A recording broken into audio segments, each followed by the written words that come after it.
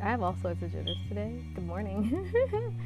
I don't know, maybe it's because it's been so long. I'm like, I'm so jittery. But we're gonna try to wrap up this, and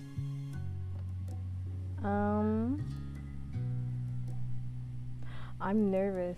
I'm nervous what Cove might look like. I'm nervous. I don't know what he's gonna look like, and that scares me because I'm so used to him looking a different way. What if he doesn't? Okay, it's fine. We're gonna go see what he looks like. We're going to shoot. Okay. I am just a tidbit lost, but I'm not super lost, guys. Don't worry. Just give me a second. I don't know if that was the right one. Because, so, I forgot. I should check this beforehand. Is it that one? When was November 11th? No, it's not that one. Shoot, what'd I do with it? What'd I do with my save? I should have one. This is a little awkward. I should have a save ready to go. What was the last day I was on? The 3rd?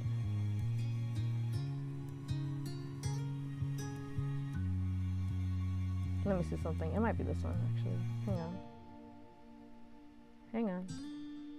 I'm funny. I didn't know what this one looked like. Da da da da da da. Okay, yeah, I found it.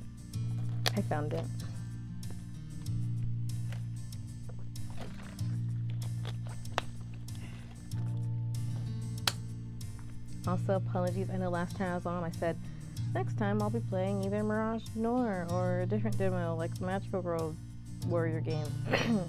Didn't happen, as we can see here. I apologize. Life happens, life stuff. I'm okay though. Because here I am. I wanted to start posting my VODs back up on YouTube. I haven't quite gotten that done yet, but I have made progress in that. So soon my VOD will be probably a daily thing again. Because I just feel like it's easy that way sometimes to just don't post them. But it's one at a time. I just schedule it and then I don't have to think about it. But anyways, let me carry on to the game. Let me try to get into character.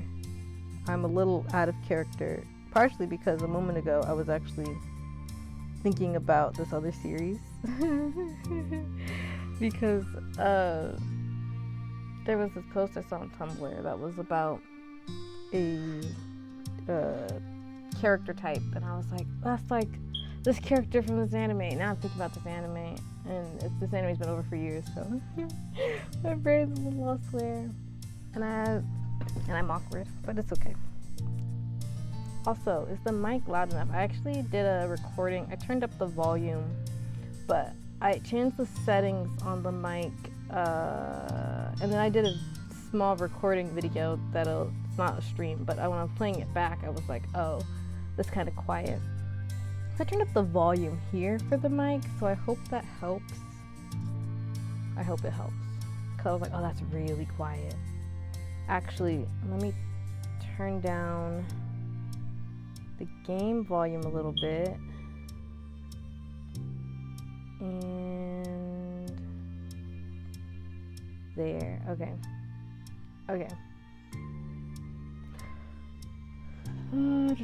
So we're doing step 4. The important things of note. They live together, but they're not married. Yep. Cove studied marine biology. I know that stuff that I just skipped over is kind of important too, but trying to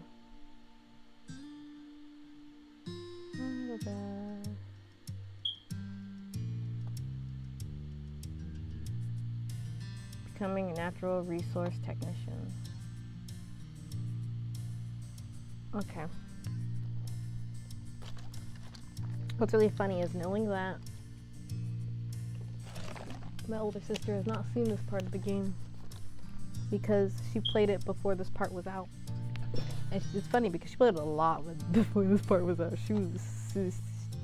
I think she played each stage, like she did a neutral round and she did the crushes and I'm assuming she did a full platonic route because I think her goal was to try to do all those routes. It's funny because she was like, if you play our life, you should start with the indifferent route so you don't have attachment because it's so hard to play. I didn't do that. Anyways, let's carry on.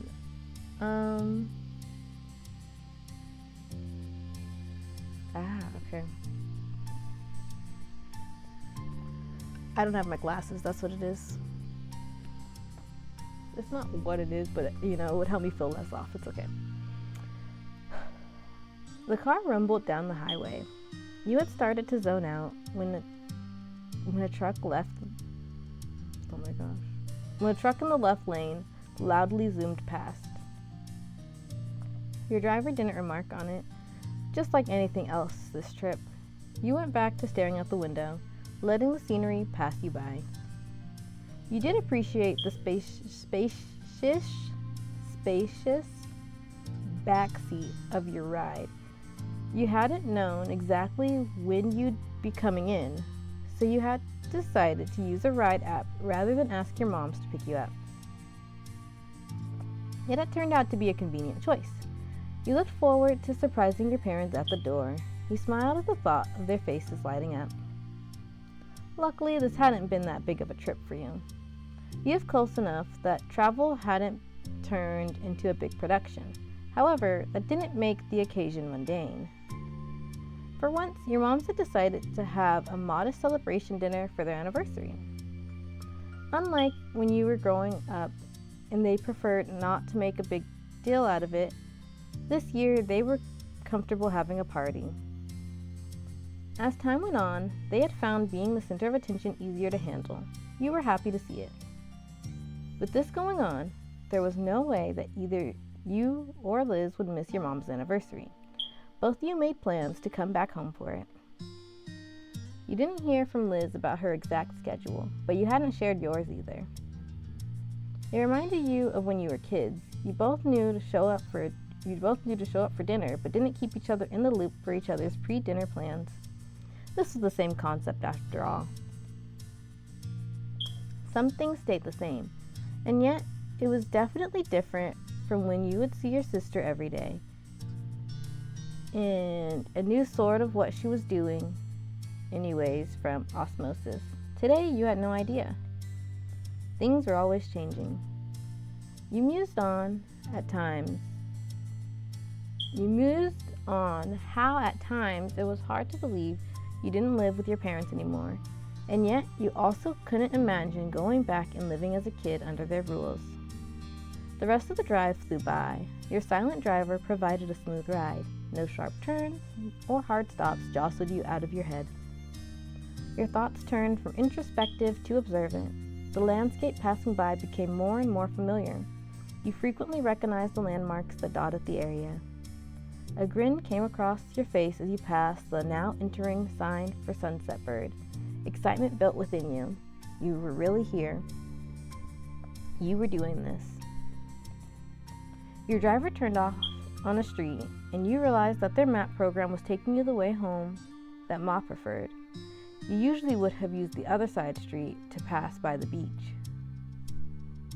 In no time at all, the car had gone through the whole town and pulled in front of your mom's condo. The car slowed to a stop and parked. With the buzz of the highway gone, you realized you could hear the familiar sounds of waves. The air smelled like salt, and a rush of childhood memories flooded back. You started to gather your things and humming to yourself once more about how happy your moms would be to see you. After that, you'd notify everyone else that you'd made the trip safely.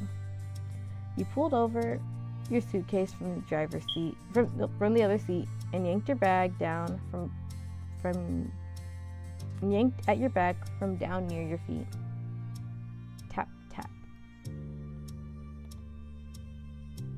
You startled at the sudden tapping on the glass. It caused you to pause. Did you really hear what you thought you did? Okay. I'm sorry. I'm gonna go get my glasses. I'm gonna get my glasses. I'll be right back. I was waiting for the scene change, but now that there's a person appearing, I'm like, okay, I'm gonna go get my glasses. I'll be right back.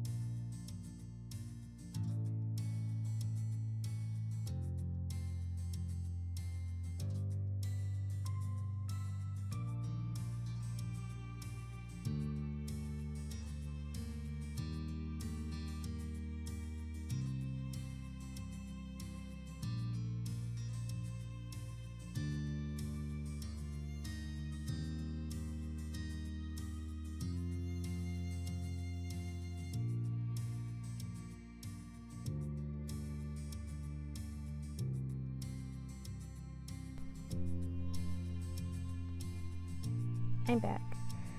I'm thinking I might need a new prescription because my eyes hurt either way. I can see better though. But it's not like I couldn't see, but it's like, it was like, how do you describe it? Because I could see without my glasses. Clearly I wouldn't forget them all the time. But it's just a little different. When it's close up I can see fine, like where I'm sitting, I can see it fine, but it like is harder to focus on each word. And maybe that's a placebo effect thing, but otherwise, if I'm trying to read from a little bit of a distance, like there's like almost a glare, like, you know, when there's like a glare over something. If I'm not wearing my glasses, there's like a glare, so I need to put my glasses on so I can see, but like, I think it just causes a little less eye strain when I wear them. Okay, let's rewind. Let's rewind. Tap, tap. You startled at the sudden sound of tapping on glass. It caused you to pause. Did you really hear what you thought you did? You weren't entirely sure because you soon heard something else. The window on the opposite side of the car rolling down. It confused you until you put it together that despite the driver's silence, you weren't actually alone in this car. The driver must have pressed the button. Someone had to be there. Your head turned to face the now open window.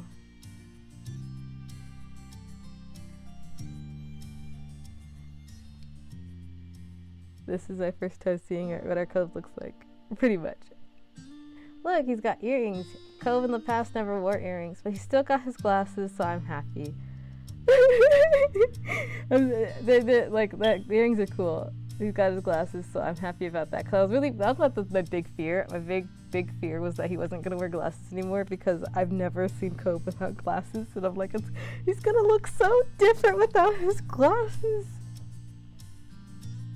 He's got short hair, but it doesn't look bad here. He's still Cove.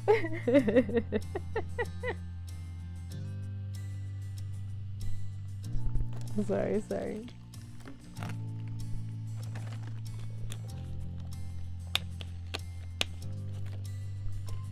There he was, leaning his arms across the window. Your beloved Cove Holden. He beamed at you with one of his precious open smiles. Hi! What a surprise this is. I didn't expect to see you in this neighborhood. He was joking, of course. Seeing your expression, he decided to push it further. It's not like I've been waiting for you out here all morning or anything.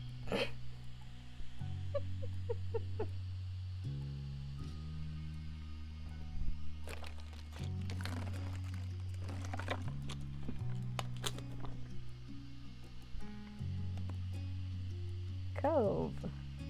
I've been the one waiting to see you. Sorry to keep you waiting. You survived. He screamed excitedly. You stared, stunned.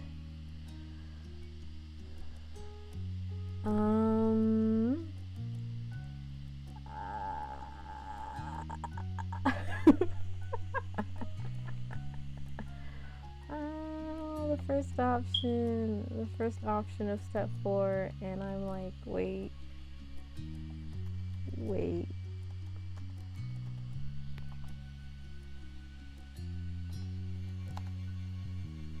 How do we want to react? How would Ty react? The real question is, what tone is it, you know? Because as we've established, Ty is kind of a sorry person. I've explained that. It's okay. I won't explain it again.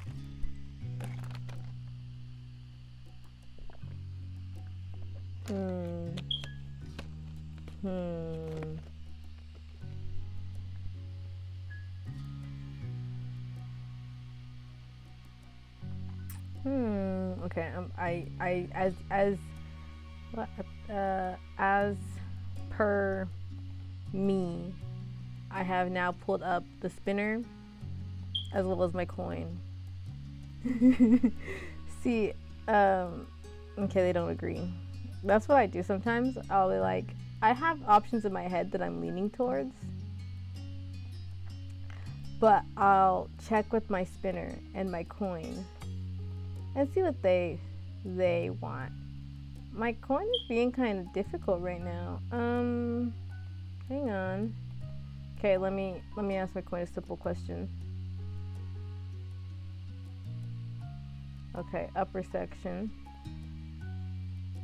Well, coin, you said no to all 3 of those. Okay, hang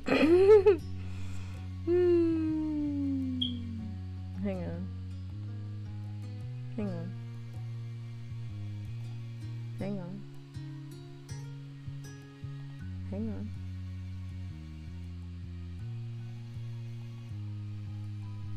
Okay, well, the spinner did say this one, and the coin initially said no, but this time I asked the coin again, each of these individually, and this is the one the coin wants.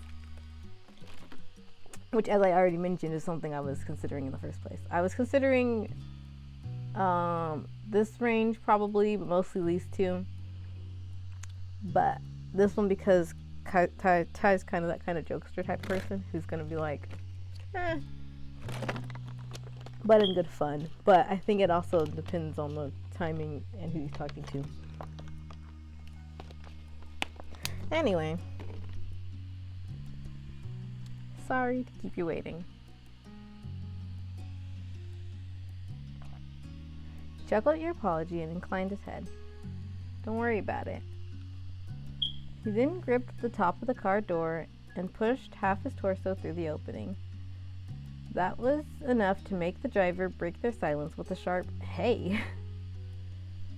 Cove did not seem to notice and continued climbing in through the window. He pushed one hand down into the middle seat to prop his dangling body up. He used his other hand to caress your cheek as he leaned in as close as he could. I missed you.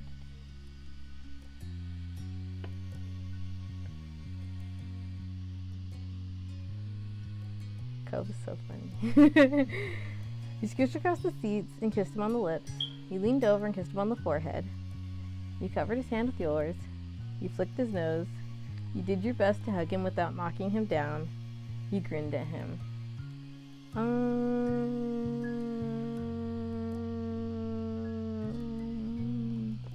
We're entering a territory I haven't really written, so I have less reference.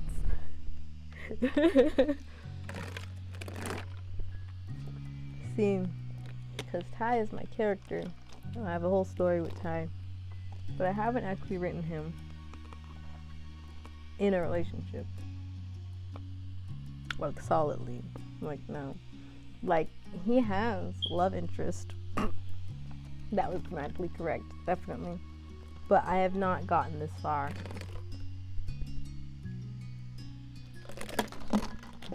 Because even though I finished the version of the story, they don't start dating in the first section. It was going to change as they were, but then the story kind of shifted a little bit, and it's like, no, there's no way this can happen. Anyways, I am leaning towards, I do that, don't I? I just cut myself off and start talking about something else.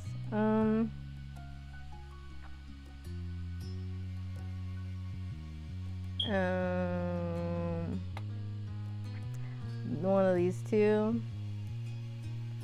I mentioned he's a huggy person, but I am gravitating. I'm gravitating towards this one. So this one I'll probably do. What's funny though is that Miles is really funny. Miles is really funny when he likes someone, which is it's funny because, like, granted, Miles can be mean either way, but I'm leaning to, if I was playing as Miles, I'm leaning towards this one just a little bit. Miles is a sweetheart, but he's also, like, if he gets flustered, he's mean. But also, if he gets flustered, he's clumsy. I love Miles. It's okay. I'll be playing as Miles when I do Down Forever, but as a Let's Play instead of a stream, probably. If I do it. Because my stream Down Forever route is with my character Kia. Anyways, let's carry on. This is the best time to ramble, when there's choices on the screen. The story already paused for you. Sorry.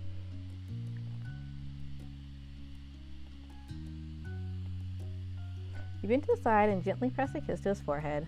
The arm he was bounced on shook. He struggled not to come crashing down from his precarious position. However, his sappy grin was infectious. The two of you shared each other's happiness. Poor driver, like, can y'all get out of my car?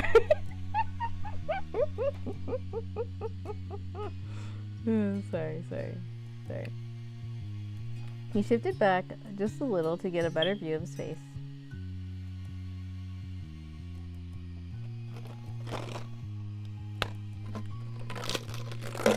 Sorry, I have water here, and one of them, they were in the freezer, so one of them has some ice in it. And it's so tempting when there's just ice left over in the water bottle.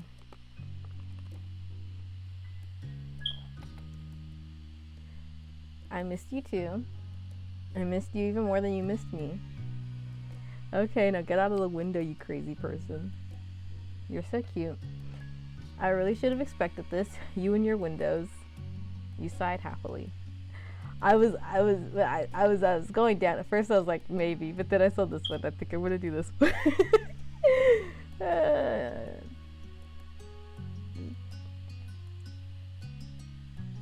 I promise this was unplanned. I know. Still doesn't make a difference.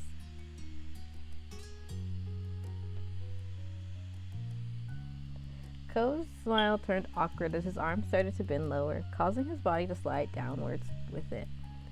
He turned his head to the driver. Sorry. I'm always causing trouble in this neighborhood.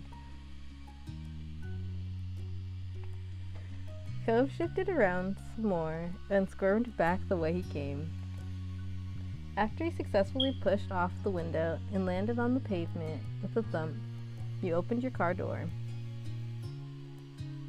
You threaded your arms through the various straps of your bags and climbed out. Cove took a few long strides around the back of the car and quickly met you on your side. Cove stood in front of you, and it struck you that the two of you were back in Sunset Bird, reunited once again on the street. It's really funny because I was like, wow, Cove is tall. Like, the game has told us the whole time he's tall, and just right now I was like, wow, he's tall.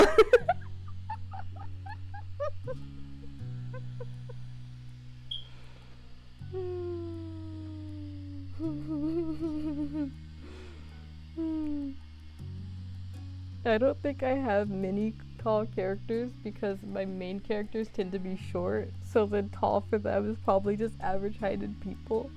So Ty's probably just average height, which is how I've been playing him in this game. Just average height, so he's shorter than Cove, but right now really, I don't know, it just struck me. I was like, wow, Cove is tall.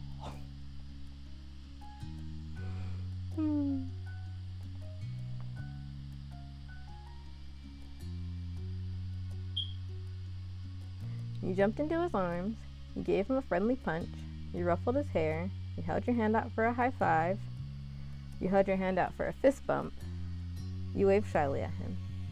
If we did one of those, will we do the turkey?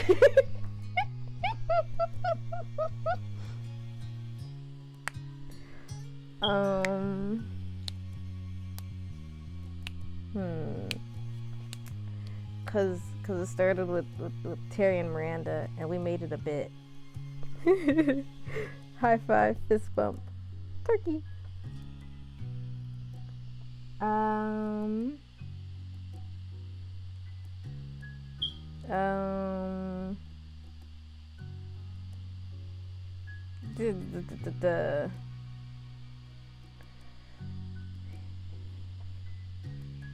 He's taller than him, so I don't think Ty will ruffle his hair because he's taller than him. I think other of my characters might not care, but I think it's less common for Ty to do so because he's like, yeah, your head's all the way up there.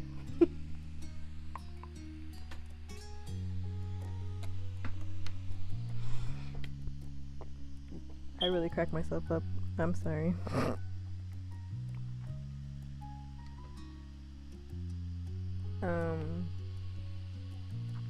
Friendly punch, fist bump.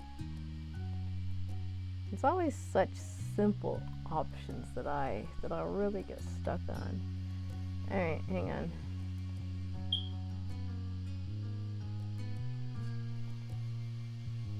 Okay, the coin says this one. I went between these two. You know, I can just narrow it down and.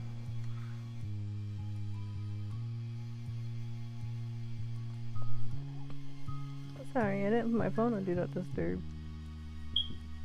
Excuse me. Oh, cool. Sorry, okay. Sorry, I was checking my notifications. Because it made a sound, I wanted to make sure it wasn't important. But as I was scrolling my notifications away, I saw a different notification that X-Love put out their dance video for their song, Beat. Yeah, anyway. Give me a friendly punch. Hold your hand out for a fist bump. Let's see. He awkwardly bumped your fist and drew his fingers back to mimic an explosion. Bam. His grin was so goofy that you were almost surprised when he didn't start going into a made-up, elaborate secret handshake greeting. You were really ecstatic to be around him again, and absolutely thrilled that it was here in this town where you were together. I can read. I promise I could read. Okay, hang on. I'm actually curious though. I'm just gonna go ahead. Wow. Okay, I'm just gonna check. I'm curious. I think I've done that more often. Am I overriding the coin? Let me see. But the other one was fine too. It just really knocked him on the shoulder. It was a little difficult with your arms full of luggage, but you managed. In return, you got a signature Cove goofy grin. You returned the gesture with a prolonged poke to your collarbone area, not hard enough to unbalance you, even with all your bags.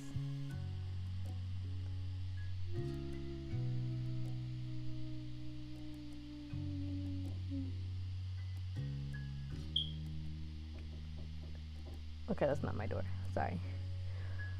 Yeah, I overruled the coin. I overruled it. Because I feel like this one fits the past playthroughs better. You gotta override it sometimes as a writer myself.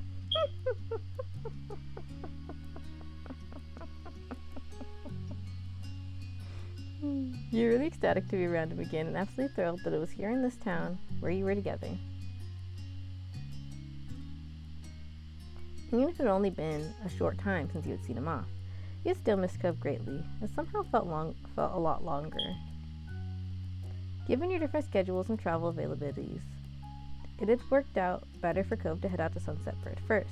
He only arrived the evening before, however, and secured the hotel room. Until now, you'd never had to deal with that inconvenience of being in a tourist-heavy area.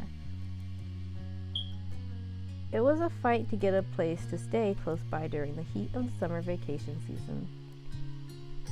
Living without him at your place was strange. Cove was basically a part of you at this point. You were glad to feel whole again. Oh. You idly shifted your luggage, then it struck you that you were short one. You got out in such a hurry it was left behind. You reached back into the car to pull it out. Cove stood aside. As you made a dash for the door, you shouldered the small bag and felt relief that you'd be able to brush your teeth tonight. Got everything this time? You stood up straight, everything truly gathered up and out of the car. You gave the back seat one last glance and then nodded. Cove shut the car door after you'd moved out of the way. The two of you stepped off the street to give the driver some room. Cove waved. Sorry again. The driver said nothing and drove off. With the road clear, you let your gaze drift across the neighborhood that you had known forever. It was such a small place to spend so many days. You were flooded with memories of going up and down the street during every stage of your life. Being a little kid, following your big sister to the playground, becoming a teen and staying out later, and growing into an adult who left their parents' house behind to be independent. You could feel the summer sun on your skin from all the times you headed out to the beach. You saw the same surroundings that you as a young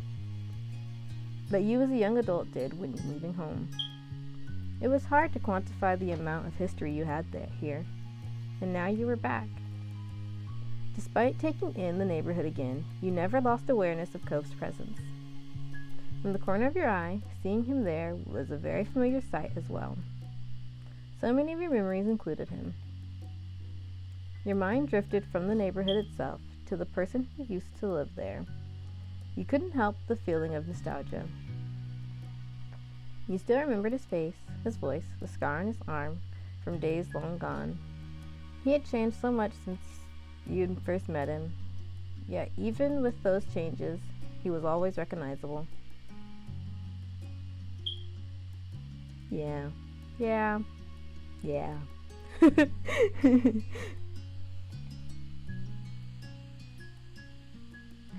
He was familiar like the sky was, in the way you knew the sea. He was familiar like the sky was in the way you knew the sea. Every day they may appear different, but they're still an inextricable part of life. I don't know that word. I feel like I should know that word. Inextricable. And we gotta make sure we click on links, because I'm using Google. Make sure you click on links so that most of your searches don't just stop at Google. So here we are in Merriam-Webster. It says, forming a maze. Wait, did I spell the word right? Because that would be really funny if I read the wrong definition because I didn't type in the word right. I-N-E-X-T-R-I-C. Able. Yeah, okay. Here we are in Merriam-Webster with inextricable. Inextricable. Oh, there's two different ways to pronounce it.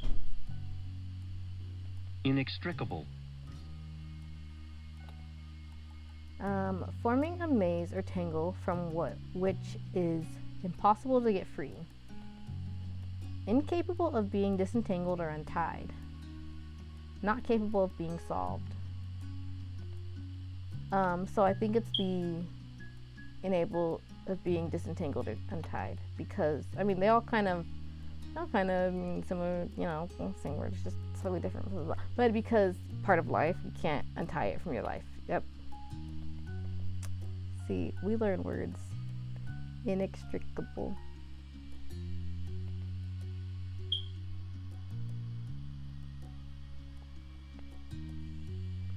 It was the world, with help from Mr. Holden and his ill-thought $20 bill, that brought you together to begin with. But the two of you had chosen each other. I'm so curious. Sorry. I'm so curious. Because I'm aware you can just leave. How does that go? I think I gotta figure that out. I gotta figure out which character would do that. Because I'm so curious. This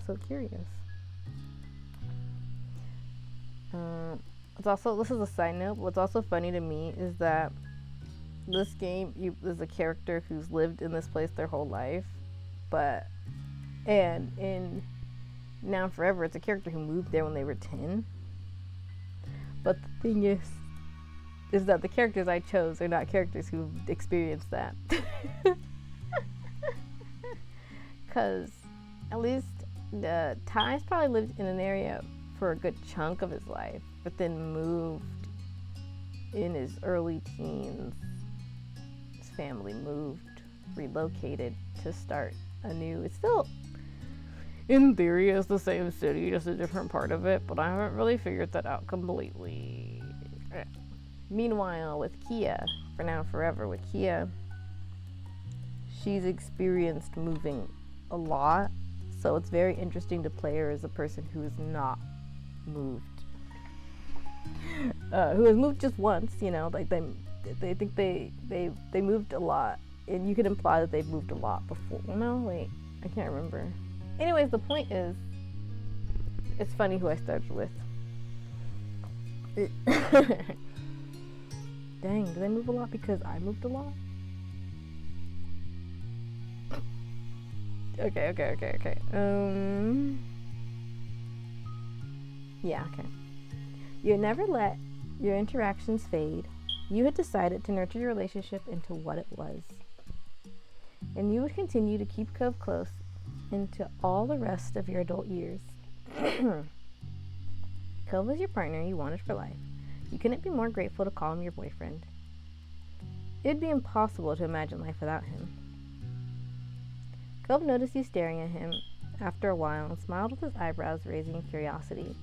He was very transparent in his question if there was something you wanted to say.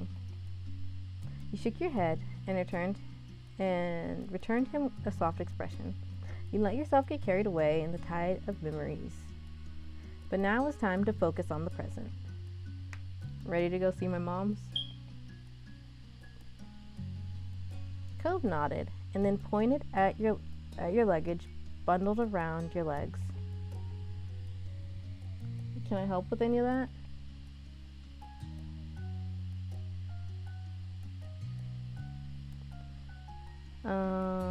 Yeah, thank you. You can help with all of it. No, it's like carrying in all my groceries in one go. No, the house is literally right there. No, you dropped them. How much luggage do we have again? I'm leaning towards thank you, or it's like carrying my groceries in one go. So I have to get a recollection of how much baggage he has. How much luggage he has. He has, hang on, we're gonna go through real quick, cause it does tell you what luggage he has, right? Before this, so he had a suitcase and a bag, and he has a small bag. Is there anything else? I don't know. I don't know where else to check in here.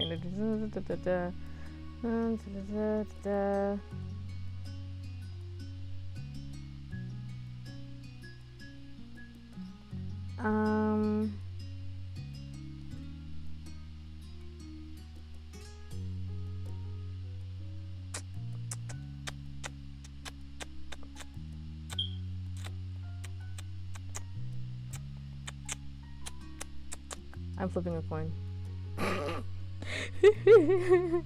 The coin said this one. I carefully passed in my bag. It was a lot easier to balance everything with that out of the way. He used both hands to take hold of the one piece of luggage and stood tall, pleased to be able to provide his assistance.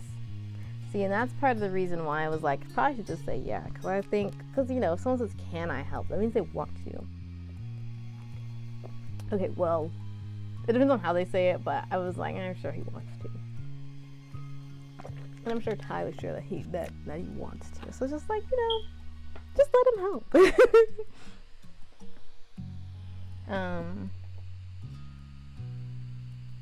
The bag situation resolved, the two of you strolled over to the Joneses' residence store. I'm so funny. I forgot that I literally put in the last name. I was like, they had this. I was like, huh? Wait. I was like, oh yeah, this Ty's last name. I was like, oh yeah, I named him. I'm so funny. I'm hilarious. I'm not. You started to pat your pockets instinctively, only to realize you no longer carry a key to the house. Your eyes scanned the entryway, a little lost, only to spy the doorbell. Oh, that must feel so weird. To return to a home that you lived in, but you don't have the key? That is so weird. Whoa. Wow. You don't live here anymore, you're just a guest. The thought of having to ring it felt super weird. As you pressed the inconveniently placed button on the side wall, you remembered that no matter how much this place would always be a home to you, it wasn't where you lived. Being back here was like putting on a uniform after you quit the store where it came from. It had remained the same, but your circumstances had changed.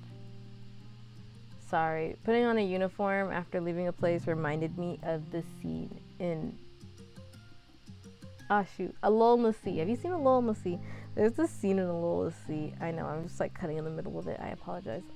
There's a scene in A Lull in the Sea where one of the characters, Chi is her nickname, so I'm just gonna call her Chi. It's Chisaki. I told you her name anyway. So she's feeling a bit self-conscious.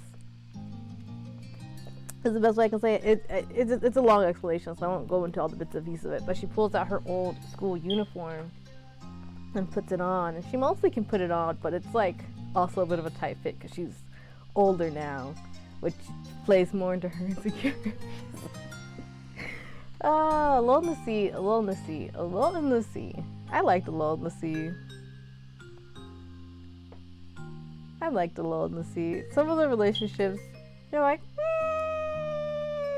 but overall, I liked A Lull in the Sea. It's one of the ones that, like, well, I'll explain it later. Let's carry on. That remained the same, but I'll reread it. Reread it to get back into the scene. Being back here was like putting on a uniform after you quit the store where it came from. It had remained the same, but your circumstance had changed. Ko shifted on his feet awkwardly, obviously also thrown about you being stuck out here, keyless. You heard muffled voices and shuffling around from inside. Your heartbeat sped up in anticipation. The door swung open, and there was your mom's smiling face. She immediately brightened at seeing you standing there. Oh my gosh! Look at her, she's so much older now. Fun fact. Okay, no, I'm not gonna do this. In my family, Some people get gray hairs earlier on than normal. It's a thing. It's a thing. It's a thing. It's a thing. I'm still waiting for mine.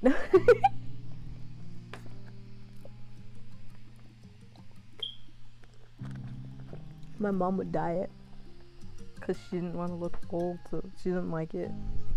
But me, I'm waiting. Juanita, we're still waiting.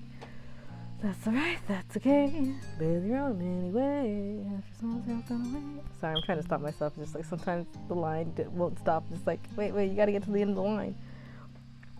I should have stopped at that's alright, that's okay. Anyways, let's continue on. Well. Mom twisted her head back and gave a shout down the hall. Lonnie, guess who's here? I forgot that her nickname was also Lonnie. I have a character whose nickname is Lonnie. There are more distant noises. No doubt Ma getting up from wherever she was to come see. Her high-spirited words rang out clearly. I hope it's one of my children. Mom snickered, still holding the door only half open to hide you for a little longer. Cove flushed as if suddenly realizing that he was going to be present for your mom's enthusiastic welcoming of you. You smiled to reassure him that he wasn't intruding. Yeah, Cove, it's always been said that you're a part of the family.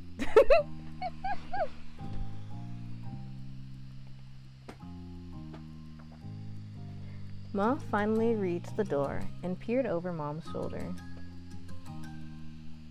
It is. Hello, Tyrion. It's still sometimes weird for me to say his full name because I call him Ty all the time. Like, if I'm talking about my store, I'm like, Ty. But when I'm typing it, I'm like, Tyrone.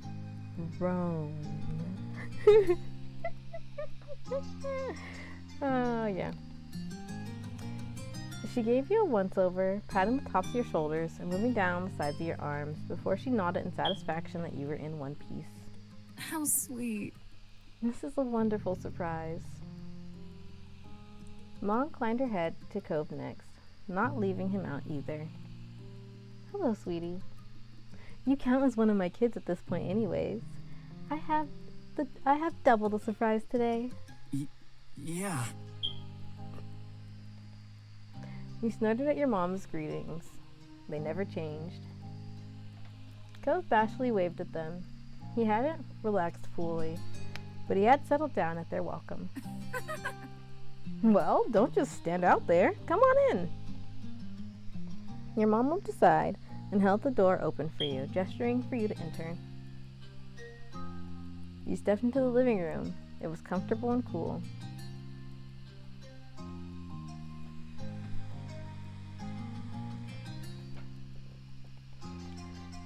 Cove was a half step behind you, his eyes on a new painting your mom must have added since the last time you were here. Things are most the same, but there were more decorations since you had seen the house last. Mom may have gotten the urge for some interior designing again. It struck you how odd it was to be the guest, only observing their choices for living space here, rather than a full-time occupant. Ma came up in front of you, excitement in her eyes. I'm so glad you're here. That's fine. You know, your mom and I would have been happy to pick you up, but you're self-sufficient and responsible. That's okay. What matters is that you arrived safely. Mom appeared at her side with a nod. Welcome back, kiddos. You appreciated that your parents respected you as an adult, even if Mom still called you kiddo. You figured long ago that you'd always be her kiddo, no matter how grown you became. It was part of the whole parent-child deal with her. I like her clothes.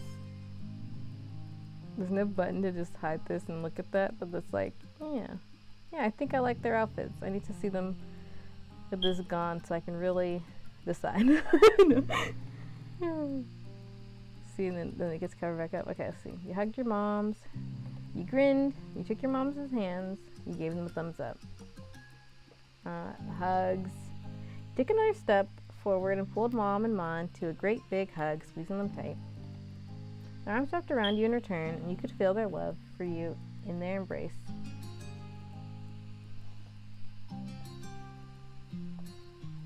I'm happy to be here. I missed you both. It's so great to see you. I want to surprise you.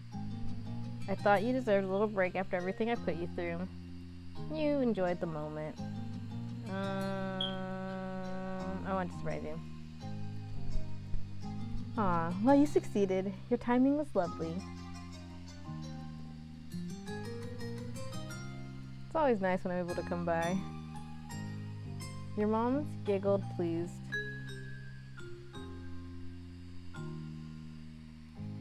I hope you've both been doing well. Is everything set up for your anniversary dinner? No problem.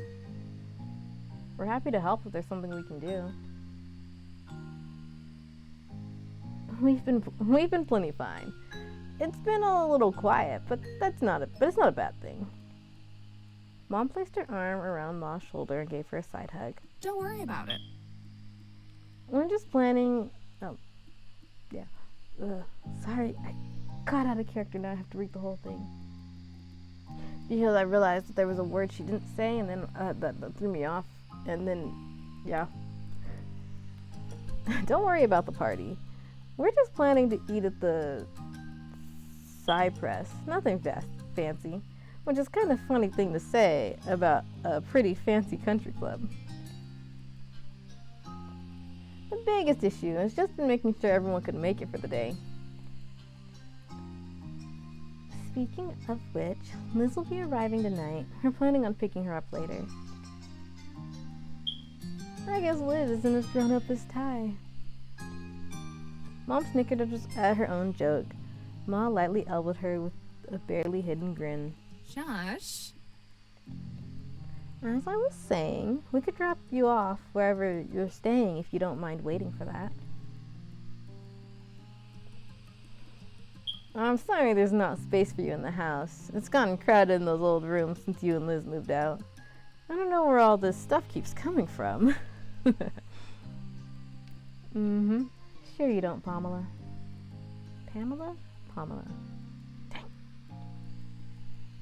It's okay. Cove already has a hotel room I'm going to be staying in anyway. Cove sent you some pictures of the place when he arrived. Stylish and roomy. It seemed very nice.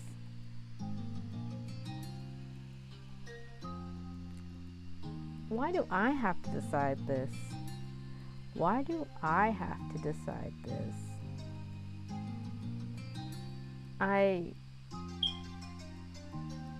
Hang on, I gotta double check that I know what a double room is. I know what one is, but I don't know what size the beds tend to be in a double room. And the thing is,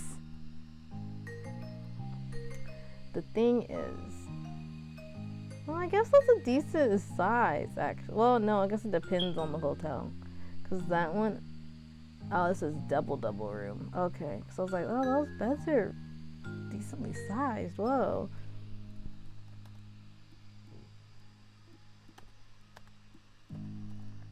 Ah, goodness.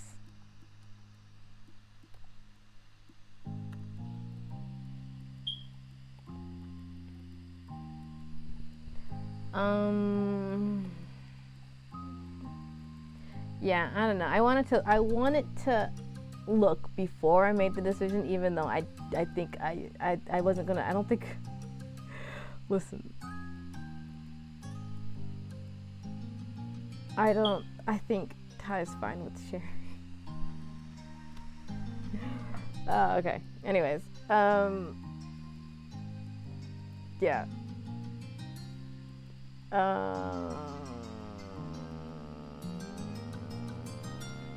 I don't know why my brain blanked on everything.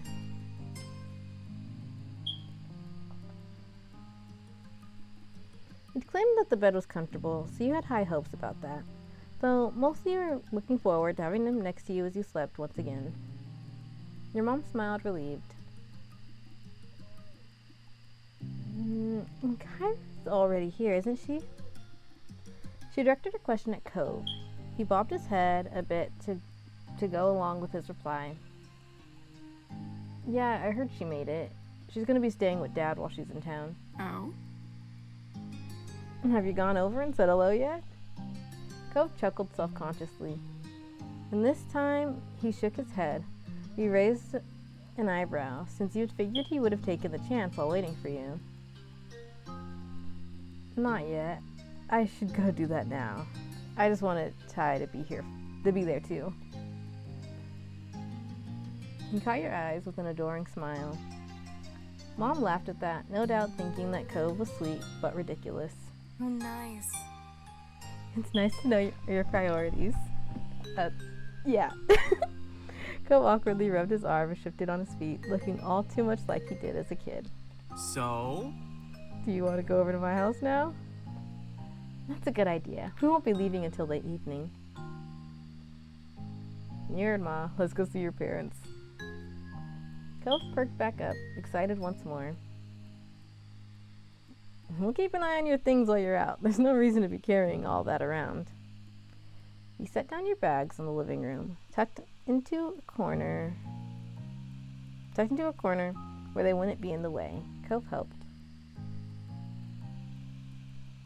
Your moms waved the two of you off as you walked back to the entranceway. Thanks. See you soon. You walked back and opened the front door for Cove. With that, you were on your way to see Cove's family next. This trip put a special little pep in Cove's steps as you crossed the street to his dad's house together. Your spirits were equally high. Doing this, you felt like a teen again. You had known Cove's parents for a long time now. When it came to what you called his dad,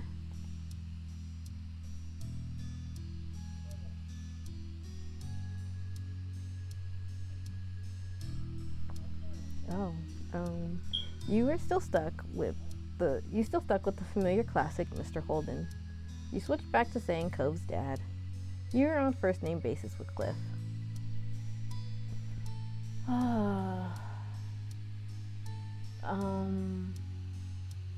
Mr. Holden, Cliff. Mr. Holden, Cliff. Mr. Holden, Cliff. It's hard. I'm trying to figure out what it would be for Ty specifically, because for me, it stays Mr. Holden, and for Miles, it stays Mr. Holden. Ty is up in the air. He might change to first name basis because not Ty. I meant to say Ryan because they have the same nickname, Ryan Time.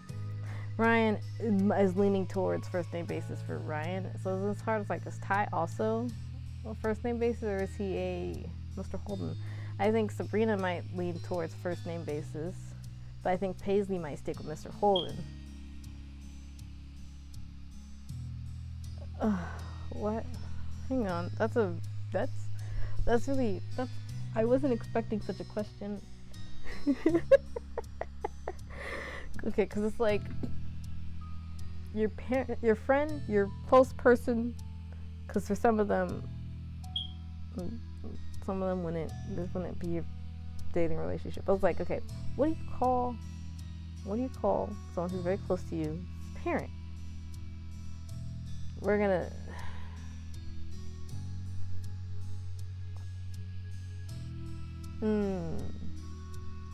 See, and I can't even use. Well, I don't.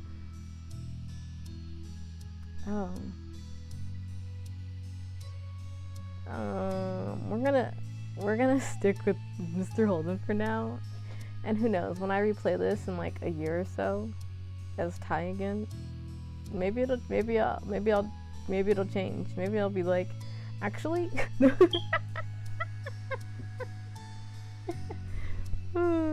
Okay. Yeah, we're gonna. At this point, you couldn't imagine calling him anything else. Despite it being formal, it rolled off your tongue naturally. For his mom,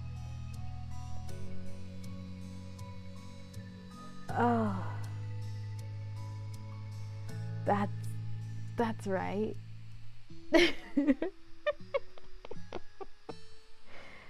Well, that makes it a little awkward. Not completely, but it's like Mr. Holden and Kyra. Mr. Holden and Mom 3. In a non-serious way, but it's still like, Well, we didn't make that joke, I don't think. Did we? Shoot, maybe we did. Maybe that's why it's an option. Should we just stick with calling her Kyra? Should I just stick with them being the same? Because sometimes it's hard to break out of a habit anyway.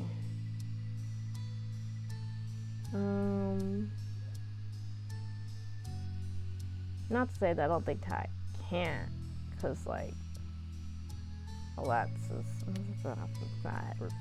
if Ty, yep. Anyways, it's like if they didn't tell him if you don't tell him to call you something else, then he might just stick with what he usually calls you. Though Mom 3 is funny, and it says non-serious, and Ty is so non-serious. We're gonna stick with the basics simply because I don't know. This has thrown me in a strange way that I'm like, this is something I have to sit down and think about. Which is like something about this game in general. I'm like, I gotta think about more of the dynamics with the parents and other people's parents, and like, because like I have dynamics with their parents for the most part. Miles for sure. Ryan pretty much. Ty for the most part. Like I have the detailed backstory, and then like I need to focus a little bit more on his relationship with his dad, like presently. I have ideas about it, so it's fine. But like, yeah, Leilani, I've got very, very minimal, very, very, very minimal. Paisley's pretty figured out, but it's pretty figured out because it's a like, she mostly has a relationship with her uncle because her dad's always at work. And then her and her uncle are kind of like, what do you call it? Rocky water. Anyway, all this to say, this game is giving me something else to think about. Oh, the hunger's starting to come. They told me I should bring a snack, but I'm still not 100% sure. Joyce referred to that even when you were still just a kid. Honestly, you couldn't imagine calling her anything else. Cove hopped up to the front door and didn't bother knocking. He twisted the knob and it swung open. They never lock their door, do they? With a grin, Cove gave you a gratified thumbs up. You shook your head in disapproval, but you both knew that you hypocritically supported his behavior. Your dad is lucky we aren't criminals. He brushed your comment aside and went right into his old home. Mr. Holden was there, standing in his kitchen and babysitting a pan on the stove. He turned his head at the sound of footsteps, and he brightened instantly at the sight of you both. Cove matched his enthusiasm instantly. If it was anyone else, you would have thought he was lighting up with a childlike joy over seeing his dad again. But since you knew what Cove was actually like as a kid, you were aware this level of happiness with Mr. Holden was definitely not equivalent to any childhood feelings of his. Dad! Cove! Mr. Holden gracelessly pushed what he was cooking to a different burner and flipped off the heat. He rushed over to you both. Cove flew forward and met him halfway in a hug. Cove squished his eyes shut and held his dad in a tight hug. Mr. Holden soothingly rubbed his son's back. The more of an adult Cove became, the more he turned into a big daddy's boy, it seemed. I missed you. I missed you too. It was sweet. And teasing aside, it was wonderful to see them at this place in their relationship after years of struggling to connect. When the hug broke, Mr. Holden hooked an arm around his son's neck, let out a deep laugh. I still can't believe you outgrew me. I really thought I had that on him after he graduated from high school, but then he had to keep going. Chuckling, he shook his fist in mock anger. Cove ducked his head and laughed in kind. Sorry, Dad. Cove's cheeks turned pink, but he averted and he averted his eyes. He was becoming bashful. So you knew he had more he wanted to say. Cove softly added, That's... but I was raised really well. His dad expression instantly crumbled with emotion. He sniffled. Cove put an arm around him too and tugged him into a side hug. You observed their little reunion fondly, happy to let them enjoy their moment. They were a perfect pair of sentimentality. Mr. Holden eventually turned his attention to you. Hey. He said hey, then the line said hi. Give me for a second, give me a second, give me a second. Hi, Ty. So great to see you. Pulled away from Cove and approached you with a little wave. He was back to his cheery self.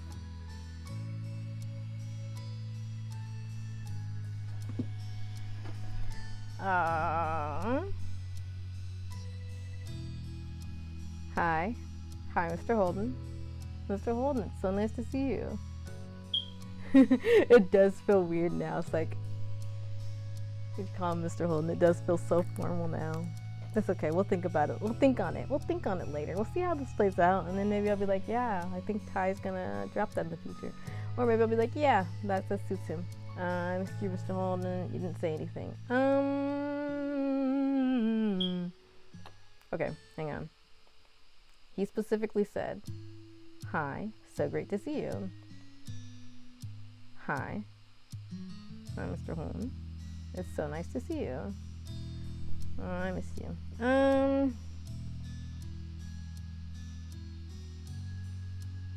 Well, we'll go this one.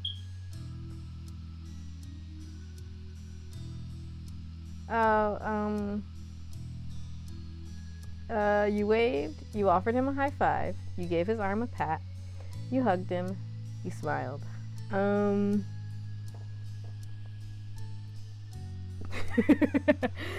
See, I'm leaning towards one of these two. And the hesitance is, Cove didn't hug our moms.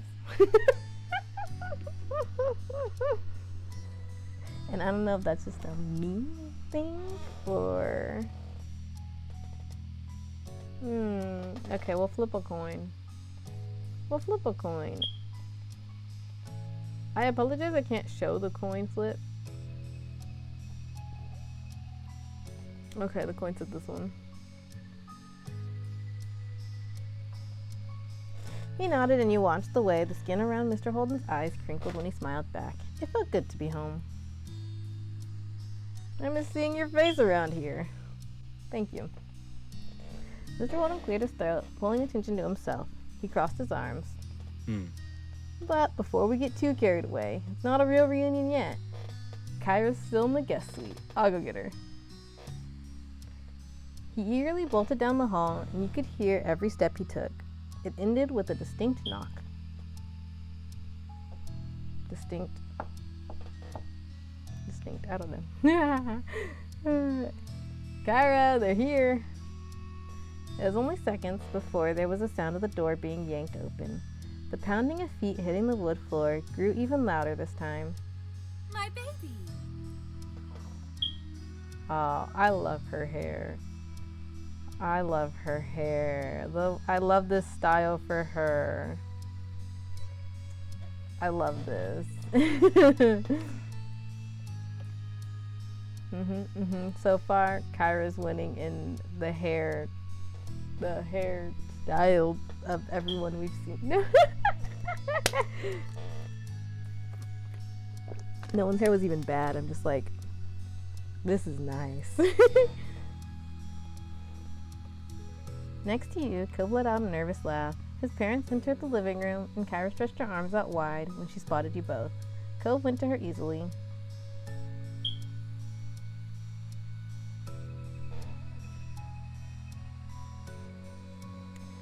You went in for the hug too. You opened your arms up for a big hug. You raised your arms up to pass. You shook your head no. I like in an X or like like the hands up, like oh no. Oh, Well, she's offering the hug to both of us, right?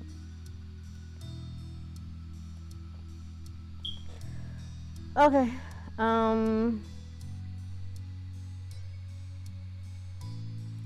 Sorry, this has happened last time too. Though we didn't hug Mr. Holden in the finale, and then Kyra was like, hug, and it's like, well, if someone's offering a hug,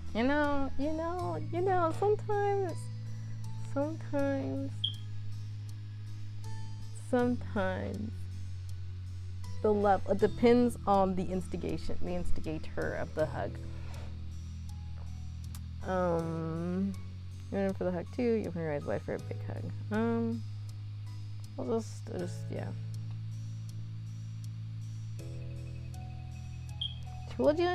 She pulled you tightly in her arms, a cove. You were squished, but felt every bit of love Kyra held in her heart for you both.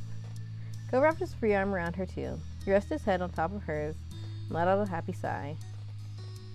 After a moment, Kyra let go and pulled back to get a better look at your faces. She surveyed every inch of them and appeared satisfied. You're both looking well. That's wonderful. Just what I like to see. Thanks. And hi, Mom. Thank you. Thanks. You look great too. Welcome back. Missed you. You didn't say anything. Okay. We're going back to the law. Thanks. Sorry, I rewinded. Threw me. I didn't even know I hit the scrolly button. I don't know what happened there. Oh right, I did hit the scrolly button because I was scrolling, and at the same time I accidentally hit the button. Okay, so here is hi. So great to see you. It's nice to see you. It was like so nice to see you. It's like it's supposed to be who in my head. It's like a great to see you too, so response there. So, here, I was looking well, wonderful.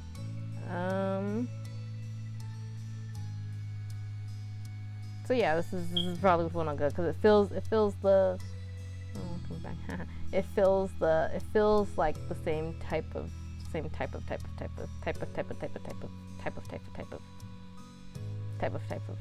I'm so great at this. Sometimes when I have a sentence in my head, I get stuck on a word. And what I mean by that is that I do not know. I either forget or I don't know what the word is.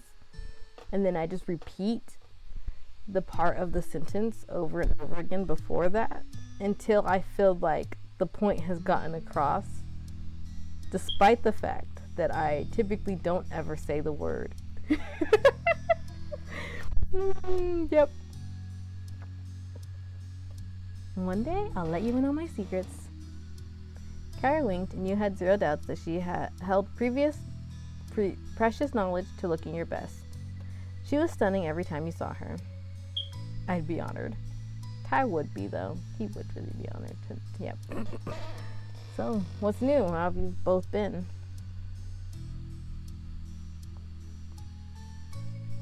Kyra gave a nod for Mr. Holden to go first. See, now I feel bad. Cheerfully, he waved a hand. No worries.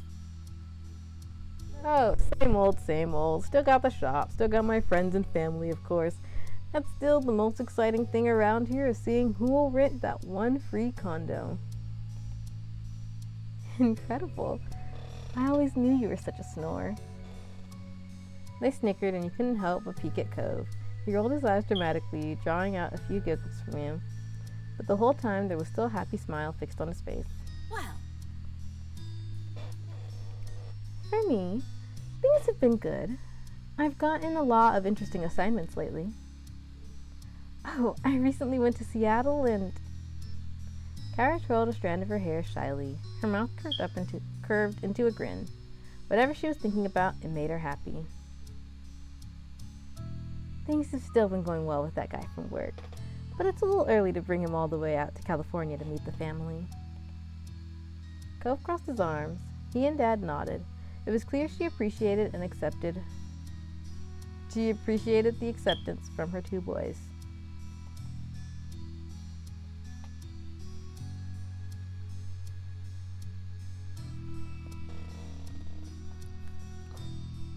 That's great. I'm really happy for you. I hope he gets the seal of approval when he does come around. You silently nodded as well.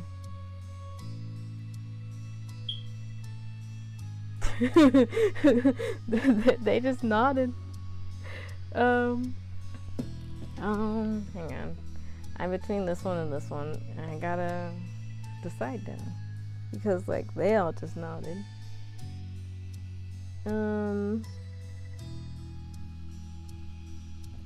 Ryan would do this. Ryan would be this one. Sometimes it helps me if I just go over what other people would do. Ryan, Leilani,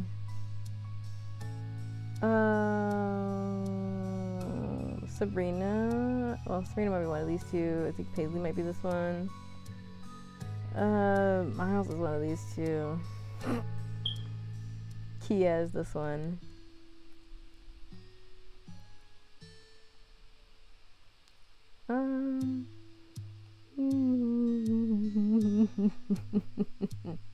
It's always such simple options. It's always such simple options. Hang on. I'm flipping a coin. Okay. I asked the coin. The coin said this one. I asked the coin if it was sure. It said yes.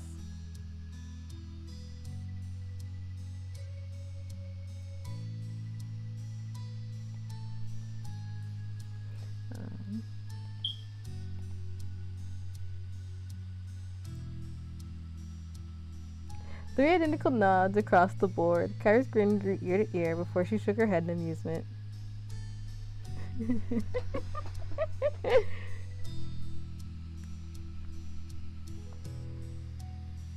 So that's us. Do you two have plans for your first day back? The only thing I have to do is pick up Liz later tonight before we head back to our hotel room. Great. He suddenly looked over his shoulder, his eyebrows pushed together. I'm glad you're here, but I just remembered that I was in the middle of cooking something. Only a small cackle escaped you, while you fought off the giant grin taking over your face. Meanwhile, Cove erupted into laughter that had his dad shaking his head. That's fine, Dad. Go salvage what you can. I think it'd be nice to explore the old neighborhood for a while anyway, since we've got the time. Cove directed the last part to you as he spoke, hoping that you'd want to go with him. You nodded automatically. You were looking forward to it. That's a perfect idea. Makes sense. I think so too. You should go enjoy the day. I'll hang back here so I won't be a third wheel. And someone's got to keep an eye on Cliff before he catches the whole kitchen on fire. Mom, you're not a third wheel. Cope stiffly stuck his arms against his side like a child. A small smirk tugged at Kyra's mouth as she winked. You know what I mean. Have a good walk. I'll see you both later. Cheerily, Mr. Holden waved before going back to his cooking. Cope smiled warmly. Bye. Bye. Sorry, I felt like I was still finishing my sentence. Sometimes I feel like I'm reading and then I click.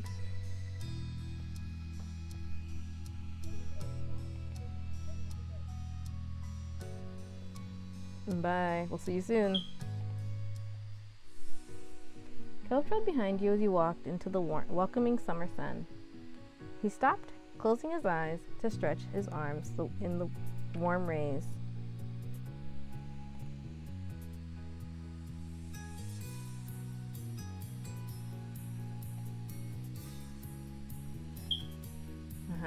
Okay, you felt Cove take your hand. You took his hand. You linked your arm around his. Can I have a piggyback ride? Do you want a piggyback ride? You walked side by side. We didn't do any piggyback rides this round, so it would feel awkward. Not awkward, but like, as my storyteller brain, it feels like it came out of nowhere. You know.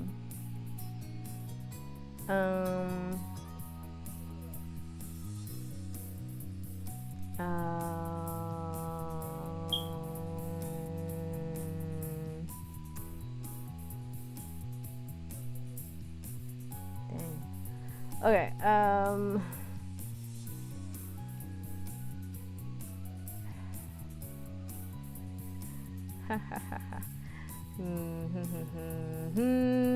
take me out to the. Alright, I forgot I have him on medium initiative. I wonder how it would be different if he was on high initiative. Maybe I should have done that.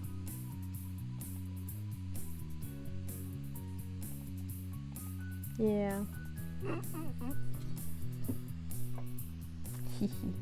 Because the thing is, I think that they should, but also that Ty's less likely to, not because he doesn't want to, but because, I don't know, it's just like hard to explain that, like, well, I mean, he could have. I was thinking,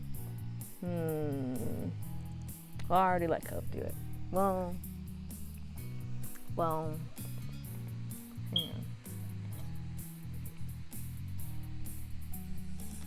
Wait, let me ask my question properly, because I flipped the coin and then I was like, wait, what am I asking?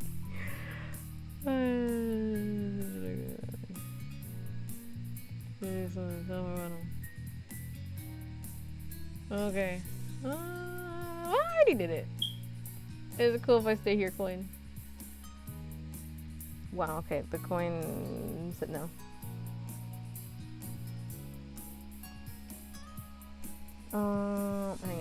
Hang on. Yeah, it wasn't red too, so you don't know what it was.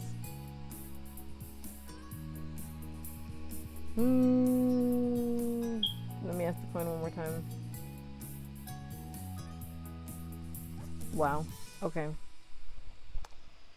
I know. I it's because I just sometimes I need no.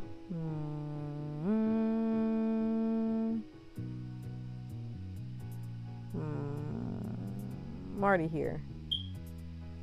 Part of me's like, should I just have overruled the coin? But I'm already here at this point. Okay, I'm sorry. I'm hilarious. Indecisive. What was words? That was really many great words. Bum bum bum bum bum bum bum bum bum. I hope my audio is not too low. I'm just gonna raise it just a little bit more because I'm really self-conscious actually. Okay. Oh, well that's borderlining. Okay, well, okay, I'll lower it back just a little bit because I was watching the audio levels for a second. Just to.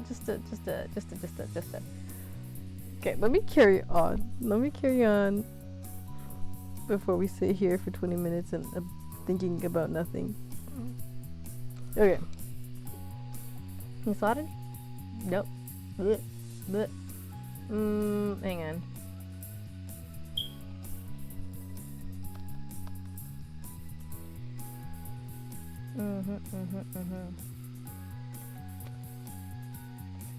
Okay, we're going.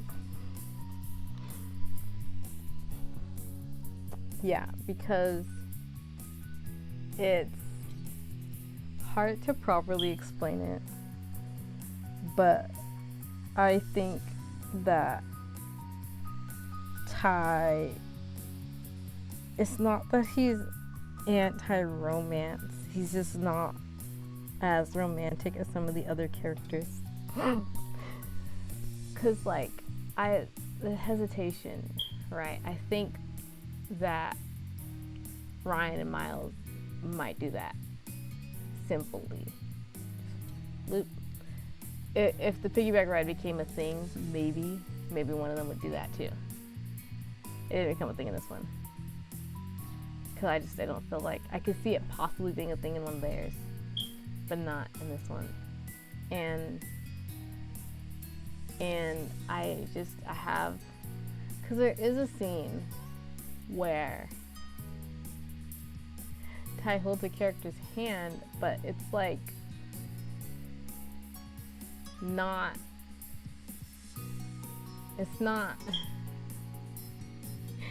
they're not a couple or anything at the time. He's just like, he thinks the character needs a little bit of support. Okay.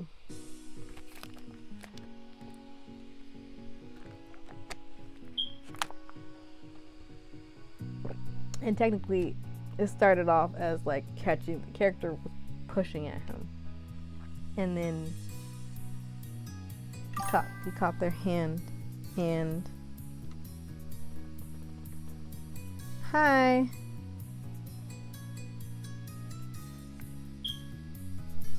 And oh, I am playing step 4 of Our Life Beginnings and Always. I'm alright. I hope you are also doing well. This is just are you familiar with the game at all, or no?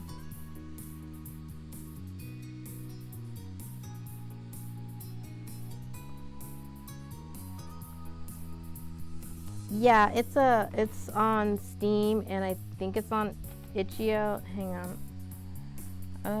I can actually. It's called Our Life Beginnings and Always. It's free too. The DLCs will cost money, but the game itself is a free game. I can pull that right up. Hang on.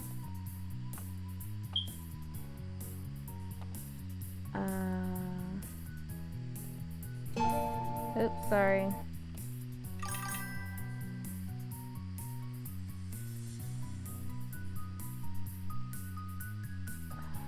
Yeah, so typically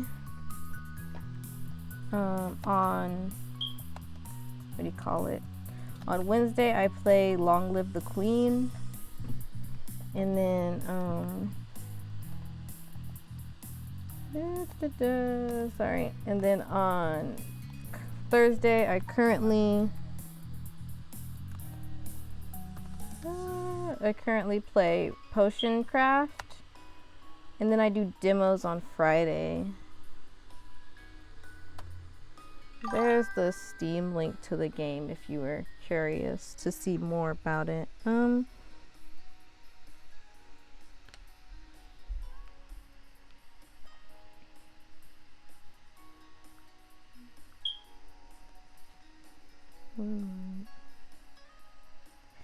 Oh, thank you.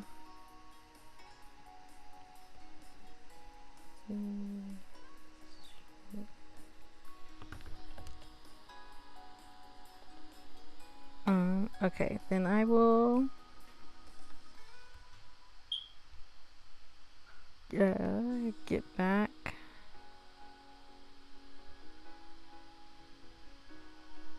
The US. Okay, I will get back to reading. Glancing at him, you saw the dusting of pink in his cheeks deepen. You intertwined your fingers with his and pressed into his shoulder.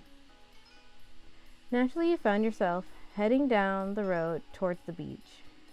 Your spirits rose even higher as you strolled across the sand, heading for the shopping district.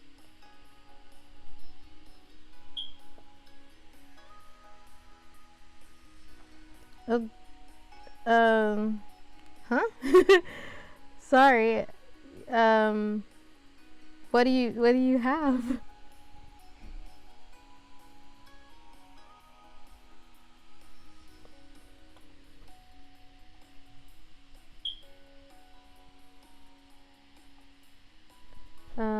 Arriving, you wove past tourists who were taking in the sights for the very first time. Being a local was a badge of honor you wore proudly.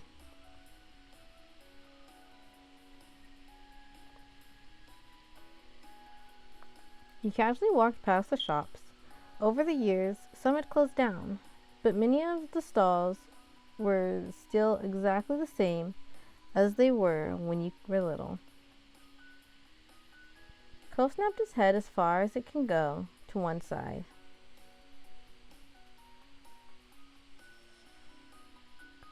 Oh, it's okay. I make all my own stuff, and then I know a couple people personally who would help if I needed things.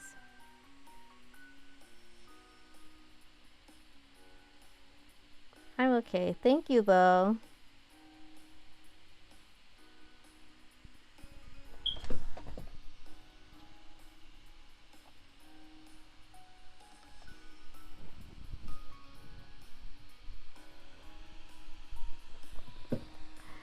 You too, thank you.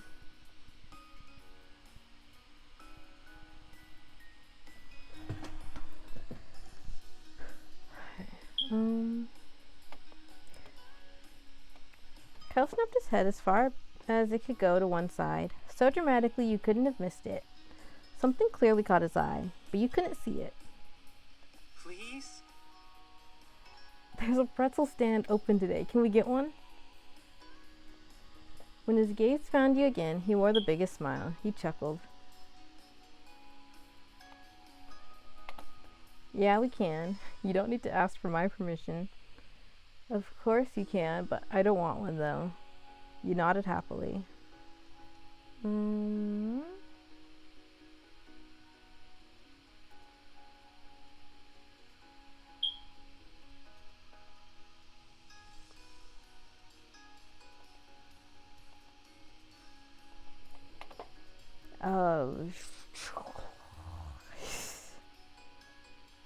Does your heart want a pretzel? Yep, it does. For a moment, you both quietly laughed at that. You placed a hand over your own heart. Then I think you should follow it. You're gonna get the one that comes with a little frosting cup, aren't you? That's right. At that, you both happily made your way over, being pulled in faster by the delicious aroma of the stall. With that, you changed course to the pretzel stand for a snack break. Cove was very pleased by the morsel he picked up, and that was good to see.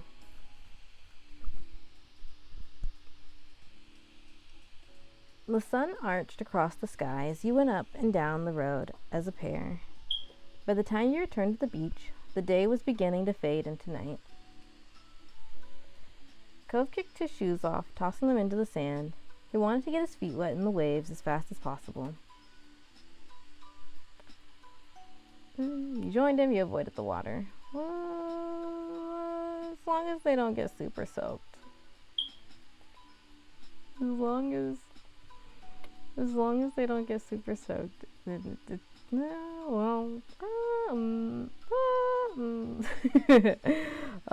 The way that I hesitate.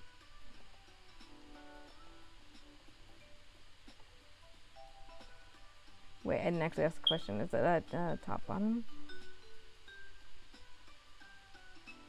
Okay.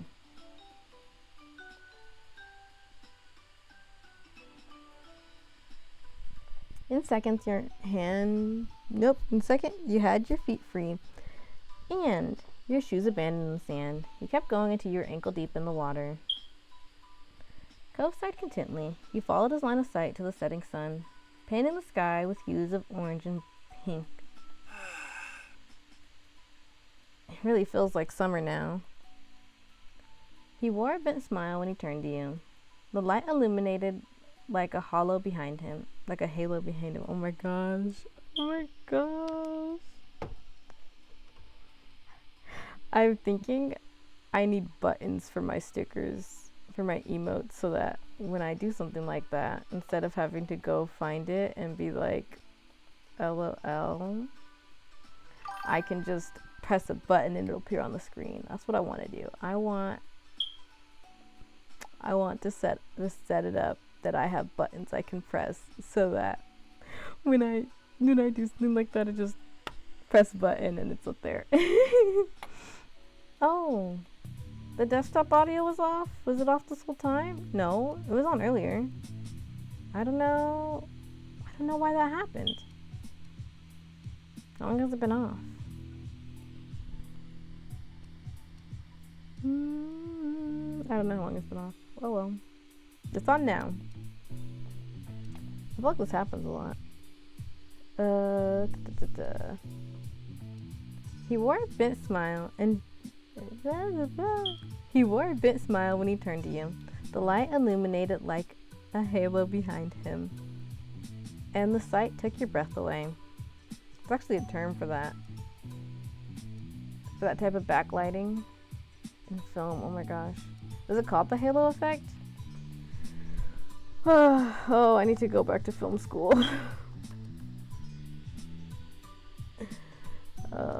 Film.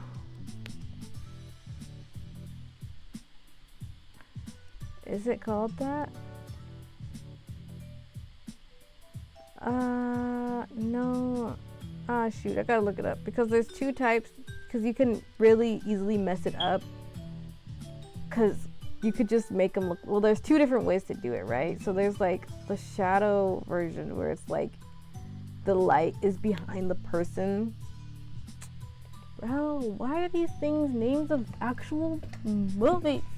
Okay, no, I need to watch more movies actually.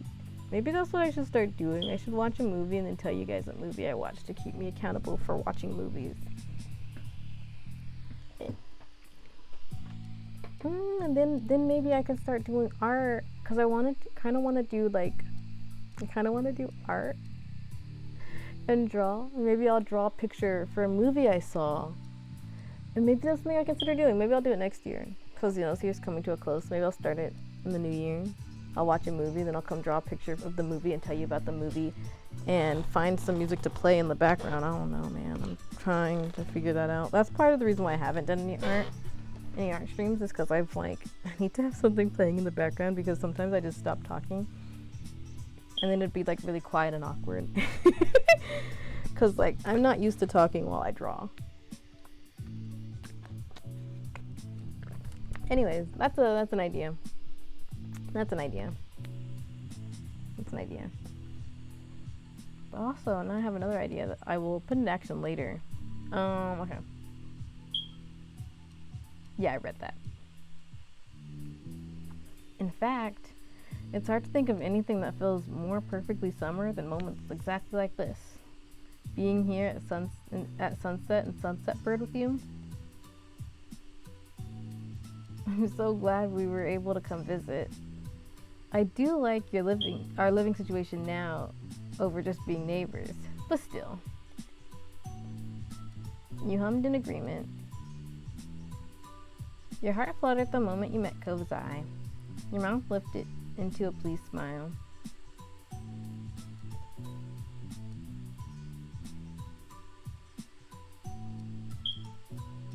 I'm happy too.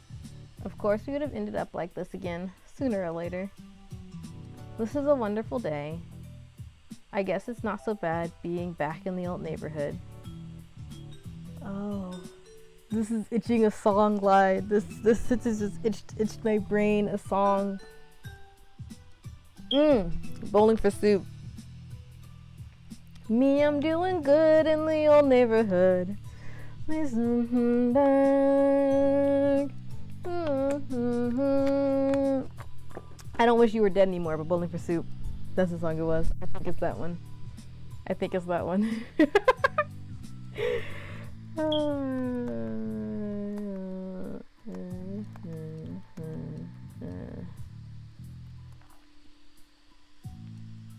Yeah, I'm checking the lyrics just to be sure that I'm right.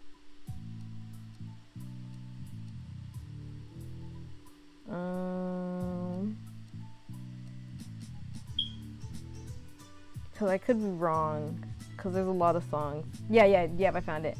Me, I'm doing good in the old neighborhood, so please don't come back. Never come back. I heard Bowling for Soup and Simple Plan went on tour. So, this is such a side rail. Let me get back to the game. Yeah, you know. Bowling for Soup did the Jimmy Neutron theme song. I know this is the Phineas and Ferb band and the Scooby-Doo band. Simple Plan is the Scooby-Doo band. Bowling for Soup is the Phineas and Ferb band. But let's not forget, I'm pretty sure they also did the intro of Jimmy Neutron. Okay, I'm happy too. Of course, it ended up like this again sooner or later. This is a wonderful day.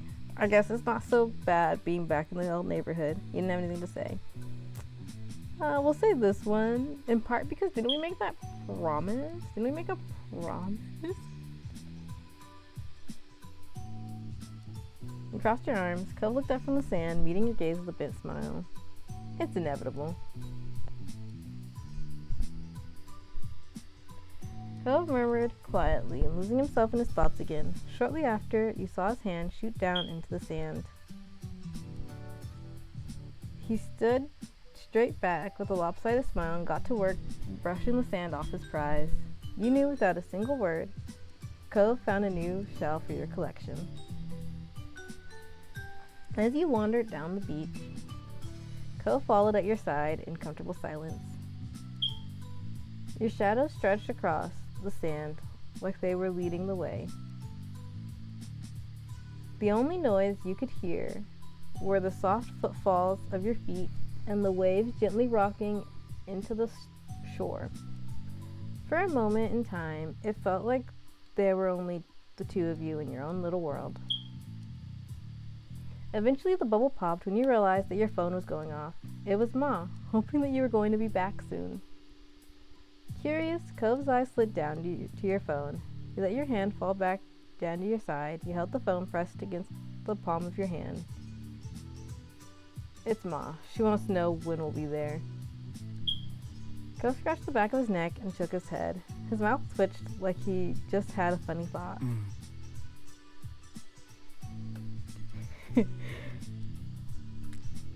Dang parents. Always trying to make us come home before it gets too dark.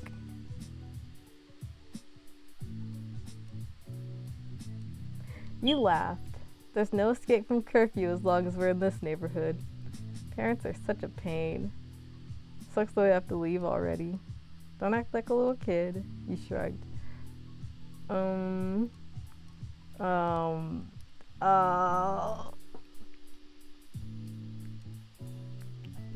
don't know. I like that. You laughed. No escape from curfew as long as we're in this neighborhood. That's when I clicked. There's no escape from curfew. I think that's when I clicked. It's like it's like we warped back into being little kids the moment we set foot at the entrance sign. Cove's nose crinkled in fake disgust, and you both burst into a fit of giggles. It'd be nice to not have to worry about bills again. Sometimes. After one glance, you put your phone away again. Cove gave a small shrug. Ready? Yep. Let's go. Together you left the beach, feeling the call of home pulling you forward. The both of you ran off towards your mom's house. Mom's house. I could never read apostrophes like this. It cheers me up with Miles's name too. Okay, leaving the waves behind, but welcoming the beginning of summer. Cove and you ran up from the beach, sand flying from your steps. Cove made it to the road first, but you managed to catch up to him by the time you reached the house. It wasn't exactly a race, and yet it also wasn't not a competition. Both of you were laughing by the time you bumbled through your old front door together. You inhaled deeply and shouted loud enough to be heard anywhere in the house. We're here! Was that too loud? Sorry. Sorry if that was really loud.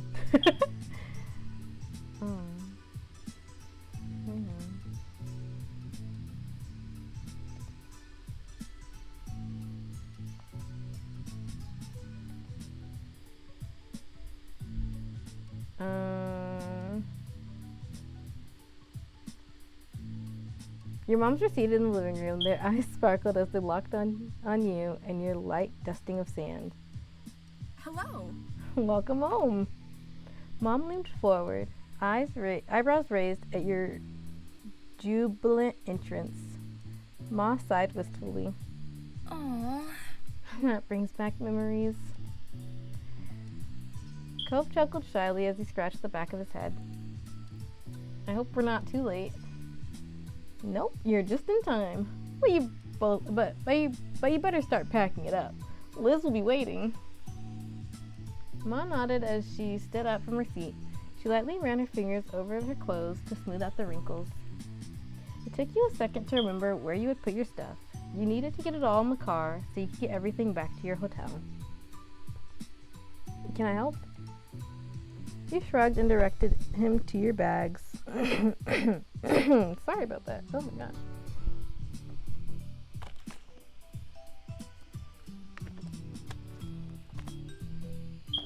Give me 2 seconds. I gotta go check something.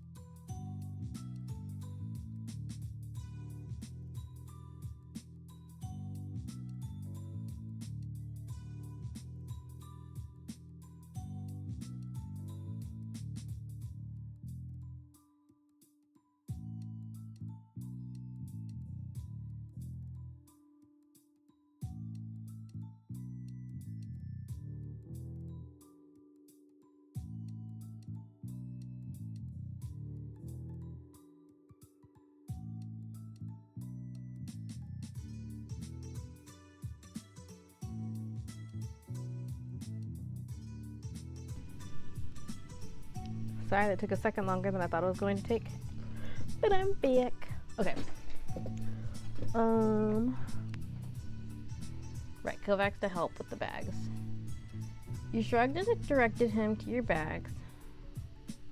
With Cove, your mom's, and yourself on the job, it only took one trip to the car to get everything. Cove firmly closed the trunk, and you thanked everyone for the assistance. Of course, kiddo. Come along, Jones family. Let's get in the car. That means you too, Cove. You know you're essentially family anyways. Thanks. Exactly. Well said, Ty. Cove climbed into the back seat with a decided, touched expression on his face.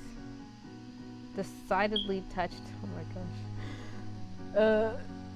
Cove climbed into the back seat with a decidedly touched expression on his face. You got in on the other side. With everyone was situated and buckled, the engine was started, and Ma pulled out onto the street. You couldn't help but feel amused to be stuck in the back seat with Cove. Your mom's driving you around. It really was like you were little kids again. Cove caught you staring at him and gave you a bent smile. He was probably on the same wavelength as you from the sheer mischief of it in it. There was some light chatting on the drive. No one brought up anything too deep, and it mostly became swapping jokey stories. The entire trip was marked by a heavy sense of anticipation. Everyone was ecstatic to see Liz and hear what she had been up to. When you neared the airport, Mom pulled out her phone to call Liz. Ma followed the signs to the correct pickup area and asked for you to shout if you saw your sister. Yeah, Liz, we're at Wing B. There's a blue sign that says North America. All right.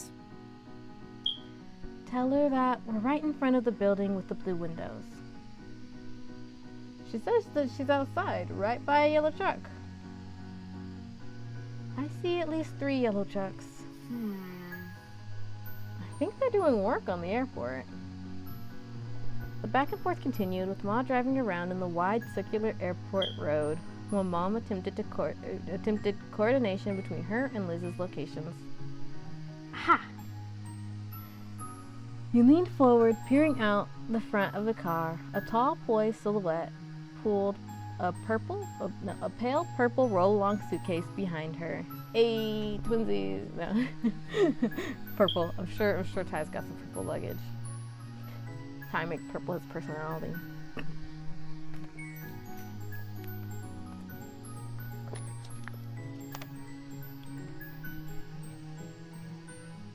It was definitely Liz. She waved to the car. Ma parked along the sidewalk next to her, and Mom put away her phone with a cheer. Mission accomplished, team. Ma excitedly reached over to grasp Mom's raised hand, thrilled that both of her kids were back. Good job. That's right.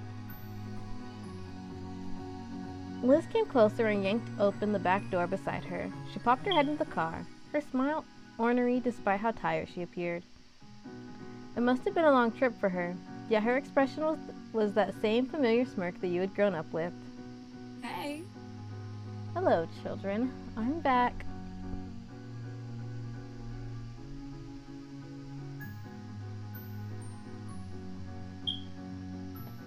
I've missed you. You laughed. Liz, welcome back. Rude. Oh, hey, old grandparent who doesn't have any kids. That's,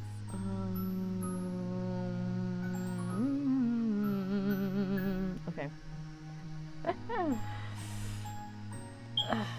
Okay.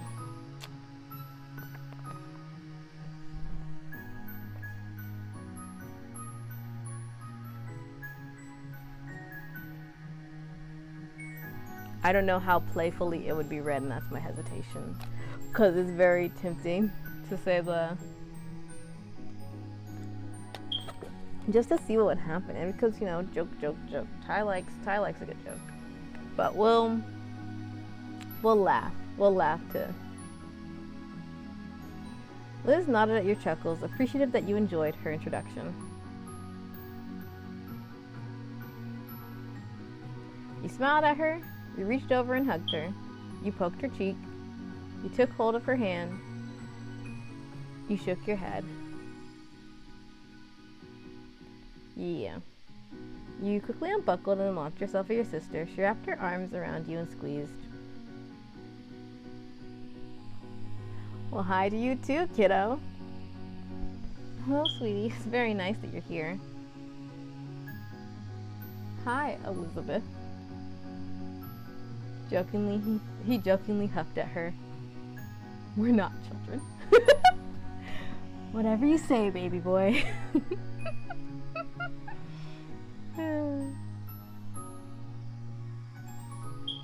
She turned her gaze back to Mom and Ma.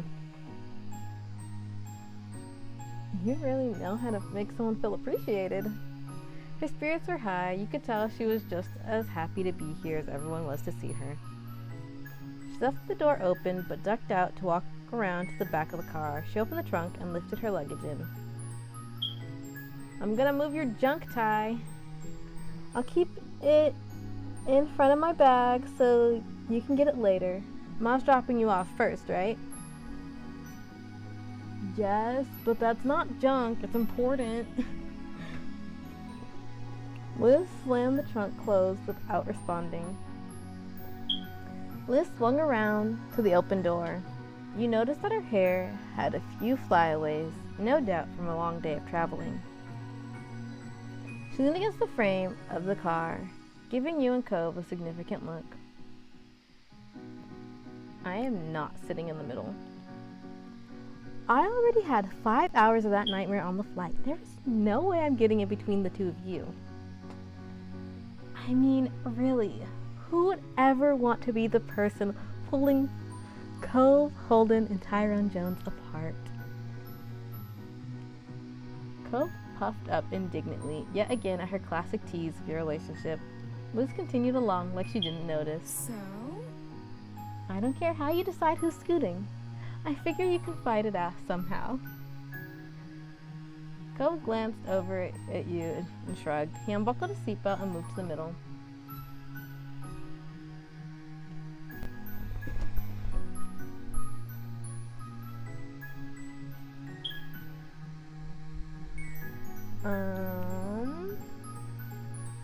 Thanks, Cove.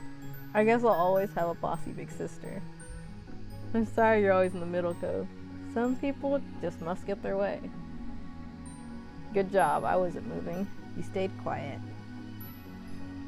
I think it's okay. I think it's not too mean. I don't even know what save that is. But since it's after that. Sorry, they're doing construction in the neighborhood. It startled me.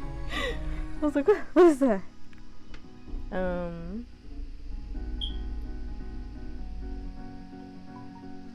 It's probably playful enough.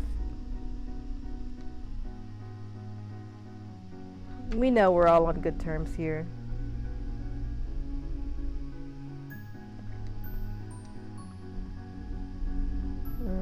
How do I? Oh, okay, Ann. Always. It's the law. It's more like Liz will never change. Exactly. Why would I need to?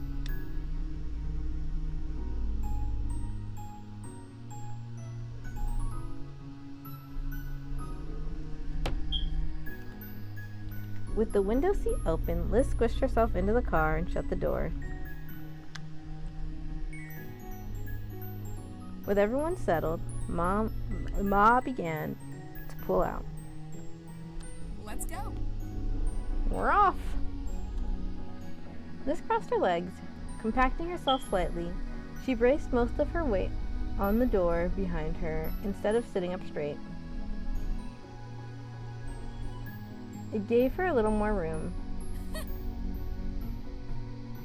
hopefully we'll finish the journey. This car is almost as old as we are. Now. And it's still just as good as you are.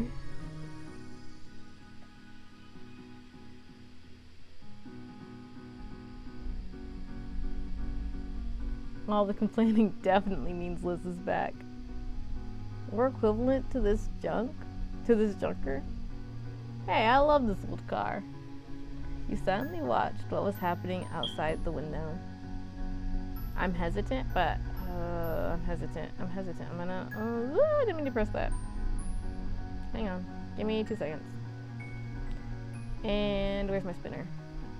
Okay, 6 is fine. We'll just spin it like this. I could have changed it to 3, but there's 3 options. And I'm gonna spin it 3 times and we'll see what we get. Oh wait, that's not even. Maybe I should spin it 4 times and see what we get. Oh no, best 2 out of 3 did work. So complains Ty. Mom turned up the radio as Ma emerged onto the highway. The station was familiar. The normal soundtrack for when she had driven you and Liz around town. Liz bounced in her seat, enjoying the classic tune. The song would be old enough to vote at the song would be old enough to vote at this point if it was a person. That was hard to believe. With Liz, the conversation livened up despite it getting later and later in the night. She told you all about her week and all the travel preparations she made. By the time she made it to the actual tale of travel itself, Liz started chuckling. On the plane, Liz had sat next to a couple of girls who had talked a lot about how well they could read people. She recounted their conversation with her in hilarious detail, as they had apparently tried to guess her occupation after only shaking her hand. Neither of the girls could agree with one another, and Liz refused to just tell them. However, the drive to your hotel was only so long. Eventually, your group arrived. You yawned and got out of the car when it stopped. Cove clambered out after you. Liz gave a loud sigh of relief at all the extra space she found herself with. You and Cove grabbed the luggage and then waved off your family after you said your goodbyes. After they left, you and Cove went to go find your room.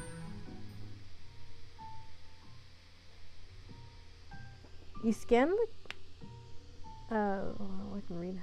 I was looking at the room. Oh yeah, look at that. Oh look, this is like a little shop. That is really cool, actually. I'm like low-key really wanting to get a little bit into interior design and like setting up rooms right now. I'm like, I was looking at different types of like bed situations like earlier today, and I was like, dang, I need to make rooms. I need to figure out how I can just start creating rooms and start doing that, because I want to, I gotta build my characters' rooms anyways, and I've been really limiting myself in my knowledge. Like there's so much that you can do with a room. Oh my gosh. That was a side rail. No side rail. I really like this. This is really nice. This is really cool. Wow. Okay. You scanned the key card to unlock your hotel room. It sounded out a soft beep, and you turned the handle of the door. The door creaked open. Then you craned your head in to take a look. The first thing you noticed was the large king-size bed in the middle of the room. It was a prim, modern-looking space. It seemed clean and smelled faintly like floral air freshener. A smile played on Cove's face as he watched you take in the space. The bed's nice, huh? Which one of us is gonna use it? You burst out laughing. You glared at him. Are you serious? Here we go again. Me, you could fend for yourself. You stared blankly at him.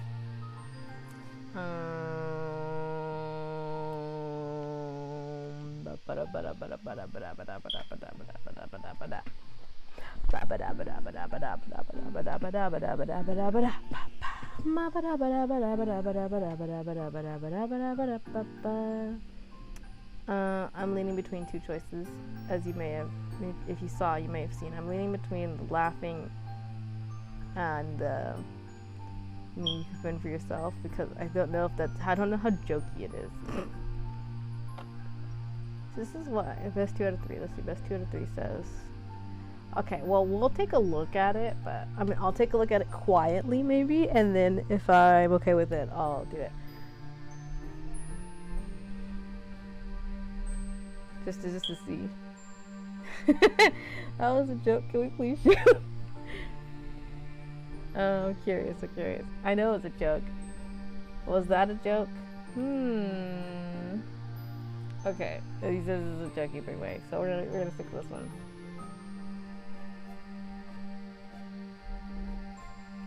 Just because it's funny, I think. I'm choosing to read it as joking tone anyway. He said thanks. I don't think I read that. Sorry, the construction is really distracting me. It's like making it hard to focus. Like, I'm not even like focused on the construction, but I keep hearing it, and it's like throwing off my beat. I don't know, I'm doing something weird with my hand right now. Not weird, but it's just like what do you call it? When you open and close it? I was gonna say flapping, but it's not flapping. Because when I think of flapping, I think of like flapping, you know, like up and down. Just like a kind of an up and down, but it's like an open, close, but not like a fist. It's just like flat, like Ubi.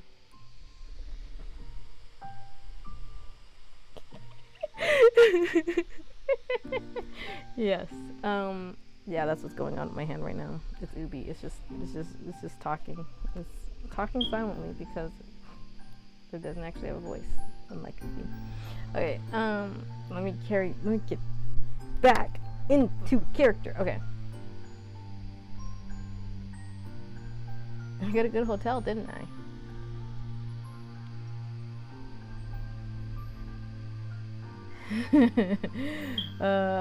Yeah, you picked out a nice one.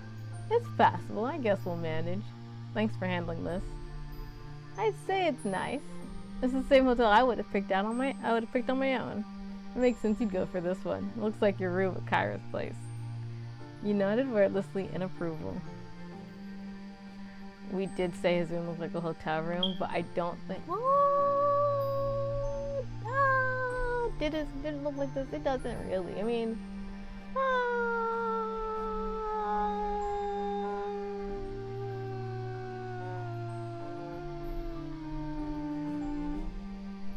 we did kind of tease in the first one, so it might not. But I'm just.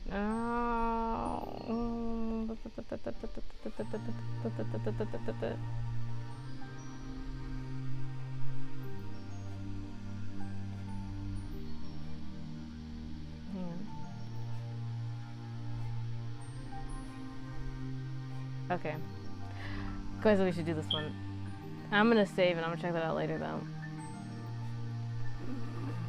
Which means I gotta stop saving this spot now. I guess I can check it out now, but I don't like that I keep rewinding.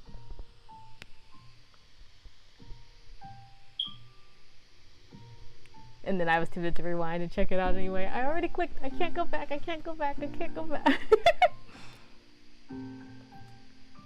Cove smiled like a big pleased puppy. You and Cove continued to chat as you settled in. You unpacked some of your stuff and checked out all the room's amenities. Cove pointed out the mini fridge and started puzzling over what food could be ordered to the room. However, the fact was, you were both exhausted. It didn't take too many yawns before you both changed into your pajamas and called it a day.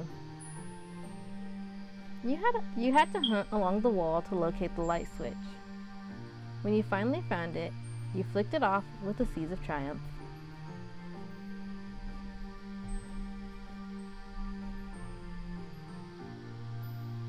You turned your head over to Cove who stood behind you in his pajamas. He was cozy and comfortable, but the pieces didn't match. He never minded that. We should get some sleep. Cove smiled a soft expression that was adorable. All right. Okay, let's go to sleep. Despite saying that it was bedtime, Cove took a step forward towards you. He wrapped his arms around your back, and you leaned into his embrace. Then he lifted you off your feet. What? Still not putting you down, Cove promptly dropped himself backwards. The both of you crashed onto the tight-tucked sheets of the hotel bed. He laughed the entire time. Cove bounced on the landing and absorbed most of the impact. He laid on his chest, feeling a little jostled.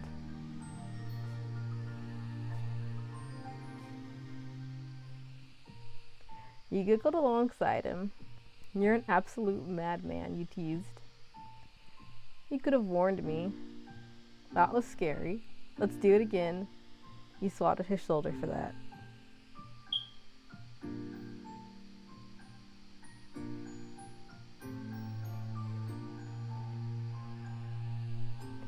You shook your head jokingly. His laughter turned into a snort. He smiled up at the ceiling, a thought clearly crystallizing. My dad used to do that kind of thing to me when I was little, sort of.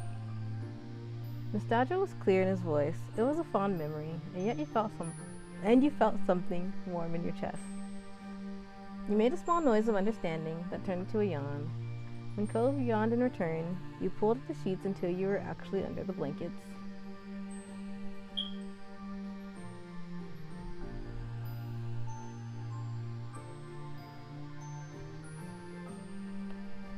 Good night, Cove. Night. Don't let the bed bugs bite. Sweet dreams. You stuck your tongue out at him playfully. Hey, so do you know why pigeons are called pigeons when they're actually doves? That's interesting. Wait, I don't know why. do we do that one out of the curiosity? But I probably shouldn't because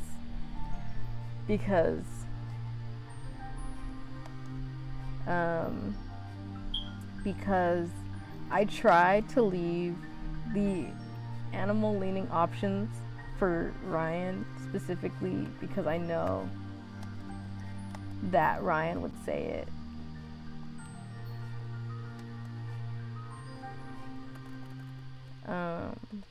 But I am curious.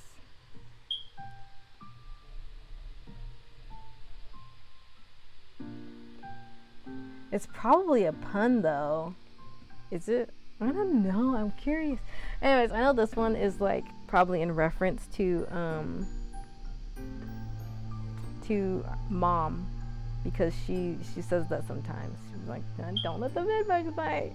I'm not saying that though. We're not. I mean, not because I do not want to. No. Anyway.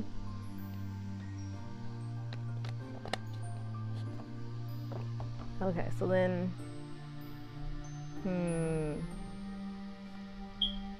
what would Ty say though?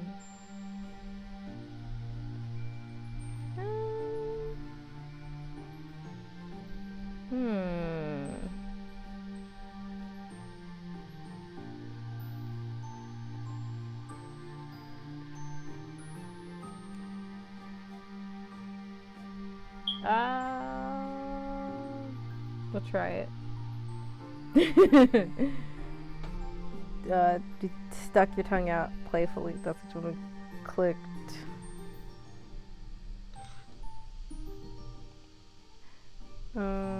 My connection's fine, right? Yeah, this says 0 dropped frames. I had to check because, like, as you know, I have it kind of open on my phone just so I can see chat when things appear. I usually have it on my tablet. Chat's more, yeah. But anyways, I don't have a tablet with me. Anyways, I was looking at the screen and it's behind. At least on my phone it is. Oh, there we go. Fixed it. Okay, sorry. Just wanted to make sure I wasn't off. Cove snorted and scooted up so that he was more propped up on his pillows.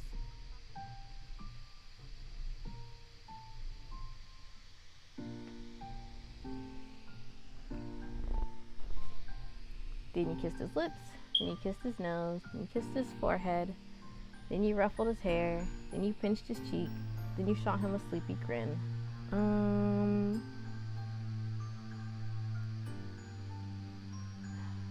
Trying to stay in character of Ty. See, the forehead kiss in the car, I felt like that felt accurate. But right now, what would feel accurate for Ty?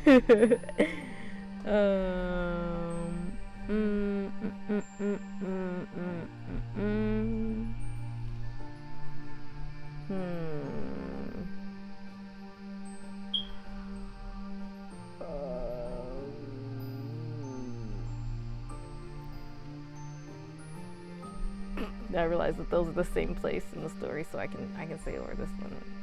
It's fine. And I have not decided on a thing yet.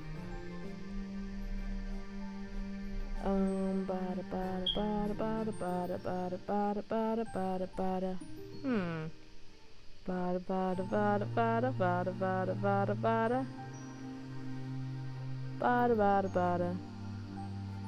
Wow, best 2 out of 3 does not work all the time. Give me 3 different answers. I say like there's not 6 things here. Okay, so I'm gonna change this down, my wheel down to 4, and it'll be the 4 options I got.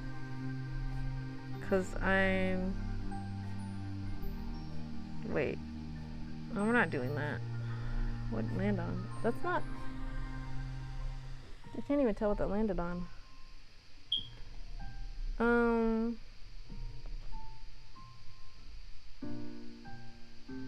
Oh, I just missed what it landed on.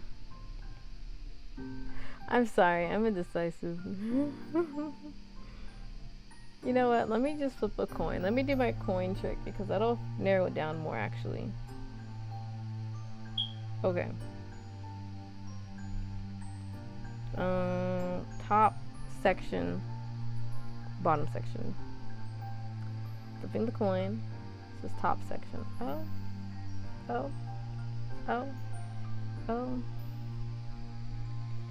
Oh. Okay. Which is the coin decided? I was leaning towards this one a little bit because I talked about it. I don't know how much of an instigator Ty is because he's Ty, but I know, and it makes me feel like because I'm hesitating so much I should just go with it, but I also hesitated on just clicking it, so maybe I shouldn't. Or maybe I should rewind.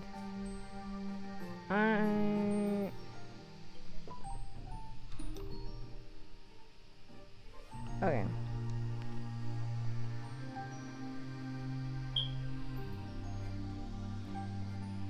You pressed your lips to his forehead and then drew back to see his cute grin, obviously enjoyed his goodnight kiss. Phil wrapped his arms around you and snuggled next to you. He let out a contented breath. You reached out to hold Cove under one arm and then used your other hand to comb through his hair. 2 of you relaxed into one another, and you knew neither of you would want to be anywhere else. I can't believe we're really here. You and Liz and everyone else are going to be in Sunset Bird again.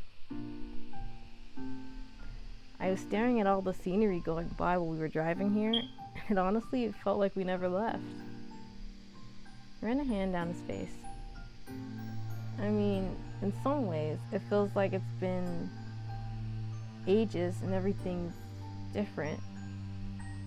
I can read. I mean, in some ways it feels like it's been ages and everything's different. Some of that is definitely because I'm staying at a hotel instead of being in my room at Dad's, but yeah.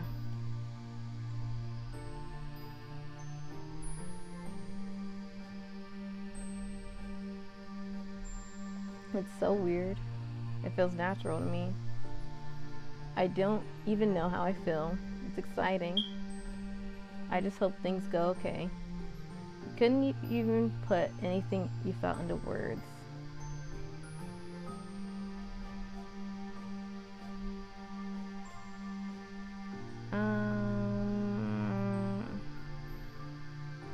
I don't know which of the top two to say.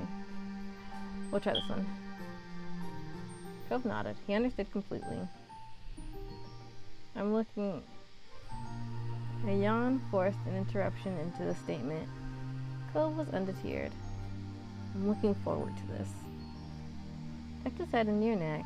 You felt his lashes flutter close against your skin. Same here. See you tomorrow. His words were a whisper you barely heard. It might not have even been that exactly. You might have just been guessing. Cove always had a habit of mumbling. It was okay either way. Whether you heard it or only thought you heard it, the sentiment was true regardless. Cove would see you tomorrow when he opened his eyes and the sunlight returned to your hometown of Sunset Bird. You comfortably drifted off to sleep and eagerly awaited seeing Cove tomorrow as well. Your eyes gently opened to see a dim, unfamiliar ceiling. You recalled where you were, a hotel room. Yawning, your muscles felt relaxed and warm enough that sleep threatened to pull you under again. Morning. Cove's voice brought you back to consciousness. The heat made sense now. You knew the comfortable weight against you was your boyfriend. His arm was draped around you, and his fingers were lightly drawing shapes on your pajamas. You twisted over to face him fully. Morning. Did you sleep well? I did. The expression on his face softened with a content sigh. You felt his index fingers lightly trace out the shape of a heart. There's nothing but good dreams when you're around. You squeezed him adoringly in your arms. You snuggled against his chest. You played with his hair dozily.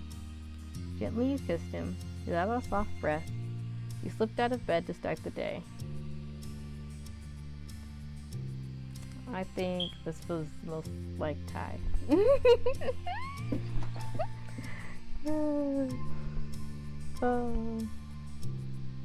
I know. I'm not purposely avoiding options. I am just trying to play in character. Now I gotta say, part of me is like, maybe I should have done the sleepy smile instead of the part of me is thinking that. But we will carry on. We will carry on. You buried your fingers into his many strands of pale green hair. Fluttering his eyes shut, Cove mumbled in satisfaction when you gave his scalp a small scratch. As you combed through, your smile softened. You admired the way his silky hair curled around your fingertips. Neither of you were making any moves to get up and actually start the day. It was sweet and comfortable to be wrapped up in Cove. You could indulge just a little while longer. Eventually, enough time flew by that there really weren't any minutes to spare. There were too many people waiting, so you both crawled out of the sheets together. Standing up, Cove took a few seconds to stretch. He glanced over at you with an animated expression. I'm really looking forward to your mom's anniversary dinner tonight. It's gonna be fun. I think so too. I mean... This whole trip is great, actually. Being here with everybody is like having another chance at being a kid. We can do all the stuff we used to, and all the stuff, and all the things we never did but wanted to. Yeah, the world is our oyster, Cove. I do not want to think about being little again. It's good to be back. Sunset Bird won't know what hit him. What hit it? You nodded. Yeah.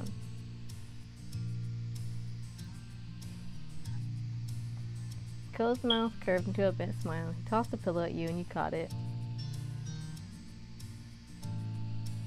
Should I be worried about getting thrown out of town or worse? Worse? Scolded. Laughing, you squeezed the pillow against your chest. You shook your head. That can't stop us now. Well, we better get back to it, huh? We've got a pretty full schedule ahead of us for your mom's big day. You smirked. So much for being a kid.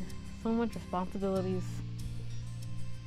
I don't think seeing our friends really counts as responsibilities, Ty. Fine, you got me there. After that, you and Cove moved around each other, busily getting dressed and ready for the day. Light laughter and chatter filled the air the entire time. Bags were packed and phones were sought after.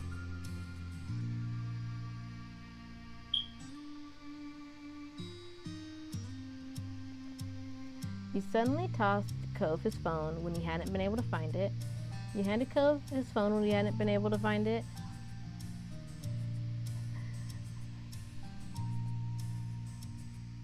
I'm sorry, I'm not reading it. I know, I should read everything, but I don't think I can read it with a straight face. And you know, sometimes you just gotta count your losses. Somehow you lost a single sock, but Cove found it behind the headboard. You shook your head at Cove when he ran a hand through his hair instead of brushing it.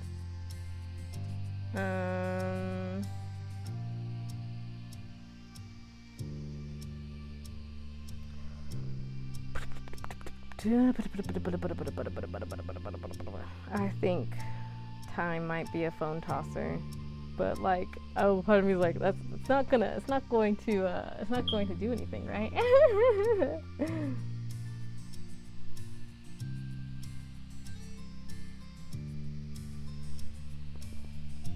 Cove caught it with a noisy slap in between his two hands. He stared over at you with wide eyes. Shrugging, you tried not to grin, but it was a losing battle. Remind me to remind you not to do that again. I'll walk over to get it next time.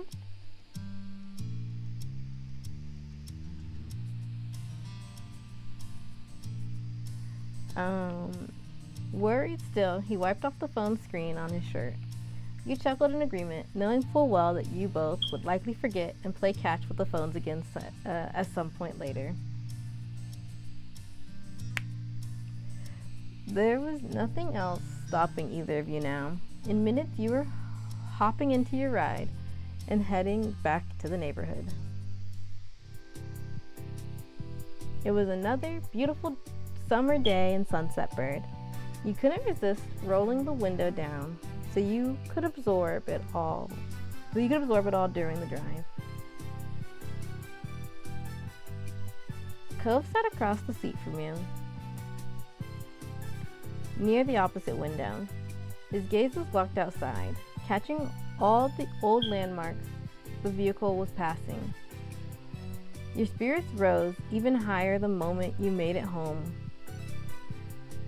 Your spirits rose even higher the moment you made it home once more. Eager, you hopped out of the car and let yourself inside. Your moms knew you were going to be there that morning. But the second you made it past the threshold, an excited scream nearly scared you out of your shoes. Hi! Oh, I wasn't expecting her hair. It's cute. I expected it to be her.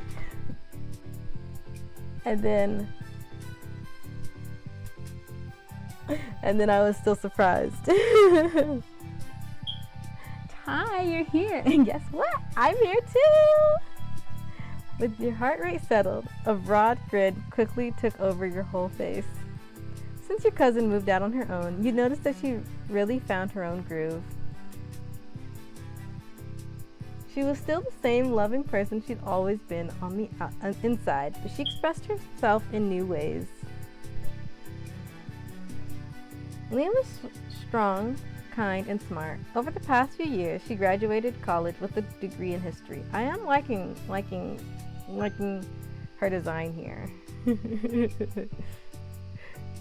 Even though, like, you know, these kind of look like different patterns. It's like it goes. It's yeah. I like it. Though last you heard, she was pursuing her dreams, working towards getting into the music industry.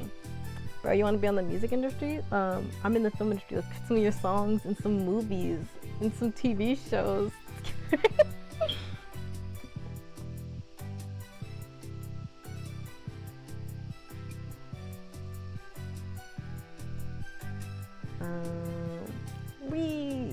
Hey, it's so nice to see you.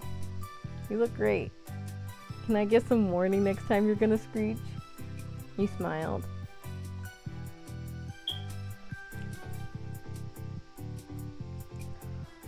Oh, let's see.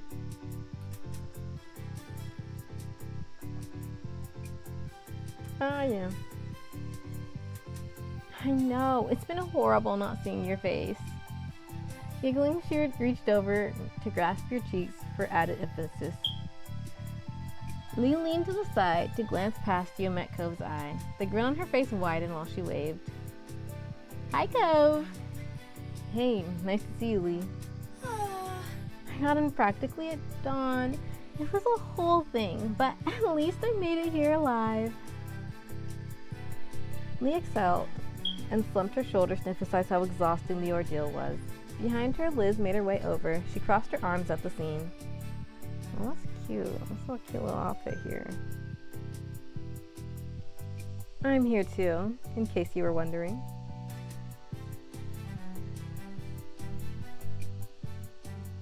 I'm always wondering if you're there, somewhere. Nope, I wasn't, but thanks anyway. You merely shrugged. You shook your head.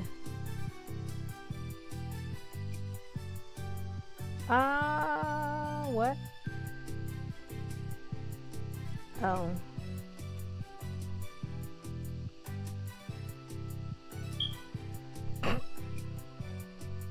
I don't quite. I think I understand this. But since I don't quite get it, I'm gonna click on it. Lips twitched before twisting into. Liz's lips twitched before twisting into a smug smile. She brushed a stray hair out of her face. Hey! You make it sound like I'm always following you around. I have a life of my own. If you weren't aware. I know, but when I'm home, I'm always keeping an eye out for my big sister. Old habits. How sweet. I miss the days of checking to see if someone else made it to the TV first, too. You laughed. Of course that's what her mind would go to. After a friendly shout ring.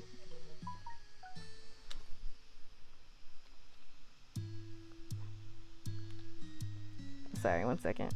One moment.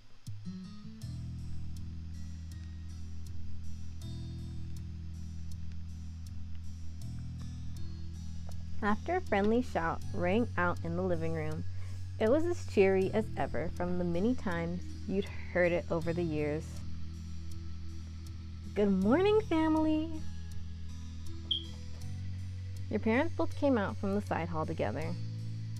Morning! Well? Now that everyone is here, I do have a little something to mention. Mom put her hand lovingly over her wife's. Mom leaned her head into Ma's with matching affection. We're all still having dinner together, but Panther actually made plans to take me to brunch to celebrate our anniversary, just the two of us. Please, she hooked an arm around Ma's waist. Sorry. Sorry to push you out, but I'm sure this group of mature grown-ups will be able to entertain themselves for an afternoon. We don't need to find a babysitter or anything. Totally. Yeah. Have fun, moms. Don't worry about it. We can survive that easy. Enjoy your brunch. This works out, actually.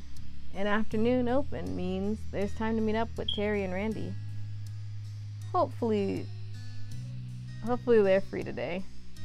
Sorry, I paused because that is so funny that they have a T and an R nicknames because I guess T and R are just bound to be close. I was gonna say bound to be besties, but these two are together, which I thought the whole time that they were together already, but in the oh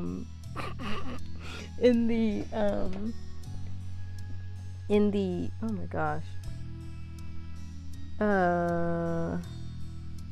the in between, it mentioned that they're together.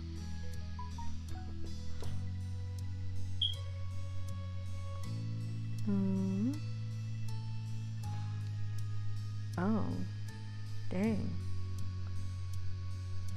Sorry, I realized how long I've been on, and I don't know how close I am to the end of this. We're gonna keep going though. Your two school friends still lived around the area. They knew you were coming for your mom's party, but when or how you might arrange to see each other wasn't set in stone. Sounds good. Definitely, we should call them. All right. I have some people I'd like to say hi to as well. Liz had her cell phone in hand, ready to get her plans made before she was even done speaking. Arching an eyebrow, she then directed the next part at Lee. Would you like to come along? We've missed out on a lot of cousin bonding time in the past. Yeah. I'd love to. It would be an honor to hang out with you, Liz.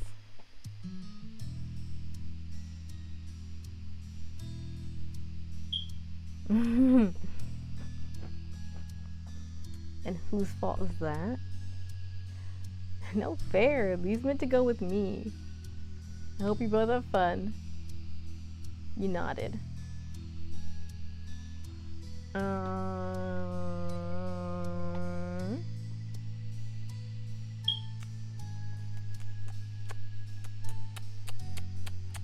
Okay, I hope you both have fun.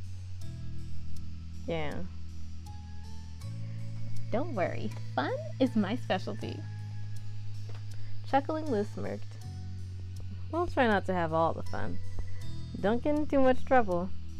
You shook your head, and Liz winked. She then glanced back at her phone and rapidly typed a new text. Excellent, and settled. She squeezed her wife's hand. Her gaze took the whole room, ecstatic to have the house full again.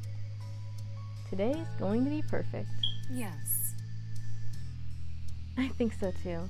I truly couldn't be happier with my wife, my children, and our whole beautiful family. It's already a wonderful anniversary. There were awes and sweet moments from the group gathered around the couple of the hour. Seeing how your moms were, you couldn't help but hope that when you got to be their age, that you could be as proud of your life as them. But Ma's attention then fell on you, and the look on her face twisted mischievously. A shiver shot down your spine. This is a very good time of the year for a marriage, don't you think so? With snickers, all eyes eagerly slid over to you and Cove. Shocked at her implications, his cheeks burned red. There was no missing the meaning in Ma's words. She was clear as a bell, and she knew it.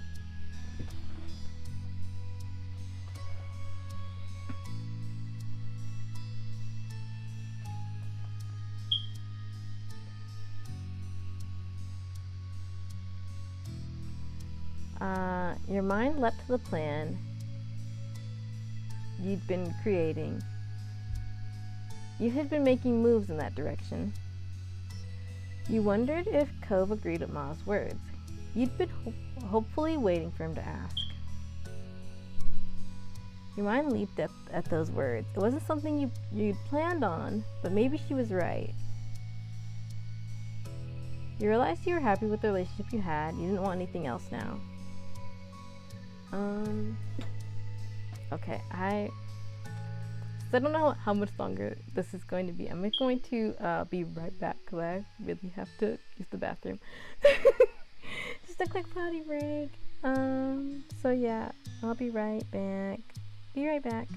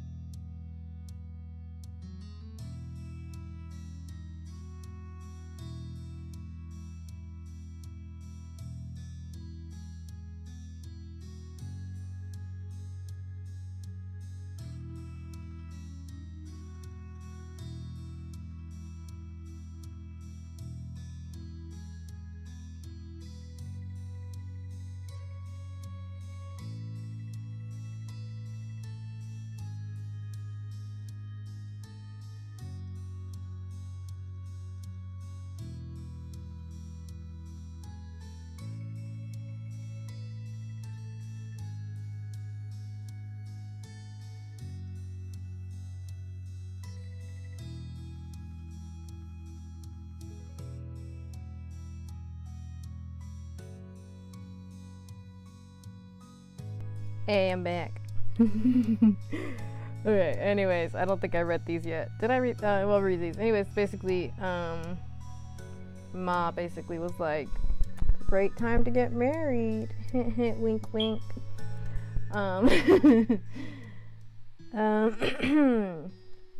Your mind leapt to the plan you'd been creating. You'd been making moves in that direction. You wondered if Cove agreed with Ma's words. You'd been hopefully waiting for him to ask. Your mind leapt at those words. It was something you'd planned on, but maybe she was right. It wasn't something you planned on, but maybe she was right. You realized recently that you were happy with the relationship you had. You didn't want anything else now. We're gonna go with this one. Like I said before, Ty doesn't, I don't want to say doesn't think, but I think this is the most Ty. Like, I think if it hadn't been brought up before, you know, he's probably not like super thinking about it. Like we went over, he doesn't mind. Like if we go all the way back to, was it Reflection? You know, he said, oh yeah, I'd get married if I really liked the person, you know? But I don't think marriage is like on his mind. So I think being like, in this case, it'd be like, oh. Different characters. I think like Ryan is here. Ryan, yeah. Ryan is here. Ryan. Will you guys ever get to see Ryan in action? I don't know. I feel very stressed out thinking about playing Ryan, to be honest. Like, I think it'd be easier to play Frankie, and Frankie's out of pocket. Okay, then there's this one. But you stared straight ahead, trying to conceal the marriage thoughts now spinning in your head. You caught Cove shyly rubbing at the slight scar that was still visible on his arm.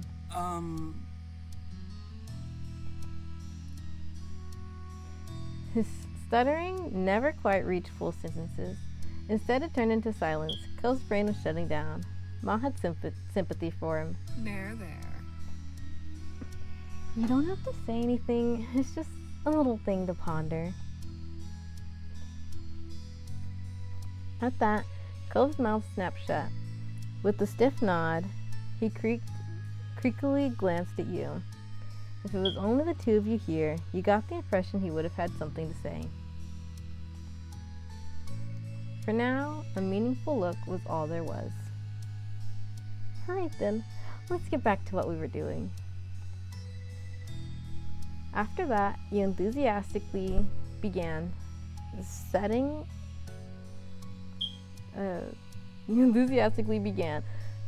up plans to meet up with your friends. They were both able to come see you, having kept their schedules free for this, and couldn't wait. And you couldn't wait. Oh my gosh. Did I turn my mic back on? Yeah.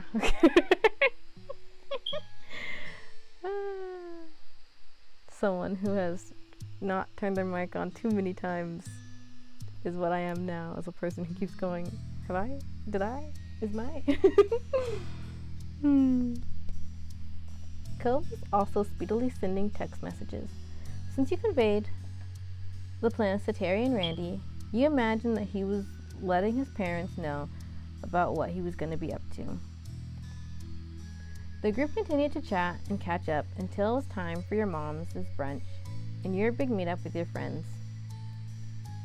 Soon enough, everyone was out the door, looking forward to their fun-filled afternoons and the dinner later that night. Once outside, on the neighborhood street, you looked to Cove, who stood at your side with a bent smile. Terry and Randy were driving into town while you and Cove were traveling on foot to meet them at an easier-to-reach spot.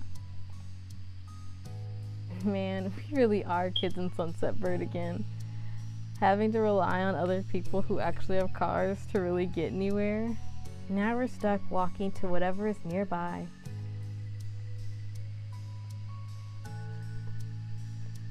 You laughed. You nodded along in agreement. No, we're reverting back to infancy. We never drive anyway. You shook your head. A snort was followed by true laughter from Cove. Teasingly, you pouted. This isn't funny, Cove. I don't want to be a baby again. I didn't realize we were regressing that seriously. He shrugged, then stuck his hands in his pocket. The thought of being little again made you shiver. I couldn't go back to that. I like being me currently. Me too. I like current you too. Let's go. You bounced forward several steps and shot Cove a playful look over your shoulder. With that, the two of you began your trip down the old road. It was a casual stroll into town, and before you knew it, you were at one of the large parking lots in Sunsetburg. It was the one that used to have the little crepe stall. Remembering the delicious smell, you got lost in thought. The store did well enough that it moved to a full-size building a couple years ago. You'd seen pictures. It was very cute. The parking lot was now just, well, an empty lot that cars could theoretically park in. Not many took the offer. Cove pulled out his phone, texting Terry and Randy in a group chat to let them know you'd made it. Someone must have answered already because Cove gave you a status update while still staring at the screen. Randy texted, "I can see you." Oh, the blare of a car horn cut you off. You and Cove both turned towards the source of the noise. One of the windows rolled down. Hey, buddies. Your friends arrived, making a spectacle of it, as expected. Being the only car meant that they got the pick of the lot, so they pulled in to stop in front of you. The window closed back up, and instead, the two front doors popped open. Terry and Miranda stepped out onto the pavement. Oh, that is so cute. Oh my gosh. Hi, Cove. Hi, Ty. With a cheery wave, I don't remember what her voice sounded like, I apologize. Miranda skipped towards you. Terry, on the other hand, walked speedily over to Cove, squeezing him into a hug. A quiet laugh escaped Cove, along with the majority of the air in his lungs. He didn't fight the constriction, but instead gave Terry's back a pat with a large grin spreading across his face.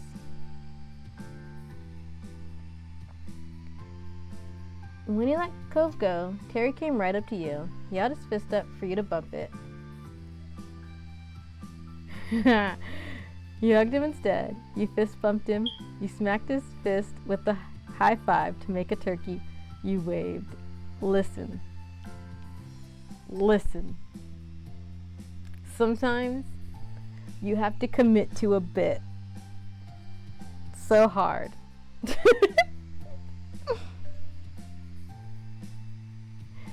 Terry nodded sagely. You wiggled your fingers as an added hello. Gobble tie.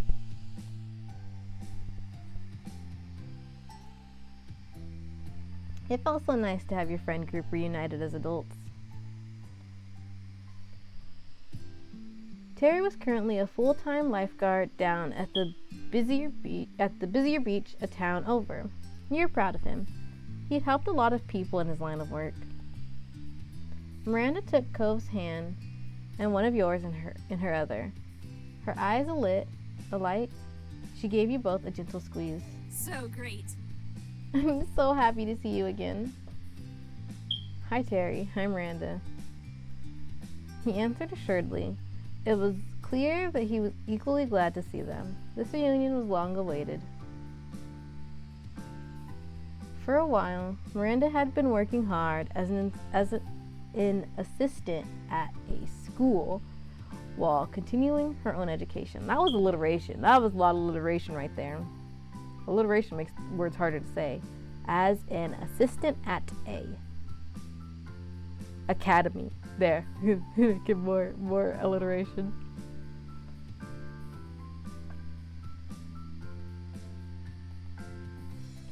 She also kept busy running a small online shop, selling crafted knickknacks she made.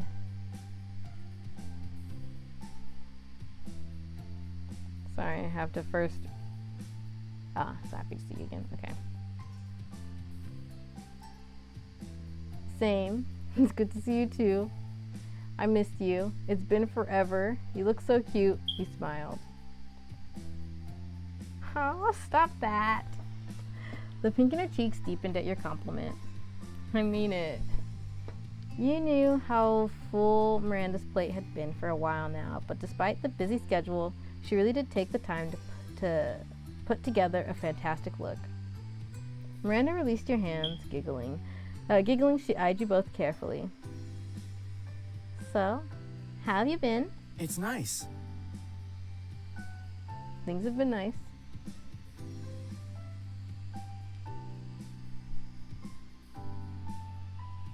Everything is perfect. It's fantastic. I've been doing well. I'm okay.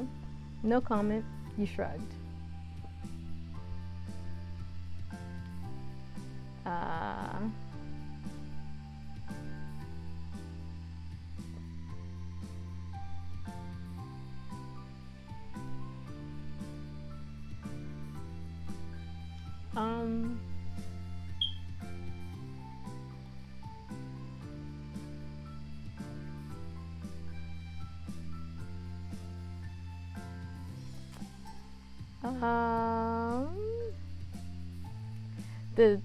It's like, okay, so what's going on in my brain right now is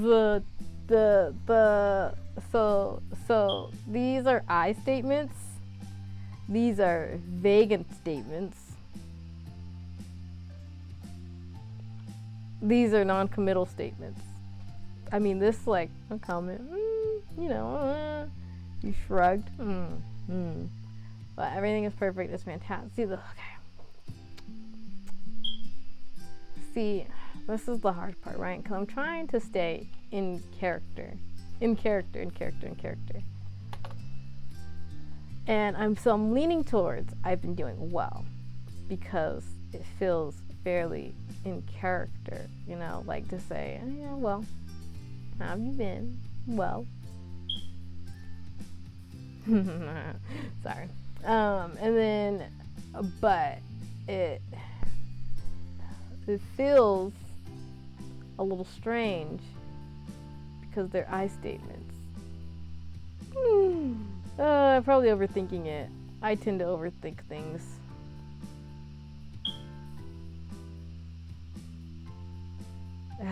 Okay. Here's what I'm going to do. I've been trying not to rewind anymore, as you may or may not have noticed. I don't know if I can't remember if I've been keeping up with that, but I'm almost out of water. I had like a bottle and a half when I came up here. Okay, I'm going to click on this one. And if I don't like the vibe, I'm going to have to decide between one of these two. It's just that like perfect and fantastic are such strong words for Thai. I don't know how better to say it. But I feel like I'm not going to like the... okay, I'll try it. That's cool. Okay. Okay, I'm overthinking. I'm an overthinker. I should make an overthinker button. It should have... It should be like this emote or something, and maybe I can do an animated one. I'm just gonna try to do animated ones, but it's gonna say thinker, and then either it's thinker's gonna be overthinker.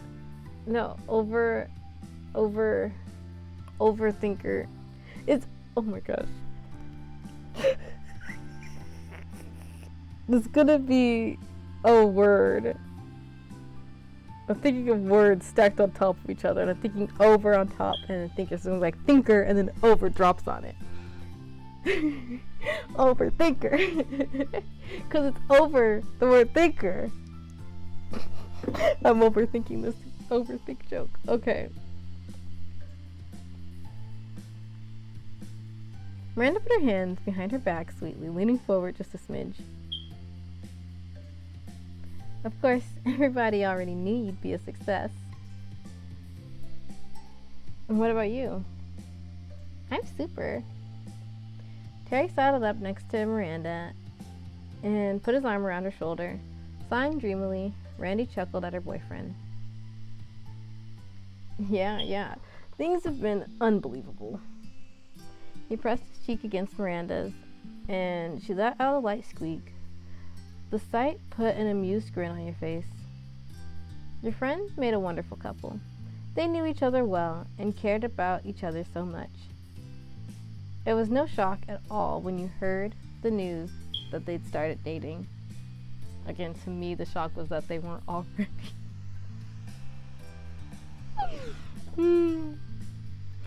I don't know why. I assumed that they were. The corner of your mouth curled playfully while you took in the warm welcomes all around. At times, it was still kind of funny how your group of 4 friends evolved into 2 couples. Not that you were complaining about it. You thought it was an amazing thing. Cove then pulled out his phone and peeked at the screen. He repeated the motion every so often. You raised an eyebrow at his unusual behavior. Cove was too focused on whatever he was doing to even notice you noticing him, which was even stranger. So... Is there anything either of you want to do while we're here? Any place you'd want to see? I'd be up for a lot of things, but actually there is something I want to do right here. Oh yeah? What is that? What's that? Terry poked at Cove's arm playfully. Miranda met your eye, silently asking if you had any idea what Cove was talking about. You shrugged. I just want to see my friends. Huh? Cove, you're already doing that. Well... True, but I could be doing it even more. You, Terry, and Miranda all turned to Cove with identical incredulous expressions. The stair moved to a point past you 3, and you heard the scrape of sand and gravel underfoot. Someone else stepped into the parking lot. Startled, you jumped at the call of the warm voice shouting over. Sup, guys and gals? Oh my gosh! It's so funny, because earlier I was like, I wonder if Derek will show up. I had that thought actually a couple times, and I was like, maybe not. I don't know. I have no idea. Whoa, did you hear his voice though? Sup, guys and gals? I don't know if I can mimic that. I don't think I do very deep voices now that I think about it whenever I am doing these. Like, even my go-to generic, a higher energy guy voice is kind of like up there. At least I sit up more when I do it, but oh my gosh, sup guys and gals. I don't know if I can do a believable Derek. Oh my gosh. Which, during the step 3 ending, I wasn't even sure what kind of voice I should be doing for him. But oh my gosh. Running a hand through his hair, the person who crossed the lot was unmistakably Derek Suarez. He was beaming the whole way. It's been too long, even though it hasn't actually been that long, but long enough.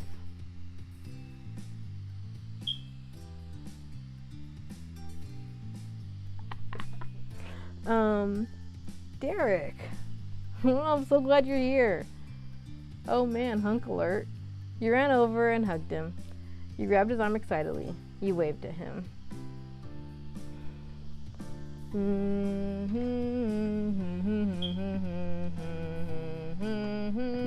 How long has it been since we've seen him? How long has it been So obviously a while. All these are like, whoa, whoa, whoa, whoa, whoa. I'm leaning towards this one, but I gotta think about it. See, if I was playing as like Frankie or maybe even Ryan, is towards this one. Oh goodness. Looking at you here. Could also be Ryan. Okay. I'm kind of leaning toward this one, so I guess I should just do it, right? Like, I don't know. See, saving is for when you hesitate. Saving is for when you hesitate. I don't know. That feels like a sticker.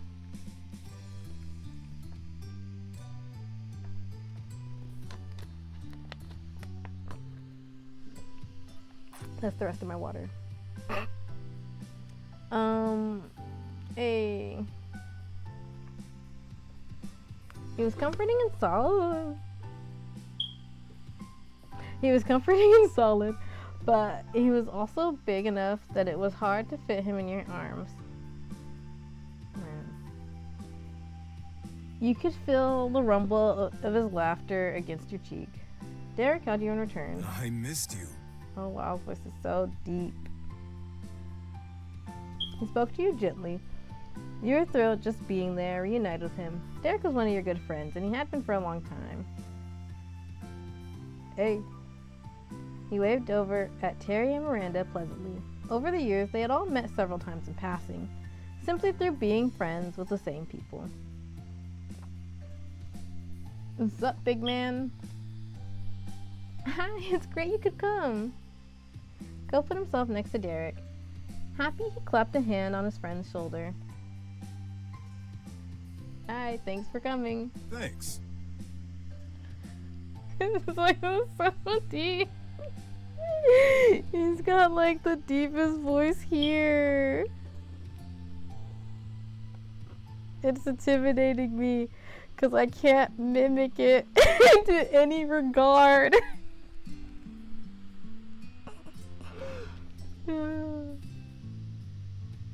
Of course. Thanks for inviting me.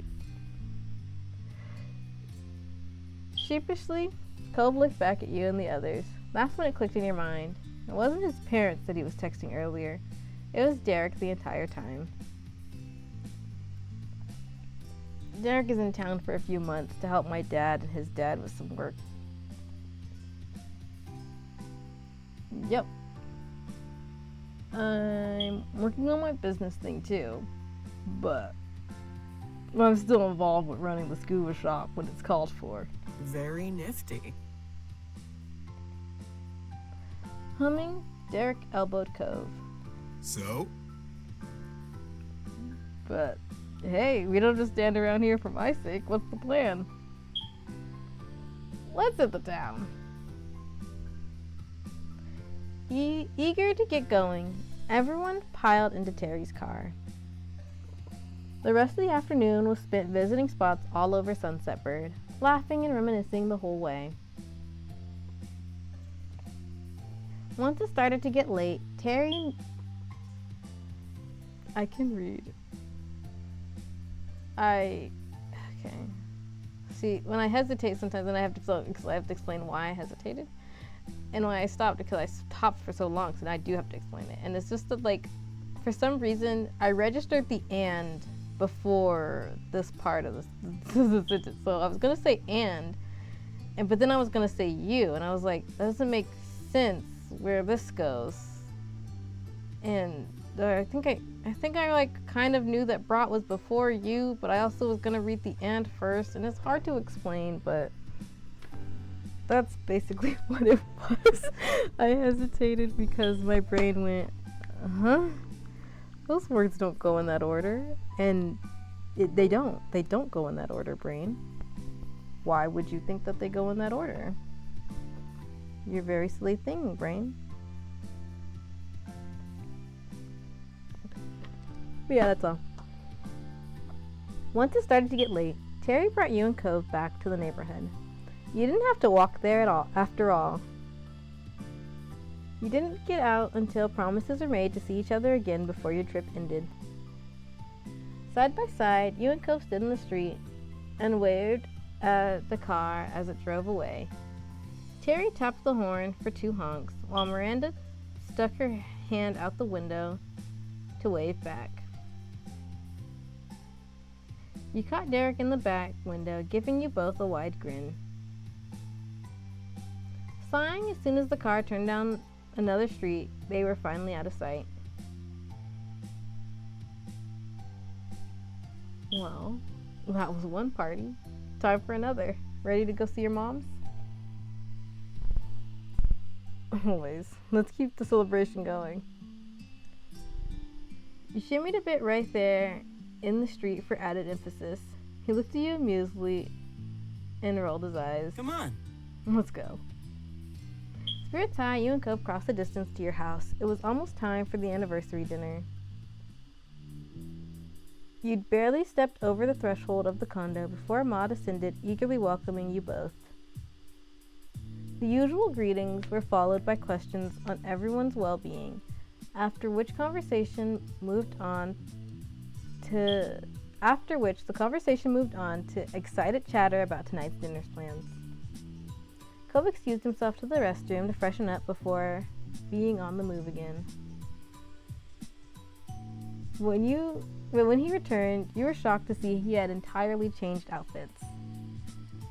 Where did that come from?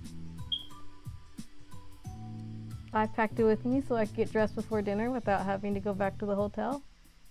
Didn't you? Or maybe you have stuff still here at your mom's place. No, Cove, I didn't do that. Huh.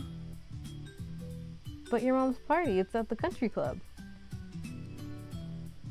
And that's also where Liz took golf lessons. Not everyone is there in their Sunday best. It'd be different if we were going to one of the club's parties, so we're only going for a regular meal. Cove was as befuddled by your explanation as you were with his actions. He threw his arms up, desperate for understanding. Seriously? How can you not dress nicely for a country club? I don't think the Cypress is as special as you've decided it is. You saw Ma. She wasn't in formal clothes. She's one of the guests of honor. His frown wobbled, and his cheeks became far pinker. He looked down at his own self regrettably as he pulled up the cuffed ends of his shirt. He seemed more like a scolded child than a grown man dressed for the latest charity gala. I thought she was gonna get changed while you and me were.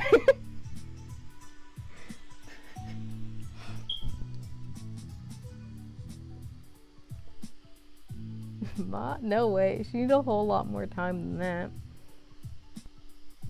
Well, it's okay. You look very nice. You're such a cutie. I love how much of an idiot you are. You shrugged. No comment needed. You patted his arm encouragingly. Well, it's okay. You look very nice.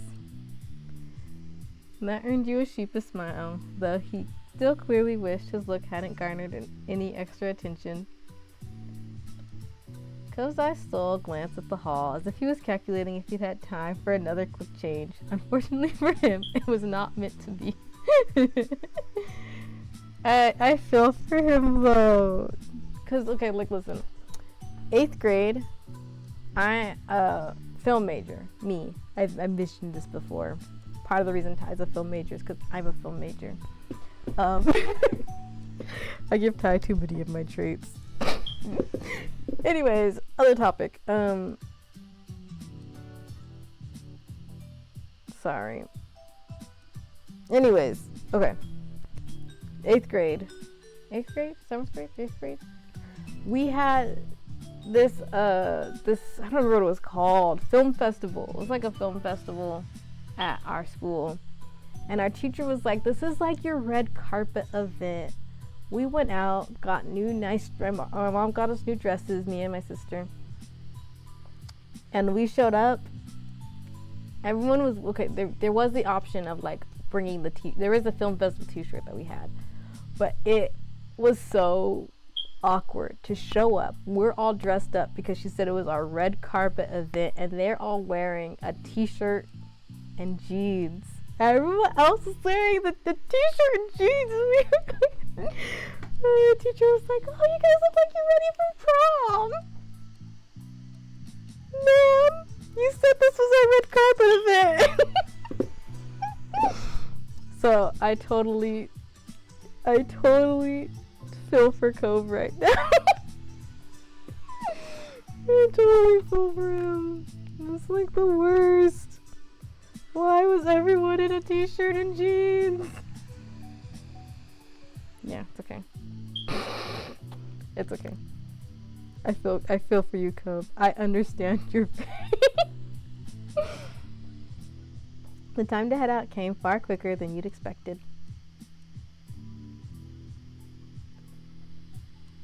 Mr. Holden and Kyra swung by the condo to make sure everything was in order.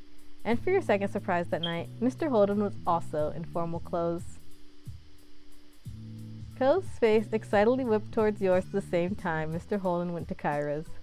The two men pointed at one another. See? He knows. Exactly, sport. Kyra was talking to me like I was crazy. The aforementioned Kyra placed a hand delicately yet dramatically across her eyes. Clifford, our son only knows this because you are the one who raised him. Mr. Holden chuckled, his arm moving to scratch the back of his neck. Yeah, that's my boy. The end of Cole's mouth gently bent up. He truly was his father's kid in more ways than he even realized. They may be the only ones in the group, potentially the only guests of the entire club, all gussied up. Is that how you say that? Gussied? All gussied up. But at least they could now take solace in one another. That looked to be good enough for them. That's good.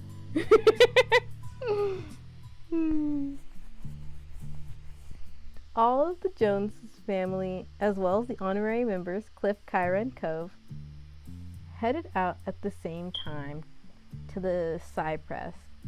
It was to be a perfect reunion.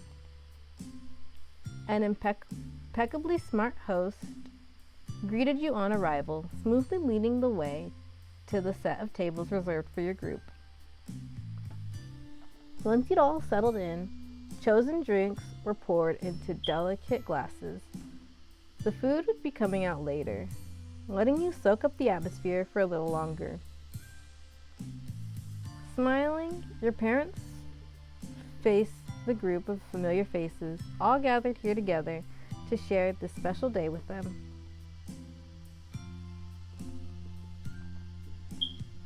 Mom reached over and took Ma's hand, clasping it between both of hers. Thanks. Thanks for being here tonight, gang. Marrying this lady right here is the best thing I've ever done. And there's no one else I want to celebrate that with. Yes, we're so lucky. Not only do we have each other, but we've got such a large and loving family through all of you.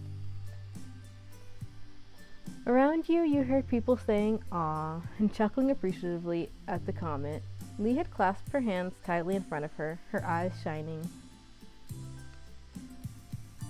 Your eyes met Liz's misty ones, and the affection she had for her moms carried over to you two.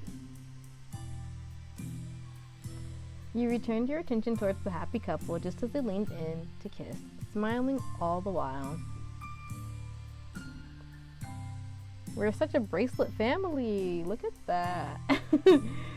They're not wearing bracelets, but that's okay. We're the bracelet generation. The table responded with cheers and clapping, and shouts of happy anniversary, and other congratulations continuing even after they'd broken apart. Mom beamed as she watched Ma giggle dreamily.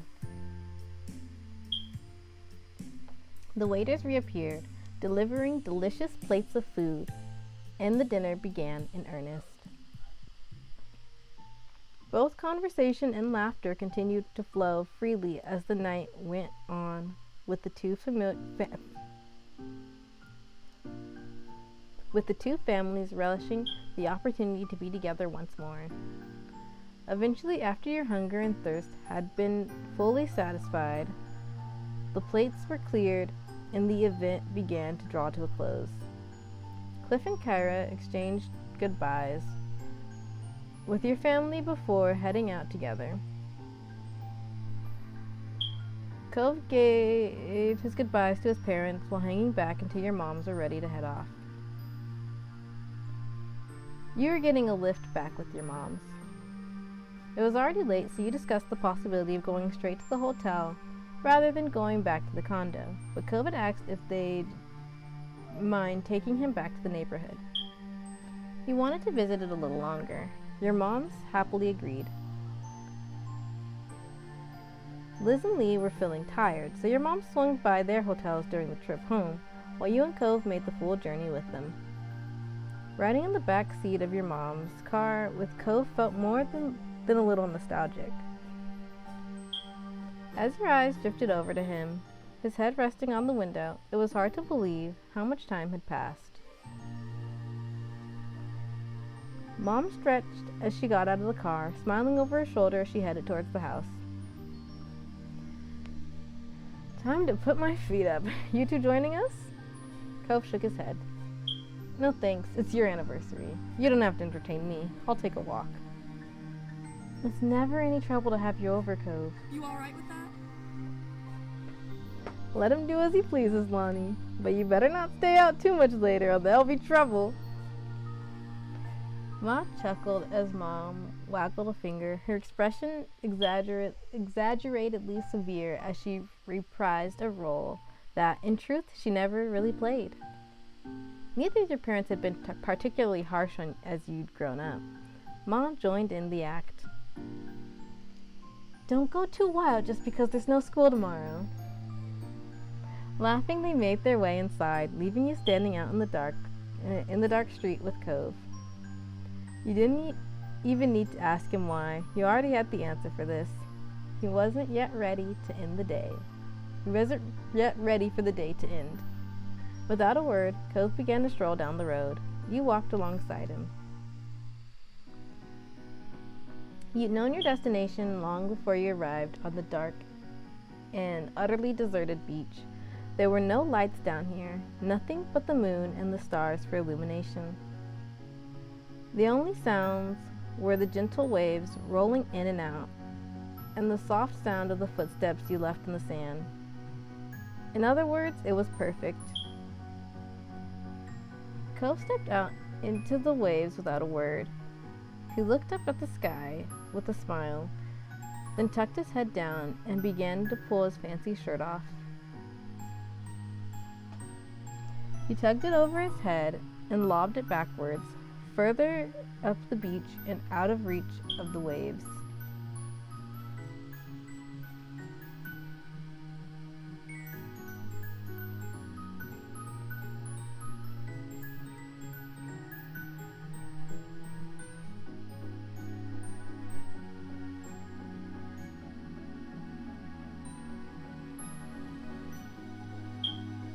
Sorry, I was reprocessing to see if we knew how far into the water he was, because I already read the last one and I was like, huh?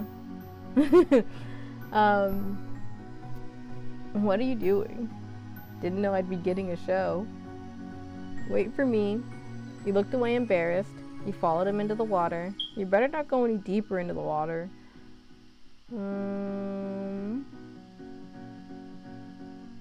Yeah, obviously he's going for a swim, but saving is for hesitation. I can almost see it too. The sticker, I can almost see it. Saving is for hesitating. It's like, it's another wordy one, obviously. But it's like, hesitation's at the bottom, and it's the longest word there, and it's just like, the other words are stacked on top of starting at the E of hesitating, but I also want it to kind of like, I don't know, I feel like it's almost, I want it to be kind of boxy, but also kind of arrowy, like an arrow, because you know sometimes saving it looks mimicked by like an arrow, right? On some things when it's saving, it's like that arrow in the bottom corner of the screen. It's like saving. That was a tangent. Right, I was trying to decide between what are you doing and pulling him into the water, because I don't think Ty would be against going for a swim in particular, but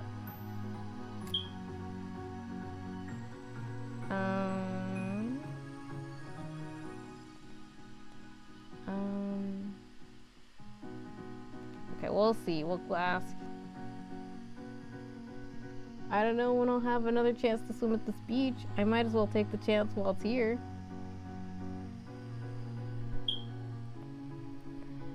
Cove slipped his dress pants off and tossed them back in roughly the same direction as his shirt.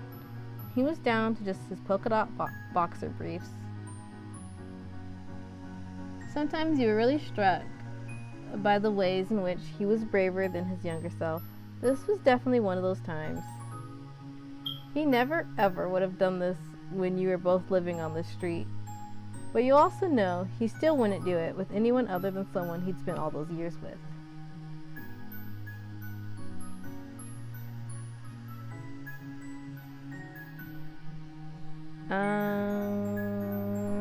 Okay, you took off your shirt so you could go swim. You took off your dress so that you could go swim. You didn't care if your clothes got wet.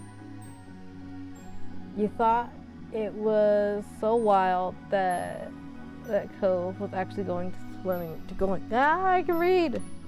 You're right, I haven't figured out what Ty's wearing today, and let me think about it. Let me first visualize for a small second what Ty could possibly be wearing right now, because that's important. That's important for this option. It is very important. It's very important to know, because I have to choose the right option. Because is he wearing like a fancy well, not fancy, he didn't dress fancily, but like, what? Go away. Sorry, I opened up Pinterest so I can revisit Ty's board, and then there was like a survey on the screen, and I was like, no. I'm not doing your survey. My processing was a little slow on it too, because first I just saw like phone companies, and I was like, huh. Okay. Let me take a quick look. I think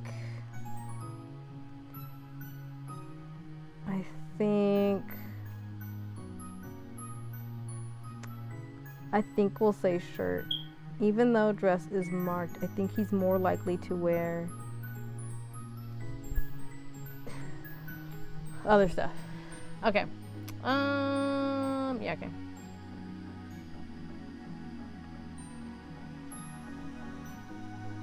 Cove waited.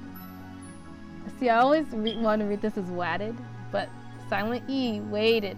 I gotta remember this stuff. Waded further into the water until it came up to his chest. You unfastened your clothes and left them behind you, just as Cove had done moments before. You didn't even bother to see where they'd fallen before following him deeper into the sea. I don't think Ty would want to get his clothes wet, is the other thing, because like, then they have to sit in that. They have to go home after this, and like, it's easier to, I don't think he'd want his clothes wet. And like, thinking about it again, he's probably gonna have to put the clothes on while he's wet in the water, but you know, it's whatever. The clothes are more important. The outside of the clothes, they can't get wet. That's the gist of it, yep. Cove grinned as you, oh my gosh, I can read. Cove grinned as you approached. I'm gonna be in so much trouble with my mom's when we get back. I guess. Yeah? Oh well. Think fast. He splashed water at you as soon as the words had left his lips, giving you no time to prepare. The splash had caught you full on, leaving you spluttering and drenched. You splashed him back, you swam away. You're such a child. Yeah, I was wondering if they'd get into another splash fight, because if you recall, which you might not, in step 2, when they went surfing, they had a splash fight. They had a splash fight. Seeing what you were doing, Cove put his hands up for protection. It was no use. The water washed over him, leaving his hair soaked through. Cove sighed, then looked at you mournfully. The sudden shift in mood alarmed you, but those worries disappeared as soon as he opened his mouth. We're still not merfolk. The world is cruel. You snickered. After a moment, Cove's mock sadness broke. He joined you in it. Joined in. Oh my gosh, I can read. The two of you wound up drifting further down along the shoreline, chatting and enjoying the chance to be back on the beach that had provided the backdrop for so much of your childhood. Eventually, a silhouette of structures appeared ahead. You drew closer and realized it was the old playground. Cole spotted it too, hurried towards it, dragged himself out of the water, heading into the park. Wait. Why'd they swim so far? Their clothes were too far away.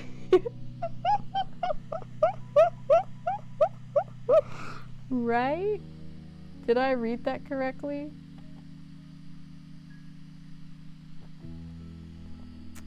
Nonetheless.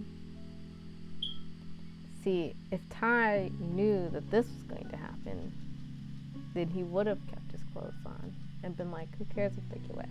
He actually does care. I don't think he would like his clothes getting wet, though. I feel like it'd be too uncomfortable for him. And also, what if they get ruined by the seawater?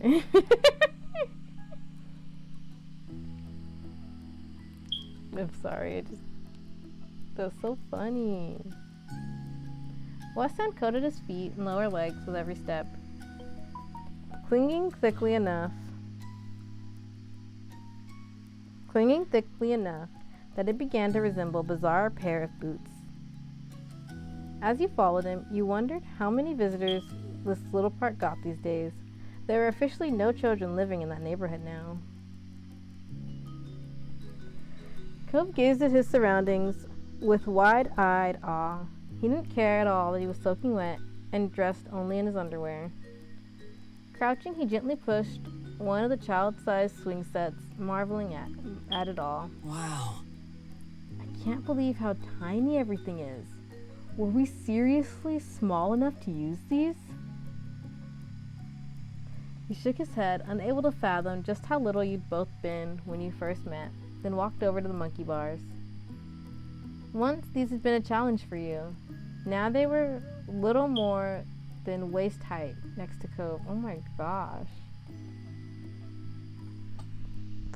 They're giant. He's a giant. I've gone to playgrounds recently, and I don't know how small this playground is compared to the other ones I've been to, but like monkey bars being at your waist, I can tell that's kind of a low down one anyway, but I was still like, you're a giant. They were small. Dang. That is wild. That's a small monkey bar, I think. You know, don't take my word for it. I'm a short person. Cove turned his back to the bars and hopped onto them with ease, sitting on them comfortably.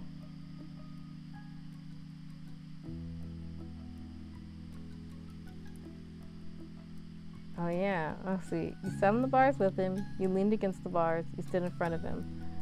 So I guess we'll sit.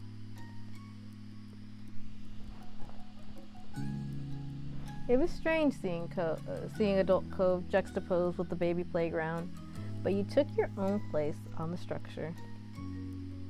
This place had been something so exciting to Cove back when he first arrived, and apparently it was to this day. Cove smiled eagerly as you approached, kicking his feet in the air happily, briefly forgetting the low vantage point until the tip of his toe scraped along the ground. He continued to swing his feet, but with a little more care. He thought it was adorable. In this moment, you were home. It just so happened to be the place you'd grown up, but really, anywhere you could be with Cove was that for you. You held a special place in your heart for so long, and so much of your life had been shared. You'd grown up on the same street, which had given you some common ground, but it went far beyond that. You had both chosen from a young age to share your life with each other. You wouldn't have had it any other way. Here we are again. Here we are. The mood had shifted now. The funny, impulsive night beach trip with the spike of adrenaline that came from you playing in the water under the moonlight had settled into something quieter, more nostalgic. I'm sorry, I heard a sound. I have to check to make sure everything's okay.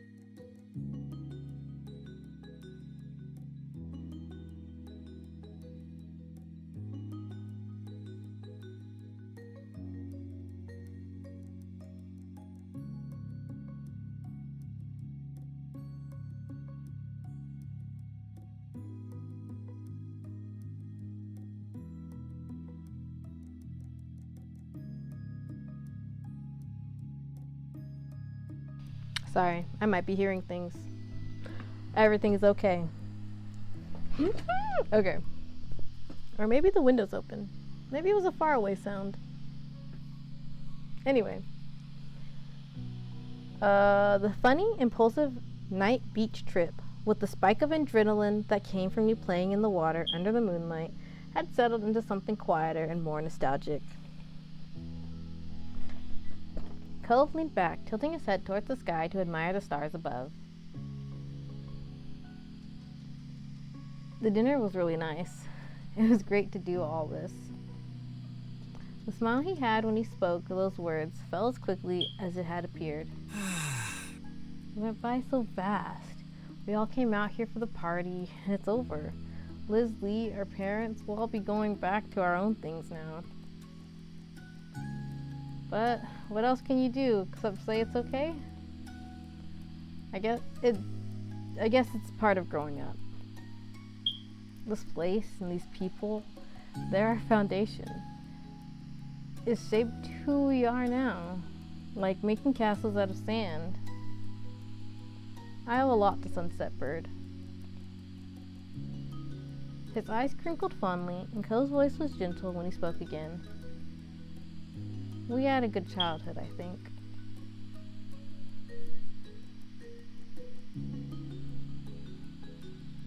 I think so too.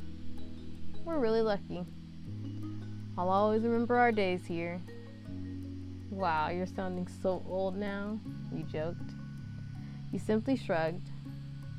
You silently nodded. I think so too. It's nice. Yeah, this is a nice place to grow up. He shook his head, sighing heavily. Alright. His smile took on an uncharacteristically harsh twist. You had a feeling where this was going. We better get home before your dumb parents who don't know anything get mad.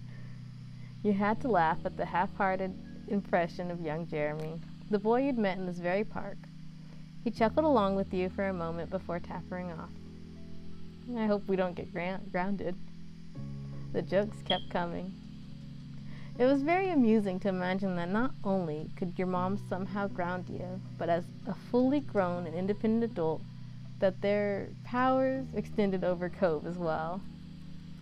As much as you were enjoying being back here, Cove was right. You had to accept that you needed to go now. It was late, and your moms were still expecting to see you before you got a ride back to the hotel.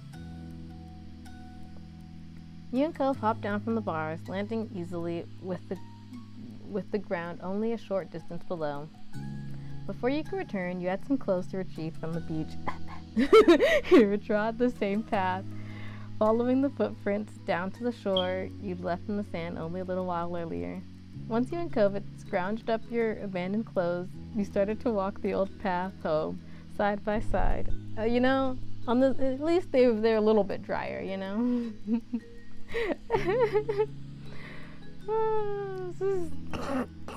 I can't take them seriously. You should have just not swam, Ty. That's the easy solution. Droplets of water slipped down your skin and fell onto the road as you made your way back to your mom's house. As you and Cove were still soaked and sandy from your earlier adventure, it was likely that you were leaving quite a trail in your wake. But you'd seen Cove's bedroom growing up. It was only natural for him. The air was slightly humid, already pleasantly dense with moisture that felt like a hug as it closed around you. Any damp footsteps that were left behind would take longer to dry in this weather. The signs of your adventure might even be visible when the sun came up the next day.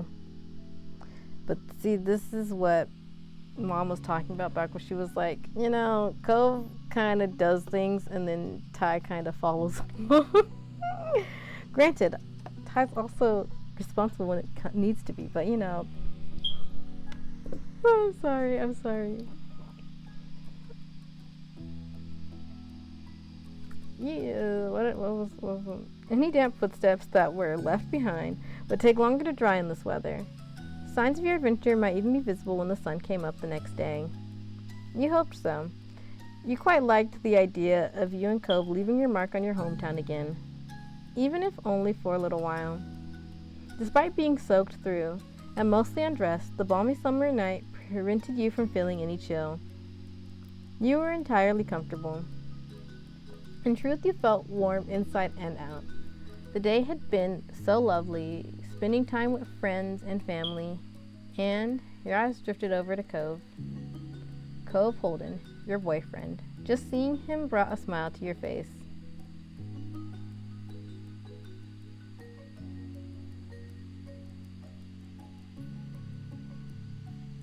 I always want to be with you. Cove, you make me so happy. You're truly my other half. You said nothing, simply enjoying his presence. Yeah, I think Ty's not going to. I know. You enveloped him in a hug. You playfully bumped him with your side. You kissed him. You reached for his hand. You nodded, pleased with how tonight played out. Bump him.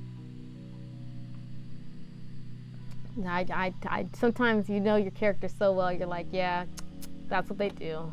That's my character. Yeah. Cove chuckled before gently bumping into you in retaliation.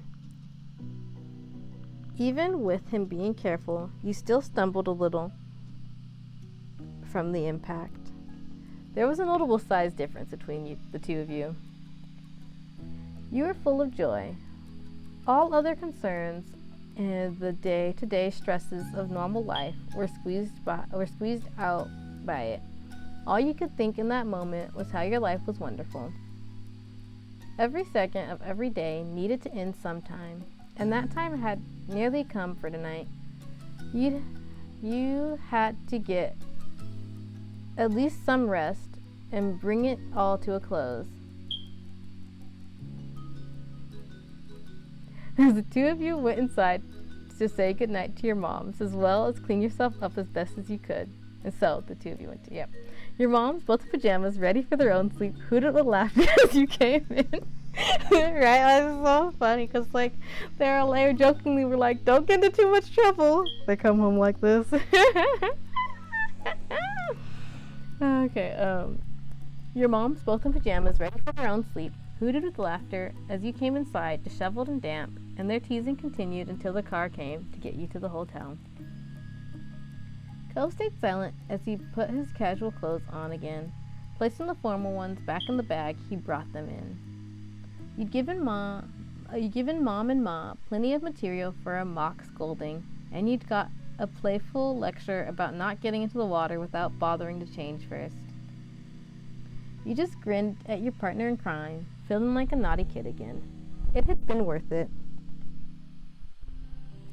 By the time you and Cove finally dragged yourselves to your hotel room for the night, the sky had been dark for some time and the lonely hotel hallways were quiet. The late hour made you feel a sense of fulfillment. You were really making the most of your trip. It was such an odd thought that this was almost over. You had settled into this new routine naturally. All the familiar streets and faces made everything easy to get used to. The two of you drowsily shuffled past an ice machine and into your room. Cove set his phone on the bedside table, and you followed suit. You both started settling in for the night. The hotel room was a welcome sight after your long day. You noticed Cove rub the back of his neck and yawn. His voice was quiet and distant.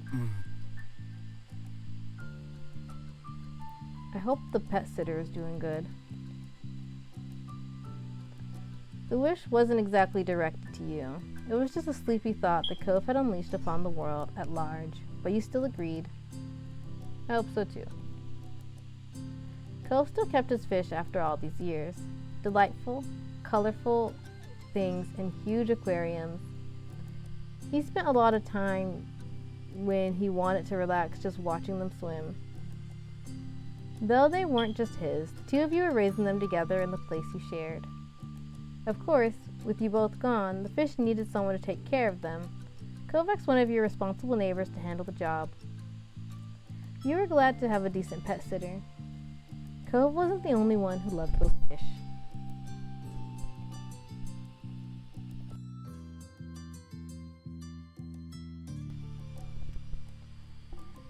Cove's anxiety about leaving them hadn't subsided. Over the vacation, you caught him a few times texting the pet sitter and asking about his fish. I'm also a little worried. It'll be okay. You're even more tense than Cove. It'll be okay. Cove turned his head to you, the nervousness still coming off despite his exhaustion. I know what you mean, but you chose that person for a reason. You trust them. But they're all fine. They just miss you. Cove smiled, appreciative of your comfort. You nodded in satisfaction. Mission accomplished. Cove yawned widely. He seemed confused at the magnitude of it. He groggily blinked at you. I think it's time for bed. You glanced at your watch. It really was astonishingly late. Yeah, Cove, that is an understatement. The two of you got changed and brushed your teeth. In no time at all, both of you were cozy and ready to sleep. After that, you flopped onto your side of the shared bed. Cove headed over to his side, and you felt the mattress dip under his weight. You tucked yourself under the covers, and Cove snuggled in closer to the middle. You turned on your side to face him and scooted slightly closer. Your noses almost touched, and Cove watched you with a soft expression on his face. Cove gently spoke, his words like a lullaby. Good night. Night. Cove's eyes fluttered shut, and he let out a contented sigh. There was a warmth from Cove's body next to you. He was right there.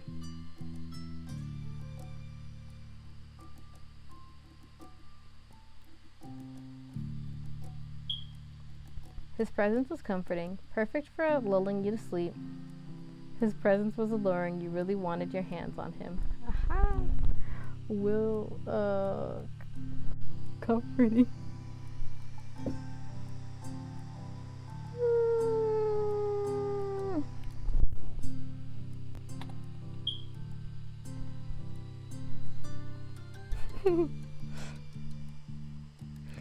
Your eyes fell closed sometime after. You were not sure exactly when, only the fact that they were now too heavy to open. You felt a mixture of bitter and sweet emotions. You were happy to be here, but sad it was ending. There was relief that you would soon be in your own home again, but also wondering when you could return here. There were many more feelings swirling around in your head that hadn't even crystallized into thoughts yet. Paradoxically, you felt nice but also confused, but then also nice from the confusion.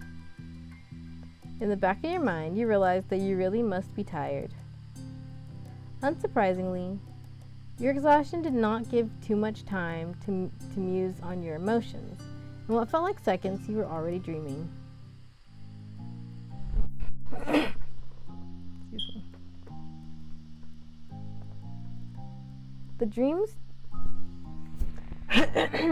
The dreams dancing around your head became fragmented and faded until you couldn't remember a thing about them at all. You were growing more aware of the real world. You woke up on your own. The alarm you set woke you up. Cove was gently waking you. You woke up on your own. Yeah.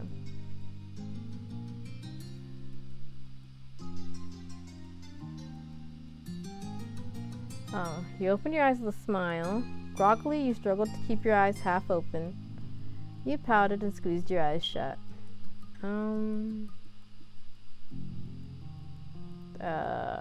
Wait.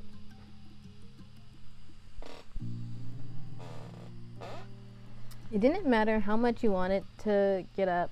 Your body had other plans.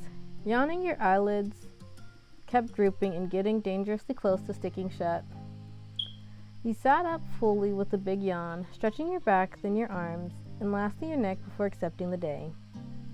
The blanket fell to the side when you swung your legs over the bed. A part of it almost got caught on your foot, but you kicked it away.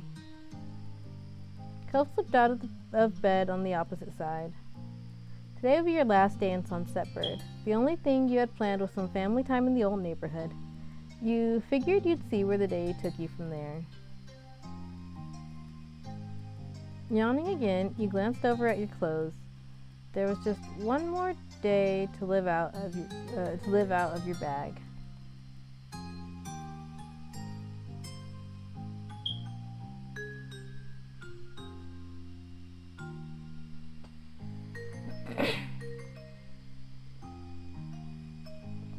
I'm really looking forward to having my full wardrobe again.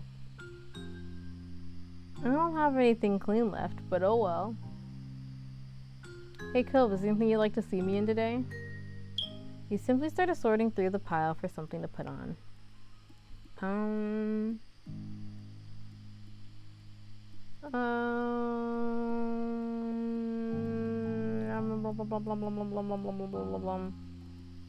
I know my character. Sometimes you know your character and you're curious about something. And that's all I'll say. In regards,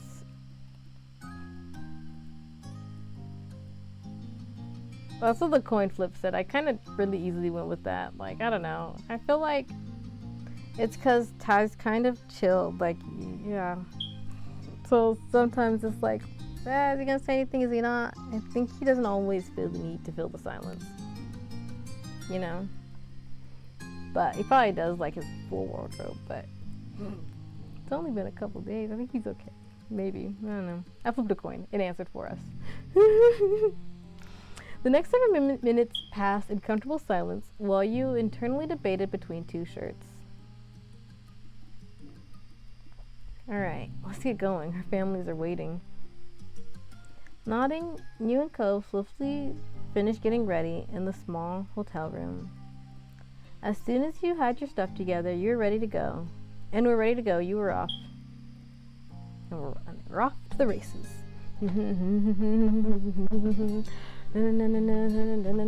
Sorry. During the ride there, you and Cove decided to visit his dad's house first this time. When you got dropped off, Cove eagerly hopped out into the street with his eyes locked on his father's condo. Your gaze fell on your boyfriend. He stood in the middle of the street where you grew up together, while the summer sun made him shine. Though he was the brightest light in your eyes no matter what.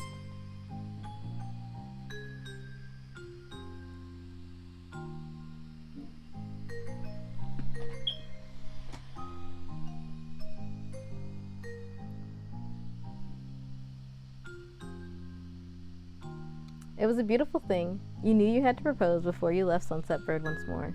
Sorry, my brain went... I was thinking about these, but also I don't even fully know. But I guess I was trying to figure out... Because I know that Ty, like I said, Ty's kind of...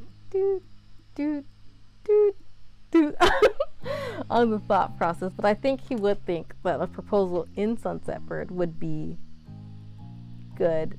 But I don't know if... But also, sometimes I'm like, is that going to... Well, he said that it'd be fine too. Because, okay, wait. Hang on. This is, I don't know how far, if it's still here. It might not be.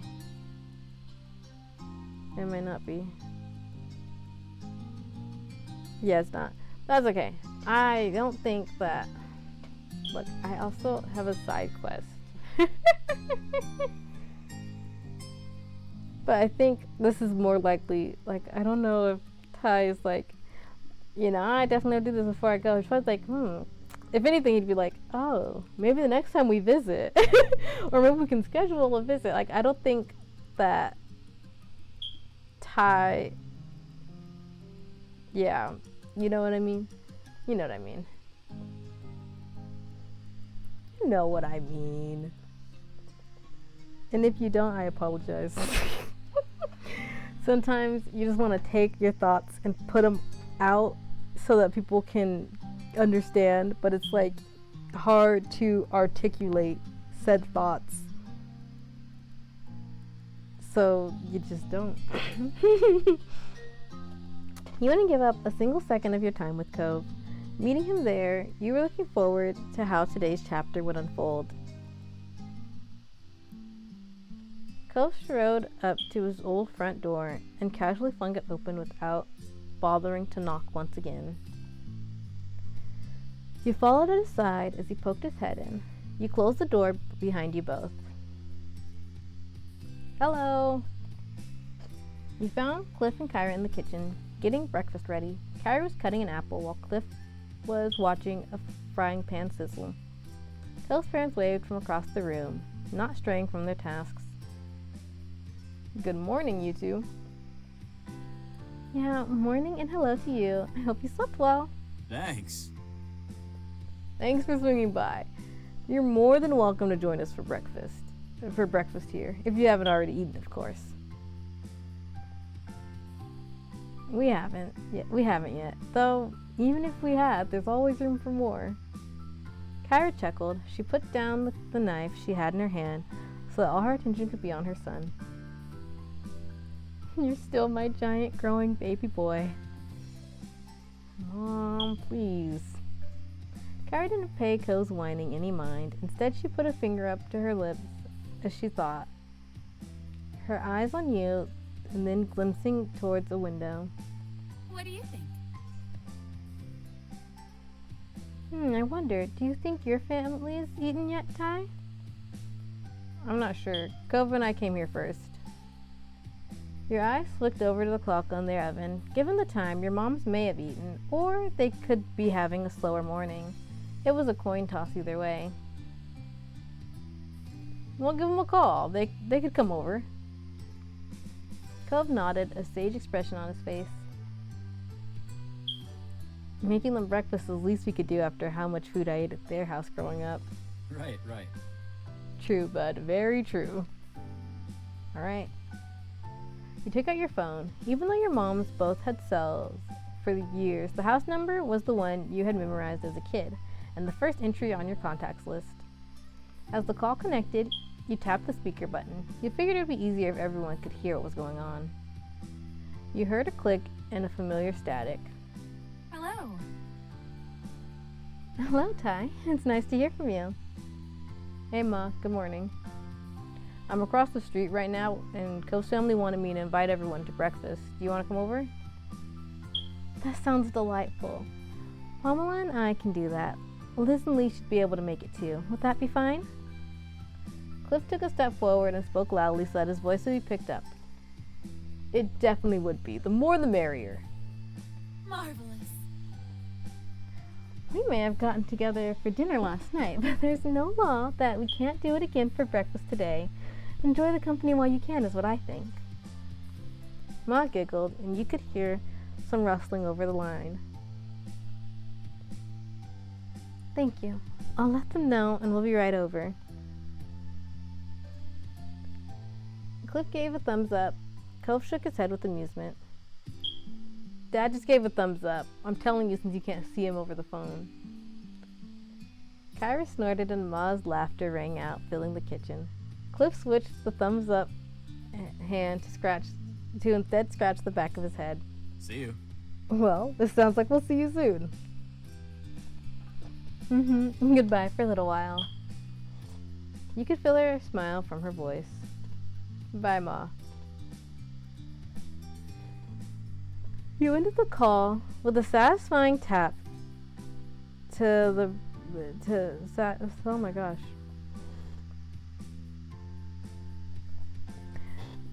You ended the call with a satisfying tap of the red button. Cliff's eyes wandered around the space. We better get cooking. Sounds good. I can help. Me too. No way, you're guests. Kyra and I have got this. She grinned. There was something playful in the twist of her lips. Right. I couldn't have said it better myself. Cliff.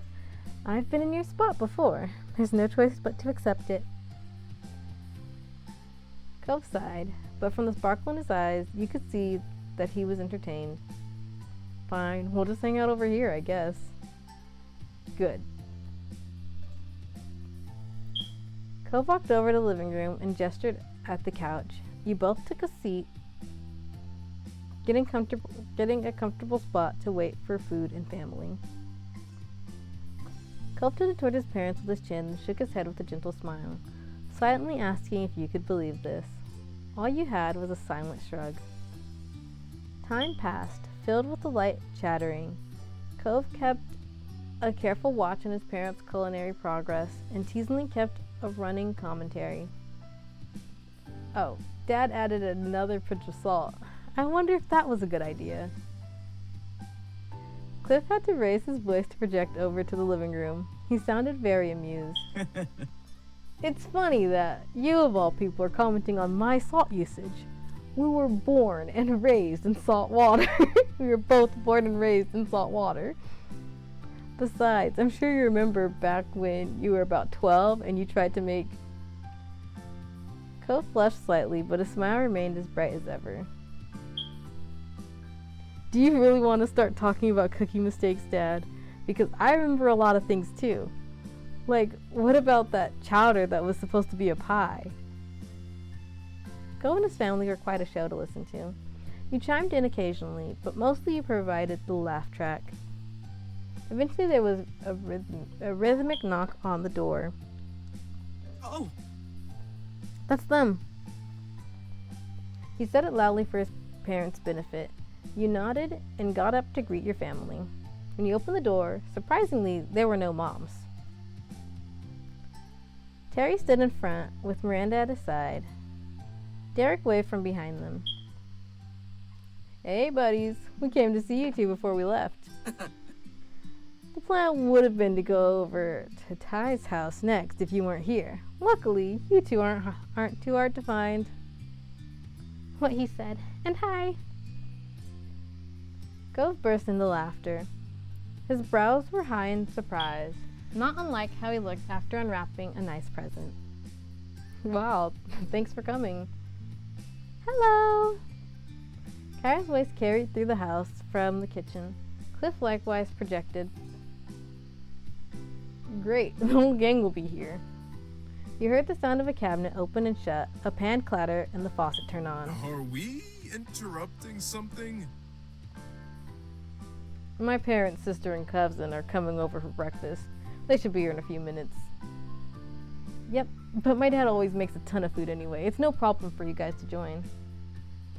Cove waved off their concerns before pausing with a thoughtful hum. The only real problem is we have enough places for all these people to sit. He peered back into the house and started counting the dining room table, chairs, and bar stools. 5, 6. Cliff interrupted when Cove began trying to use his fingers to connect the different chairs to different guests. No worries. Don't worry, some people can squish together on the sofas. It'll be fine. This really is going to be a party. Well, I'd be happy to accept the invitation. Yeah. Yeah, you'd have to be crazy to skip out on this.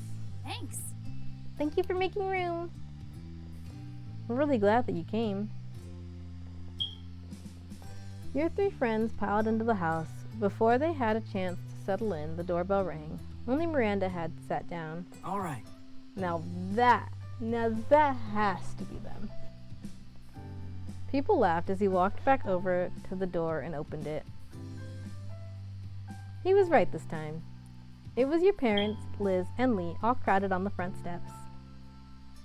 They squinted into the house and were surprised at just how many greetings were said. The sheer force of the chorus of hellos was impressive. What? How did they beat us here? How early did Ty call you? We're literally across the street.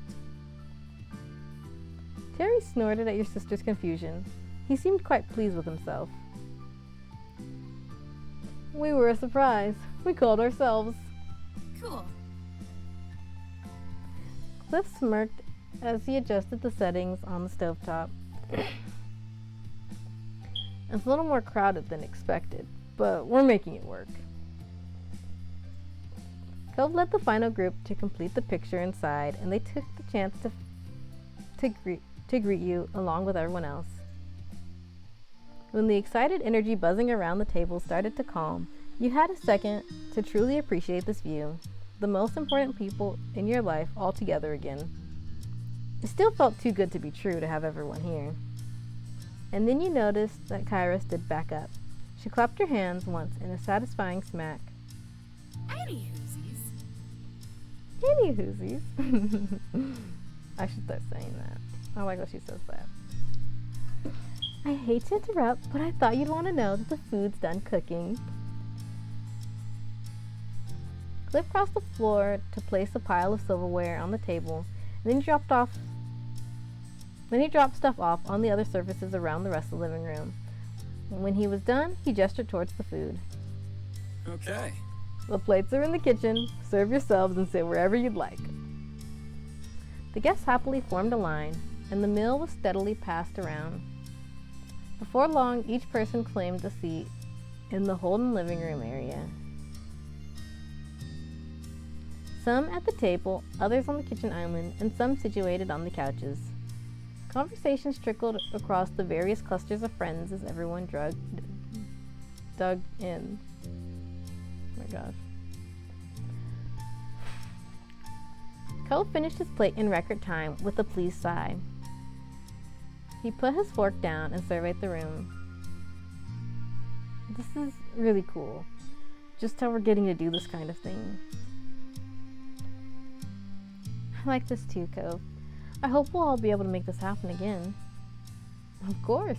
There'll always be more reasons to get the gang back together in the future. Yes, the two of you might even dare to celebrate your yearly anniversary. Every year! She said gasp. I did the gasp. It's a gasp every year. That's so funny. The smirk on Liz's face grew only wider as your moms giggled at her teasing. Ma shook her head, chuckling softer now. Josh. True. Honestly, we just might. You've made a good point. It does come around every year. You should. Seriously, you deserve a big celebration for your magical day. The kids are right. You've got a lot of people who want to appreciate you. You've got to give them a chance. It's true. I know I have a lot to thank you for. There were more nods of agreement around the room, and your moms took each other's hands for support. Neither were expecting so much encouragement. I'll think about it. She'll think about it, and I'll tell Lonnie to stop thinking so hard if she doesn't agree. Damn. Good. Good job, Mom. Now, with that settled, let us continue to enjoy this perfect gathering.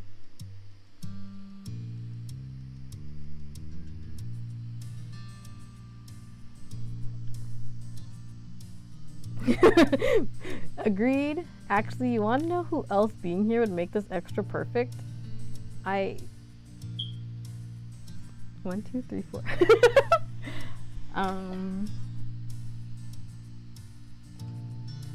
I don't know.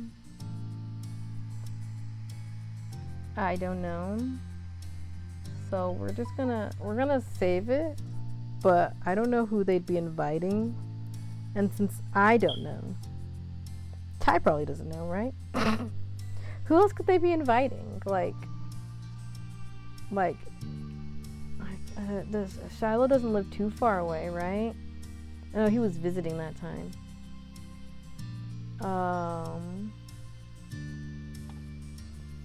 What? Who else? They didn't become friends with Baxter like that. And he's not here. Who else? Cliff? Oh, okay, so there's 3 Holdens. There's 4 the main character's family. 3 friends. I can't figure it out. So we're just gonna... I don't know. Who is it? Oh, okay. Okay. I had to check, okay?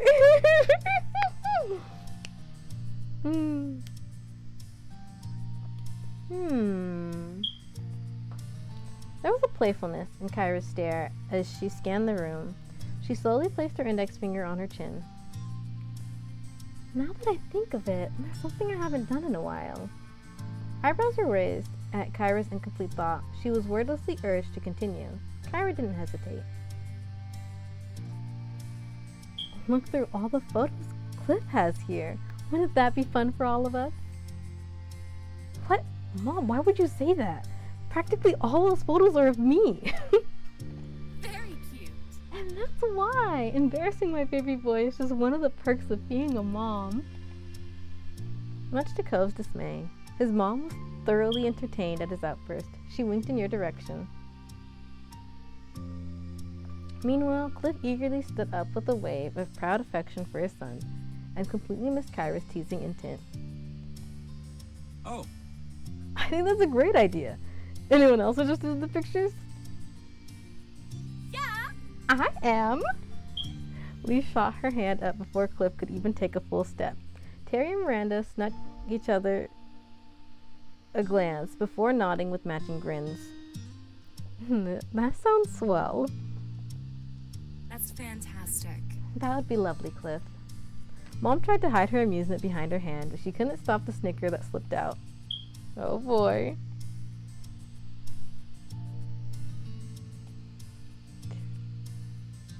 I've seen them all before, but they never get old.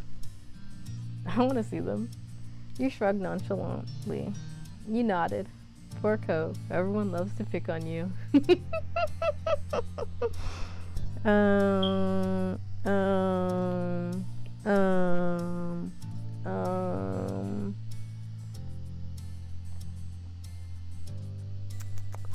I'm thinking between these because he's not. I think that he's fine seeing them, but also like this is funny. This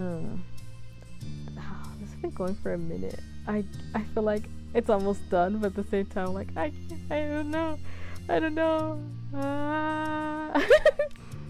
I'm out of water. Only out of love. A snort and a giggle slipped out of Liz before she could hide her mouth with her hand. She shook her head, feeling embarrassed by Kyra's knowing smile and unwavering gaze. Of course. Cove buried his face in his hands and sighed, slowly. His shoulders deflated into feet.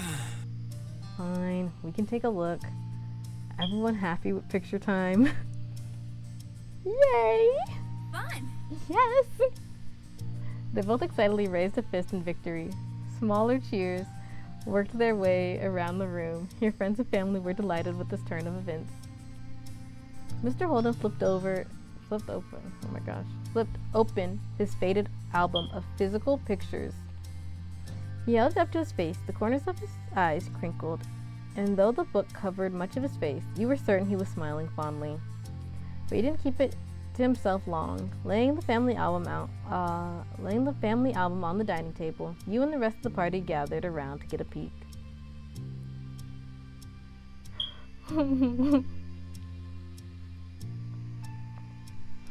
The first picture on the page was baby Cove in a cute little onesie. There were several coos and ahs from the group, and Cliff's eyes were shining with tears as he sniffled. He's grown so much.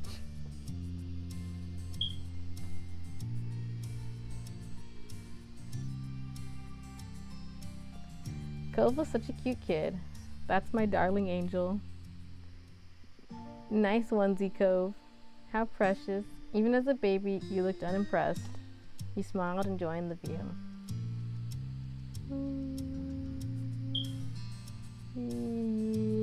Yeah. This is Ty we're talking about. Yeah. It was even sweeter to observe everyone else's reactions. They continued to praise and tease Cove over his younger years. Meeting Cove's stare, his pout deepened. The tips of his ears turned pinker the longer you noticed him.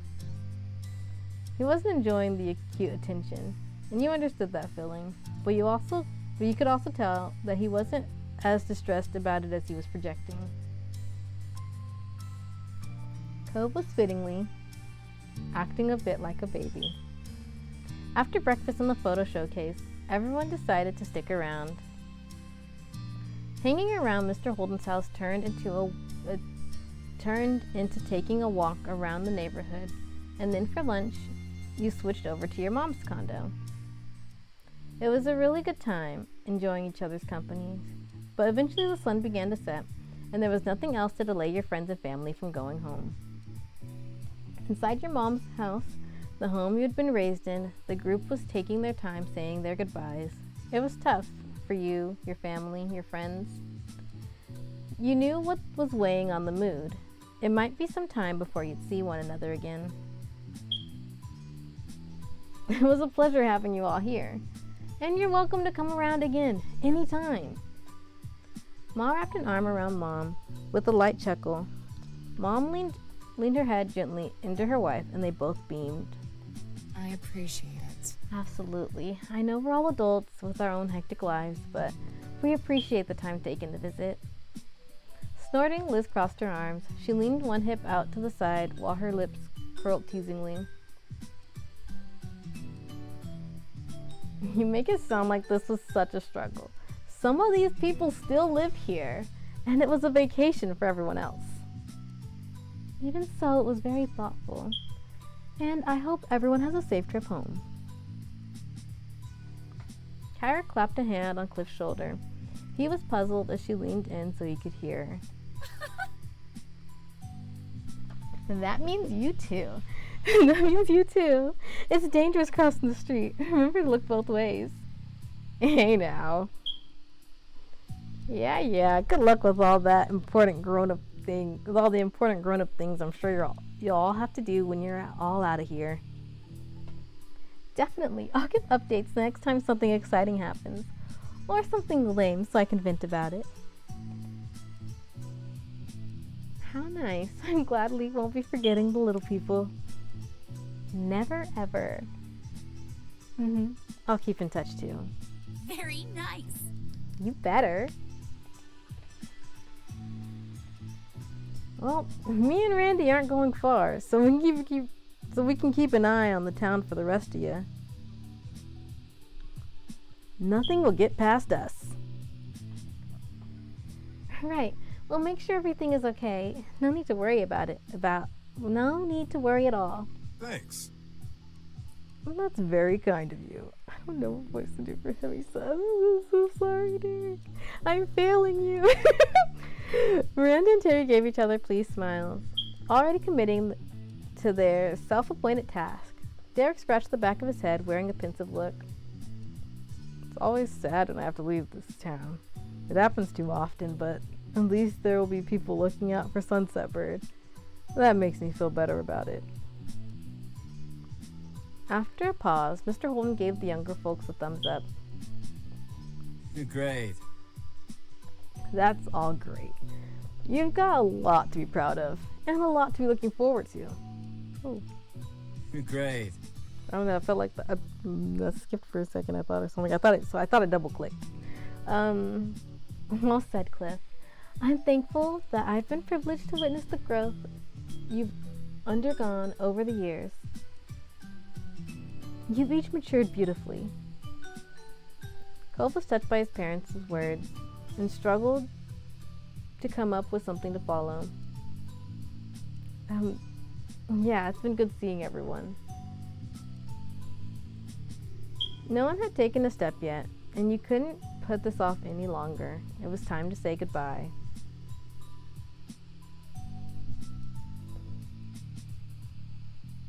Goodbye.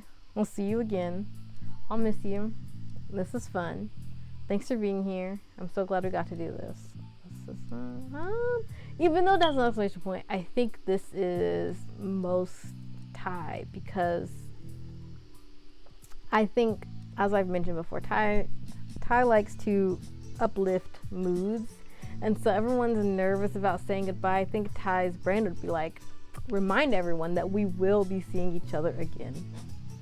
So I think I'll see you again is the most Ty option out of all of these.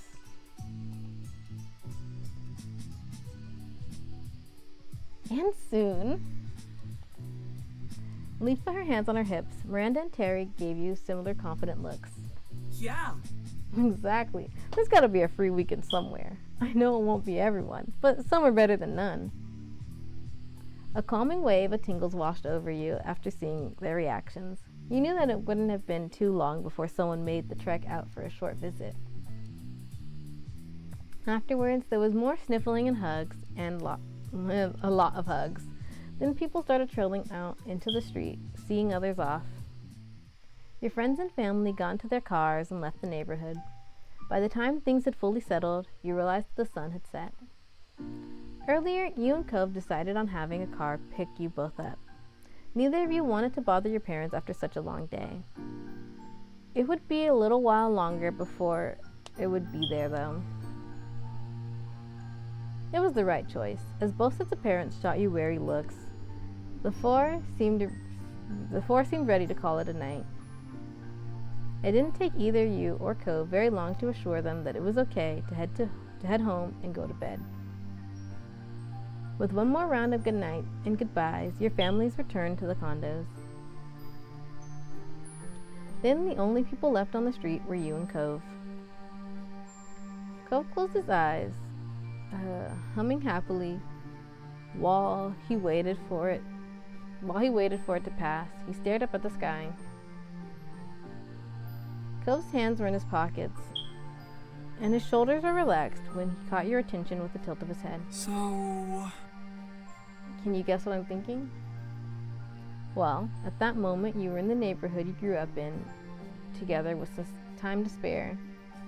You rolled your shoulders back, pretended to crack a few of your knuckles. An amused look fidgeted on Cove's face while he observed you silently. Could you perhaps be thinking that the fireflies are out now? Right. Do you want to go to the Poppy Hill before we leave? always. There was an eager bounce in your steps as you and Cove crossed over towards the hill behind your mom's house. Side by side, you stared out at the view in awe. As you imagined, the hill was dotted with the glowing firefly light. It perfectly reflected the memories of childhood and held closely in your mind.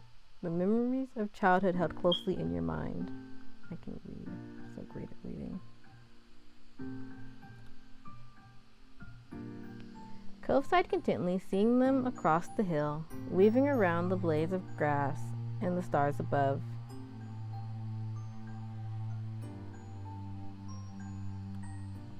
Cove cocked his head to the side before his expression twisted playfully. When he met your eye, you were about to prod him about what was on his mind when he took off running. I bet I'll catch one first.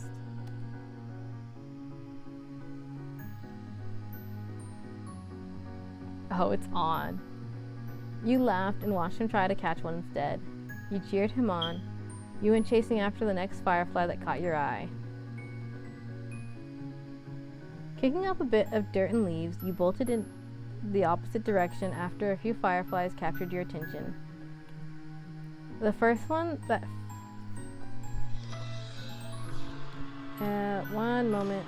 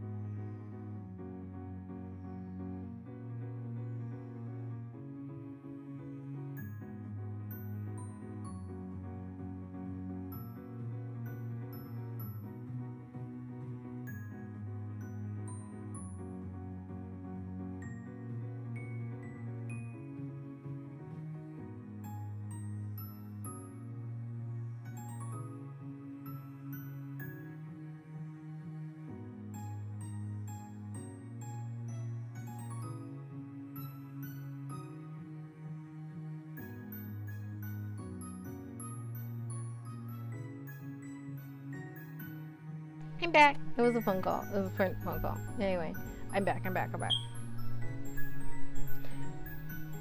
Kicking up a bit of dirt and leaves, you bolted in the opposite direction after a few fireflies that captured your attention. The first one that flitted into your range, you dove for it. Did you get one? It escaped between your fingers, but that didn't dim a second of your fun. You shook your head trying to find your next target. The next one, I could feel it. Unless you're feeling my future victory. Out of the corner of your eye, you watched Cove get spun nearly around, following one that was staying just out of reach. Chuckling, you crouched down low, searching the air. The pursuit for fireflies continued until a handful had been caught. Cove crossed over to you with a bright grin that could rival every twinkling bug and star around you. Cupped between both his hands, Cove carefully held a firefly. The corners of his mouth twisted before a few giggles escaped him, and you knew that feeling well, the firefly would buzz around, tickling the palms of your hands.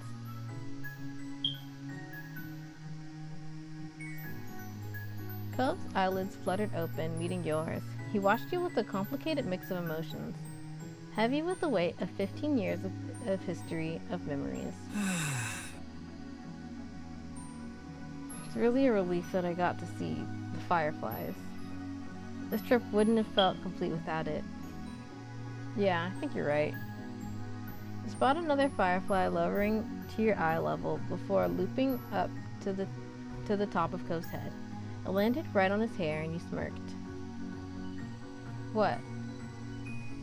You have a very tiny firefly hat. I do? Before you could answer, the firefly took off and disappeared into the night. You gave it a tiny wave goodbye. Well, that didn't last very long. That's too bad. I'll remember them as my tiny hat forever. Me too. Taking a deep breath, Cove held your eye. He appeared to be conflicted about what he wanted to say next, and you waited for him to make his choice.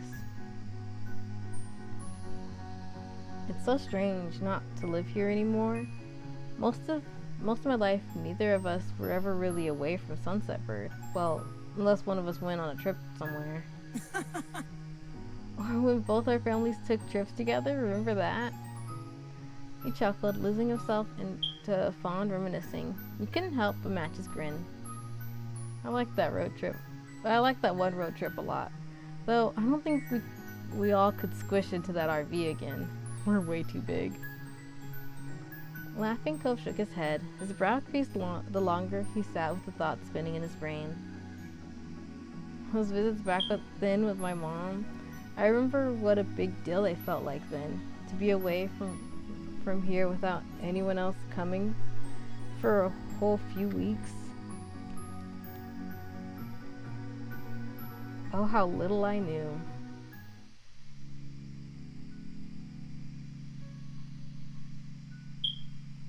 Hey, what did you used to tell your mom about me when you were on those trips to see her? You were so innocent then. You nodded.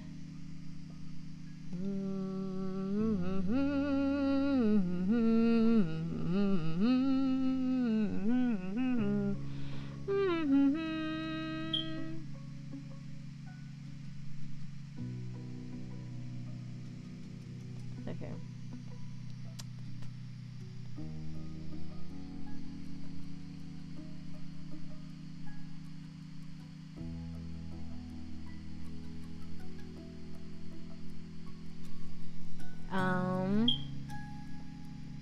Dang. I don't know. Is Ty curious enough to ask? Okay, let me flip a coin. Okay, we're going with this one. Which feels like I want to know, but also, that's why I saved. That's why I saved. You save when you hesitate. Save when you hesitate. Save when you hesitate.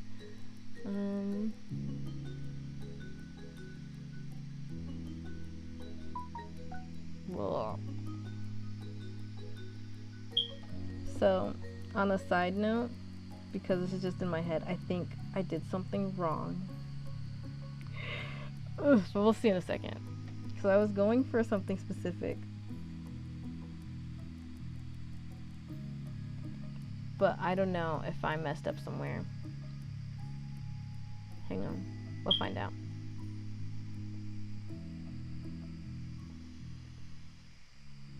Sighing, Cove slowly shook his head. You offered him a small, reassuring smile. We were, and now we're just adults somehow. After that, Cove became quiet, simply gazing into your face. The way the lights around sparkled in his eyes reminded you of moonlight reflecting on off the waves in the ocean. There was a depth to it that you could hardly grasp. A part of you felt compelled to speak, to do something, but you were entrenched. Cove held you completely in place as much as the firefly. Seconds ticked by, and you could visibly see the tension building up inside your partner. There was a tremble in his stance, creases in his face, and a darkening red color appearing over the cheeks. He breathed in slowly through his nose, squaring up his shoulders as he did. Okay. And then he released the firefly back into the vast night. It flew around him before darting away into the sky, but your gaze was fixed on him. He stood taller than before. Sometimes it's just hard for me to say things. I don't know what happened. When I was a kid, anything I thought of would come right out, even if I probably should have kept it to myself. I'm always like this. Now all the stuff in my head feels mixed up, and I can't force myself to make the words, especially when it comes to you. Cove's head tilted slightly, and he eased some of the stiffness in the way that he carried himself. It's really frustrating, huh? I think so. Nobody else has ever affected me the way you do. You're the last person I want to have trouble talking to. But it's worth it, just being able to feel the way I do for you, and having you feel the same about me. Makes it all better.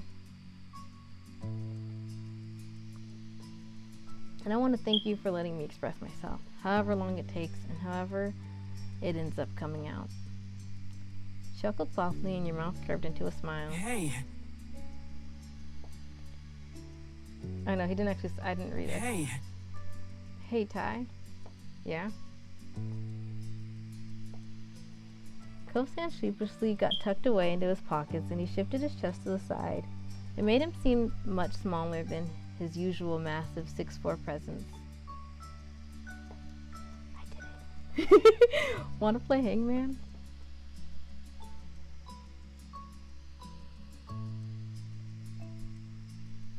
You know I do, Cove. Huh? If you want to. How can we do that out here? Hangman. Oh, I can't wait to see what you've got to say this time. You nodded. They've played Hangman a couple times. We're gonna go with this one. He perked up at the response. The hands already in his pockets started to move around inside them. Well... I've got this notebook pad from the hotel we can use. It'll work. And I thought that it'd, be nice to do after everything. I think so too. But you couldn't help noting how he had to plan this game ahead of time. He already brought supplies for it. The suggestion wasn't an impromptu game for old time's sake. You watched your partner intently. He, however, didn't notice. Cove had removed his eyes from you for the first time in a great while as he patted around his pants to find what he was looking for. Soon he shakily pulled out the aforementioned notepad and a pencil along with it. The pencil almost slipping through his fingers. He made a fumbling catch with his other hand to keep it from falling to the ground. Cove's eyes closed with a sigh as he flipped open the book. He lifted it up high, partially obscuring his face behind the covers. I can read. Oh my gosh. I'm so great at reading.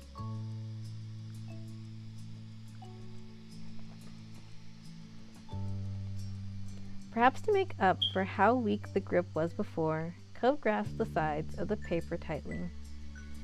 So much so, the notepad bent inward. The only sounds you could hear were Cove's controlled deep breaths in and out and the rustling noise of the paper in response to that. Cove then pried one hand off in order to begin sketching out the game board. Though he kept it carefully close to him, you couldn't get a peek. It became difficult to remain still as you stood there, waiting. Cove keeping things literally too close to the chest that Cove keeping things literally too close to the chest had you excited to find out what he had in mind. When Cove's writing hand stopped moving, so did the rest of him. There was a complete pause, but only for a moment. You barely registered the hesitation before he flipped the book around for you to see. That's... You can guess now. That was all he said about it. Your eye scanned over the page. 4 words, 4 letters, 3 letters, 5 and 2. You opened your mouth and picked a letter.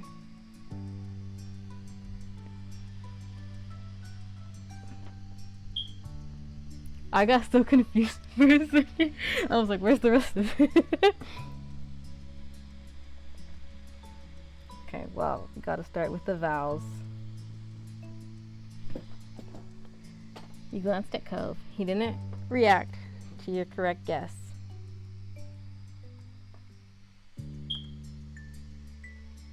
Cove still remained stoic.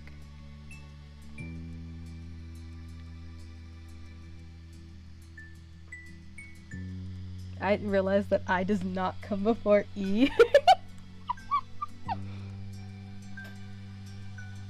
You could tell at this point that this game would need to be over before he gave any hints on what he was feeling.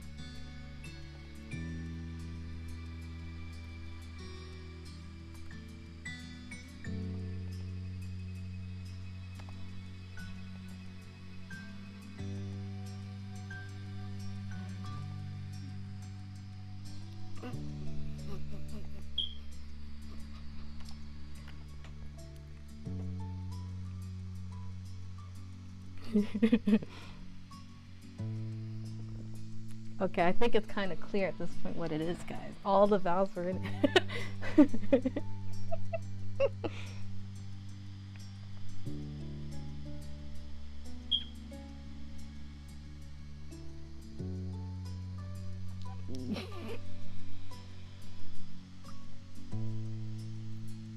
Ah.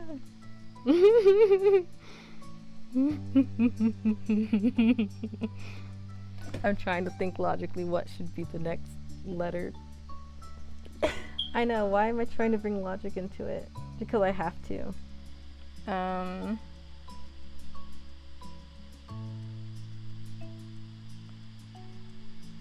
Cause look, I have to think about it like the character, and so it also, I figured it out.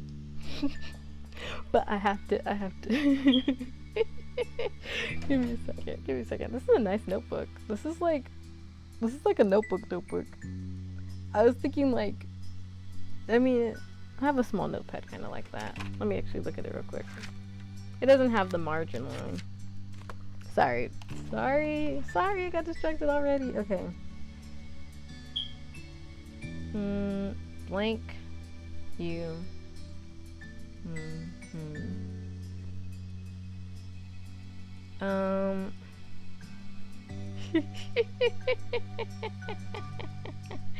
I'm sorry, something caught my eye and it made me laugh.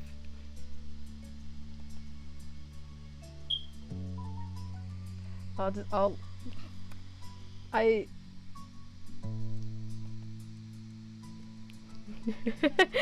so funny because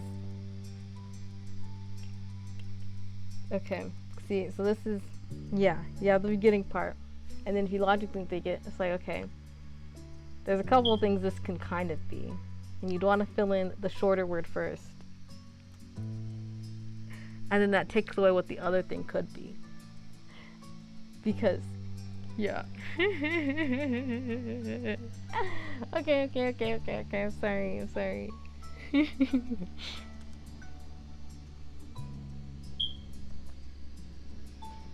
And there it was, the answer and the question. Will you marry me?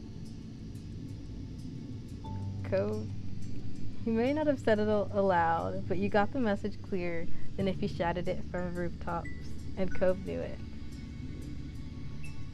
Let the notepad drop to the ground in front of you.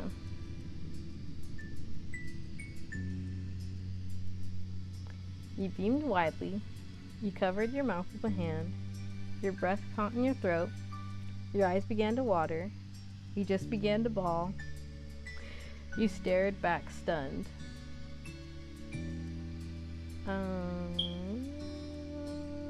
I think Ty's one of these two. The person Ty is, I think he's definitely going to be one of these two. And,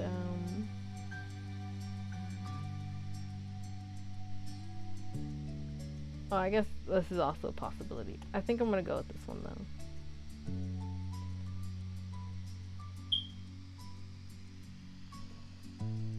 Cove's so shook. Oh my gosh, that sounds like sounds. Cove's legs shook. Despite still talking straight, his entire body had gone rigid. He winced while trying to ignore his joints to actually move. Your feet remained locked in place, churning in your own sea of emotions, giving Cove the time he needed. Ultimately, Cove graciously dropped down on both his knees with a muted thud. His head was hung low in embarrassment as he clung to your pants to stop from falling over entirely. He mumbled what you thought was an apology, though how he carried himself meant it was directed to the ground. He still couldn't move from that spot. Keeping a tight grip, he was able to awkwardly shift a leg lower so that he was being propped up on just one knee. There was a pause. Oh, he's got the teary eyes. And he looked up at you with eyes as blue and wide as the sea and just as wet. He released your clothes to instead put his hands over his heart. Ty, in a small, fragile voice he spoke. I love you. You mean so much to me. That sounds... Did I cut out? Oh shoot, did I cut out? My bad. Because that's the announcement thing. Well, that's awkward. Now Internet, you've ruined the mood. Hang on.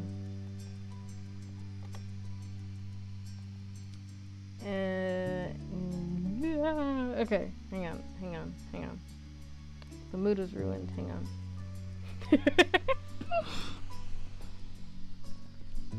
And then he looked up at you with eyes as blue and wide as the sea and just as wet. He released your clothes to instead put his hands over his heart. Ty, in a small, fragile voice he spoke. I love you. You mean so much to me. I don't even know what life would be without you. Tears fell heavily, and the words dropped out as painfully. I'm sorry, have I ever been able to handle a major romantic moment in our relationship well? You don't have to answer that. He laughed breathily. It was almost more of a wheeze. I've never made things easy, especially when growing up. Life was so hard for me, and so I made things harder for everybody else. You were always so good to me, no matter what. And I've loved you for so many years. I continued to sniffle as he made a few false continuations of unintelligible stammerings. Eventually, Cove found what he wanted to say next. Thank you for being my boyfriend. Thank you for always giving me such nice gifts for no reason. Thank you for never minding when I sneak over to your house through the window. Thank you for being there to make me feel better after I got upset because my dad tried to pay you to be my friend. Thank you for standing up to Lizzie when she would be mean to me. Cub's eyelids squeezed shut in an attempt to stop himself from rambling further.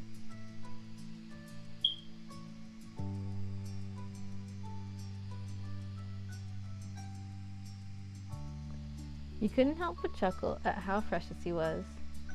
You had to hide your face bashfully. Your eyes began to tear up. You didn't know what to do with yourself. You had to stop yourself from interrupting. You were so touched already, but wanted him to finish.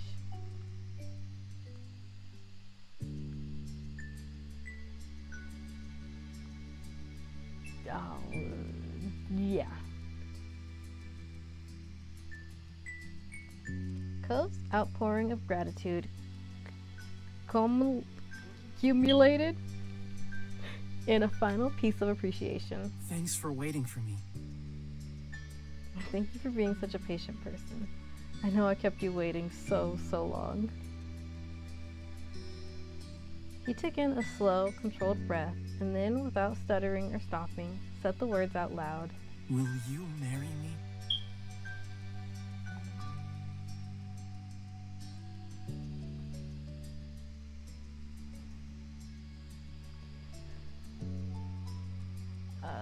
I will. There's nothing that I'd want more. Yes, I would be happy to. Of course, finally. You bet I will. You nodded joyfully. I really do feel like Ty's one of these two, which is really funny because they're both kind of different, but I think that he's one of these two.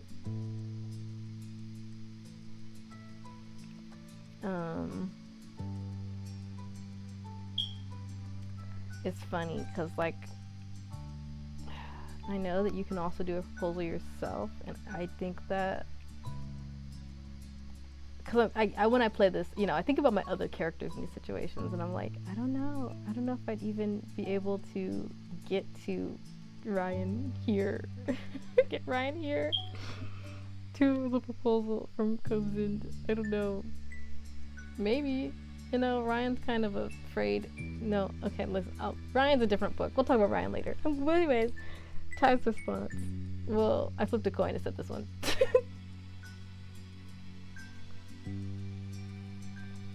Cove collapsed forward, catching himself with his hands before landing face first in the grass. The poppies around his face fluttered from his grand sigh of relief. Oh my God, thank you.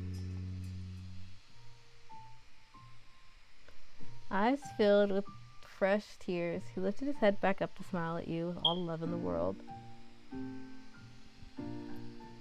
Thank you, thank you, thank you. I know that's all I've been saying this whole time, I'm sorry, but just thank you for being here and for being the one I get to be with.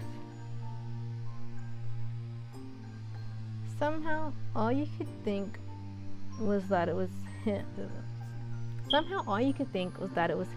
Cove Holden, the man you loved, and now the person you were going to marry.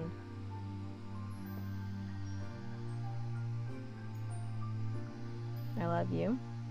No, thank you for everything. You never have to apologize for that. You're so wonderful. Don't worry, this was perfect. You nodded reassuringly.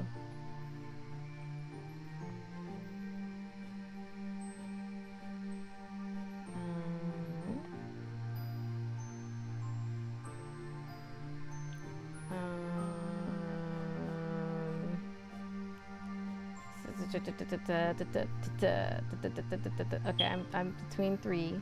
I'm between three at this point. Okay.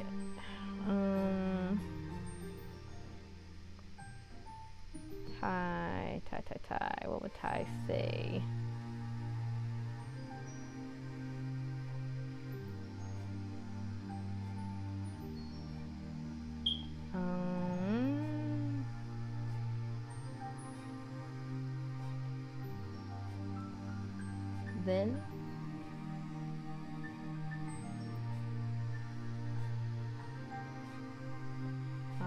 embraced him, you pulled him into a kiss, you got down in the grass and kissed him.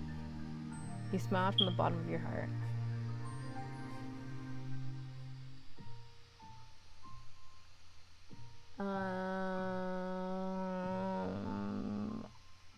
I guess we're going this one.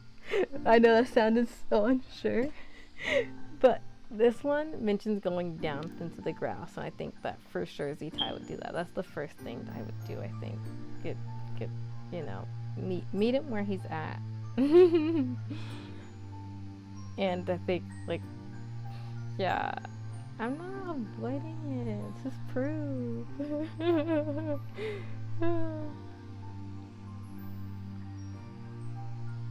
You couldn't hold back any longer. You launched yourself at him and knocked Cove over on impact. He laid flat on his back now. His eyes are wide, but swiftly pulled you against him, as close as he could get, desperate to feel you. You leaned forward and kissed your fiancé. He kissed you back lovingly, and you could feel the smile on his face. The place where you met, where you grew, where you fell in love, was now the place where your shared life together truly began.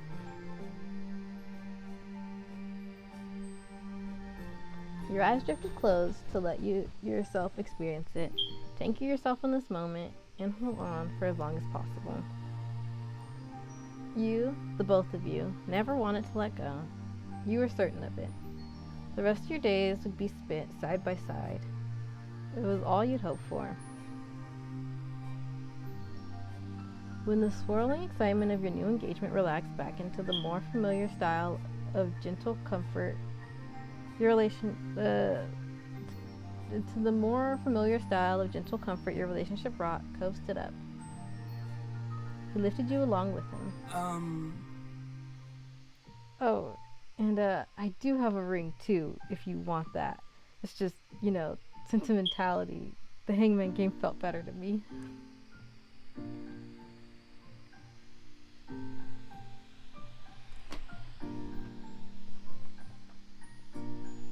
You instantly laughed.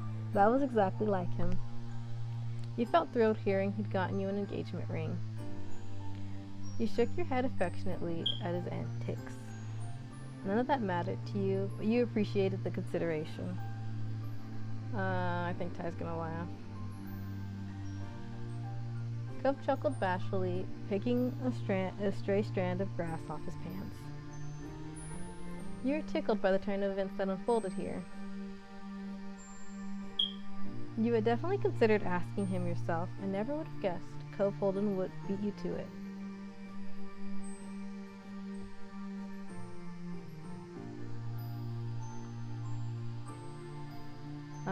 This is all you needed and more. You felt ecstatic he did, but you still wanted to propose too.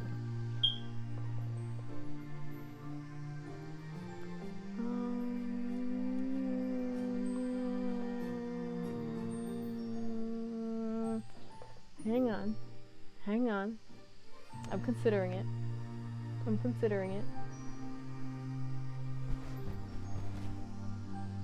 I think Ty's okay. Yeah, okay. Suddenly, Cove's now wide eyes snapped to yours. How are we gonna tell people? We're leaving early in the morning and it's really late now. Should we try talking before we go? Two of you put your heads together to come to some kind of decision for this predicament. Maybe. We could try calling your mom's house phone. If they hear that, it'd mean they haven't really gone to bed yet. If they don't, they probably won't even know it rang. Calling their cell phones might wake them up. And I could do the same for Dad's house. Yeah, that could work. In sync, you and Cove dug out your cells and began to call the respective homes of your families. Cove stepped to the side as his father presumably picked up. You couldn't pay attention to his words for long as Mom answered your call next. Hello. Jones residence, how can I help you? Hi, Mom. It's me. I wanted to see if you were awake without bothering you if you'd gone to bed. Yeah? Hooray, such a thoughtful person. I'm impressed. She chuckled at her own comment while getting quieter. You could tell she was pulling her face away from the receiver. Lonnie, Ty's on the phone. When she spoke again, it came in loud and clear. She's coming on over. Oh! You twisted your head to the side after hearing Cove's exclamation and saw him tap on a screen to switch things to speaker mode. Say hi, Dad and Mom. Ty is here, and so are his moms, sort of. They're on the phone too. You quickly followed Cove's move and let your moms be on speaker. Hey, Jones family.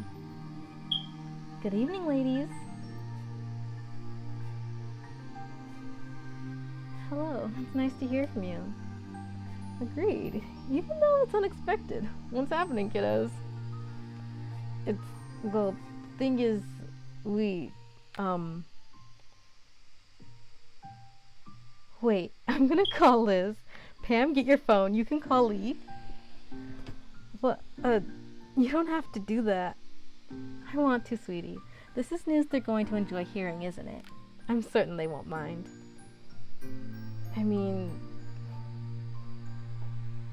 Alright. Hey, in that case, Kyra and I can call your friends. I've got their numbers. Seriously? Of course, they've all had to call me plenty of times to try reaching you whenever you misplaced your phone or forgot to charge it. Dad.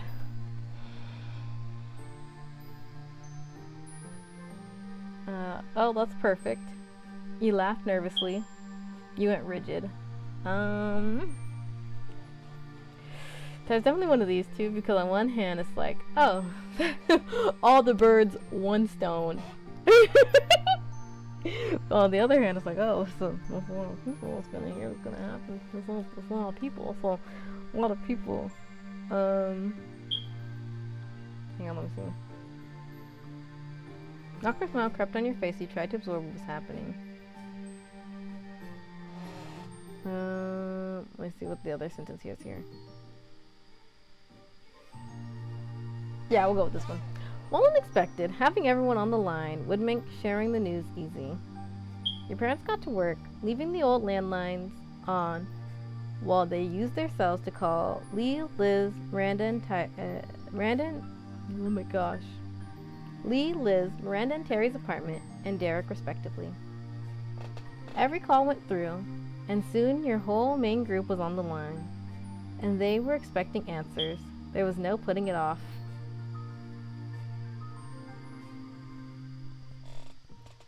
I have an announcement. Well, Cove's got an announcement.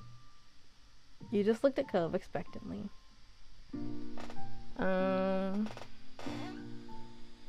Yeah, we can announce it. Cove announced that they started dating, so we can announce that they're engaged.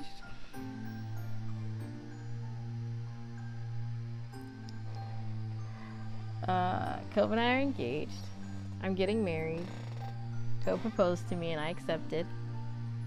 I'm intending to take Cove James Holden's hand in matrimony. I'm sure you can guess. Cove and I are getting married. This one's so funny.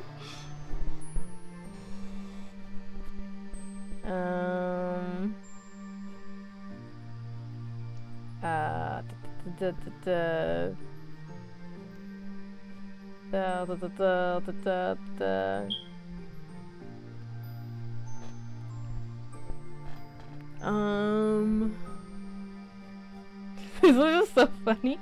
It's funny because it's like, it's implied. But, this is also funny. Oh, goodness. Now I gotta sit down and think.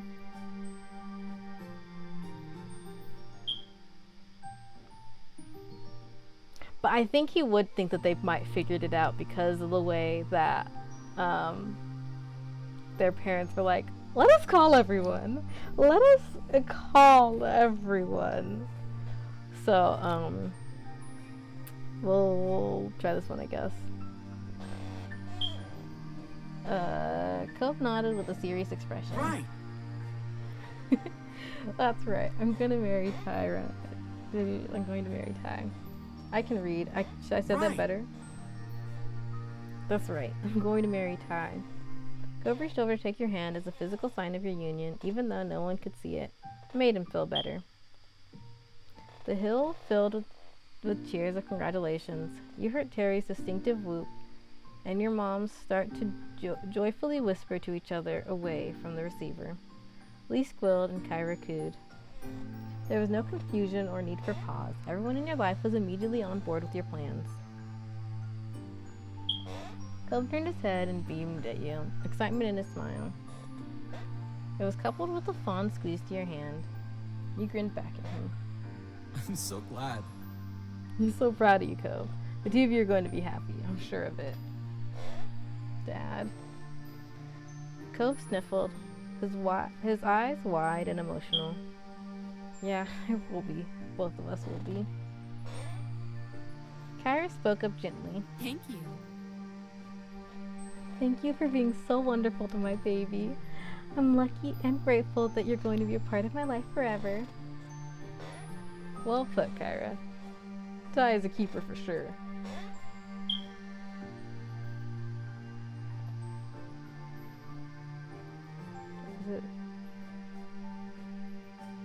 Your family couldn't stay quiet for long and began to chime in. I can't believe how grown up you are, but I couldn't be happier with how it all happened. Congratulations, Ty. You're one of the smartest cookies there are. You're going to make an amazing life for yourself. Seriously? This is totally amazing. You're seriously getting married. It's like we're real adults and all that. Yeah, it'd almost be hard to believe that my baby brother is marrying a person. You know, if Cove weren't such an obvious choice as a husband for you. Her tone turned abnormally gentle. You're doing good. Thanks for the positive rating. You're welcome. I love Liz.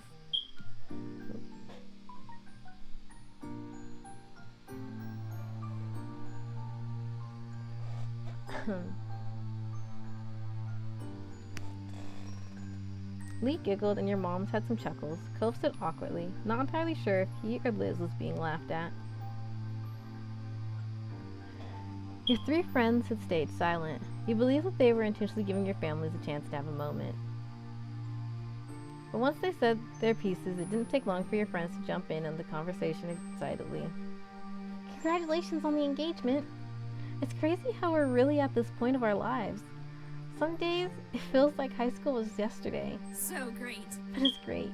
You both are definitely Sunset Bird's best couple.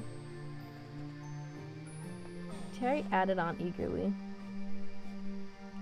You are the aspiration. I'm stoked that you're gonna be official. This is a big step, but I'd say you've more than earned it with everything you've been through over the years.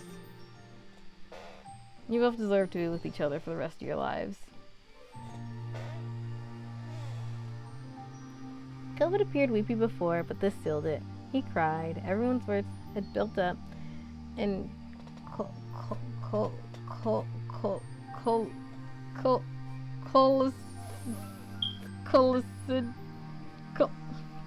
guys, what word is that?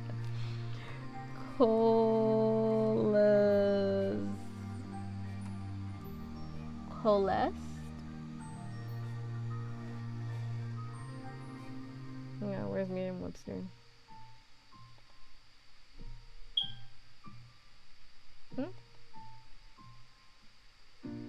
It didn't coalesced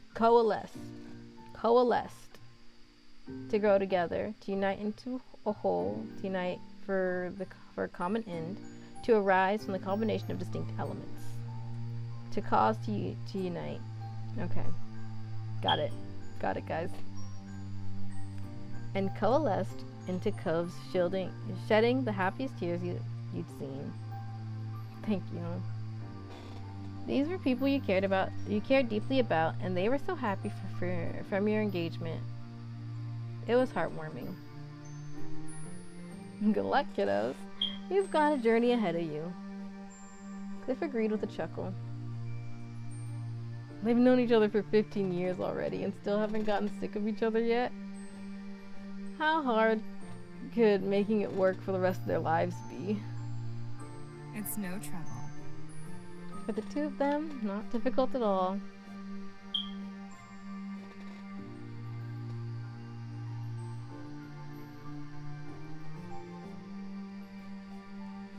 Thank you so much, everyone. I don't even know what to say. Y'all better come around again for the actual wedding. I'm impressed. I'm impressed Cove didn't run away even once during this big life change. He focused on taking in the moment. You kidding me? I'll be the first one there. Liz snorted through her phone. I'll be there even if you forget to send me an invitation. You don't get to escape me that easily. Wait, is that your way of inviting us? To your wedding? Clove glanced at you and shrugged. He didn't have a problem with it. It was efficient. Everyone on the call should be invited to the wedding anyway. Why am I surprised? Everyone started laughing. To your satisfaction, it seemed like they had already started planning to be guests. Well, ultimately the night was growing late and many phone calls all had to come to an end. After goodbyes were shared, you were left with just one another again in the quiet space of Poppy Hill. I think that was nice. Me too. Well... We have to go to the hotel now, huh?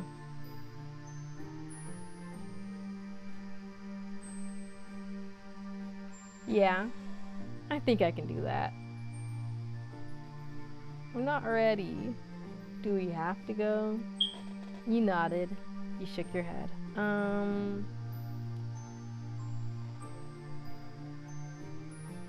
I was curious. Okay, wait, I'll read it. I was curious. Are you sure? Yeah, it's just goodbye for a little while. There'll be more nights like this one someday. Traveling a few steps behind Cove, you looked back down the hill. You spotted your familiar childhood home immediately. I'm grateful we could come home here and see how things are without us. It was nice. Yeah. It really was.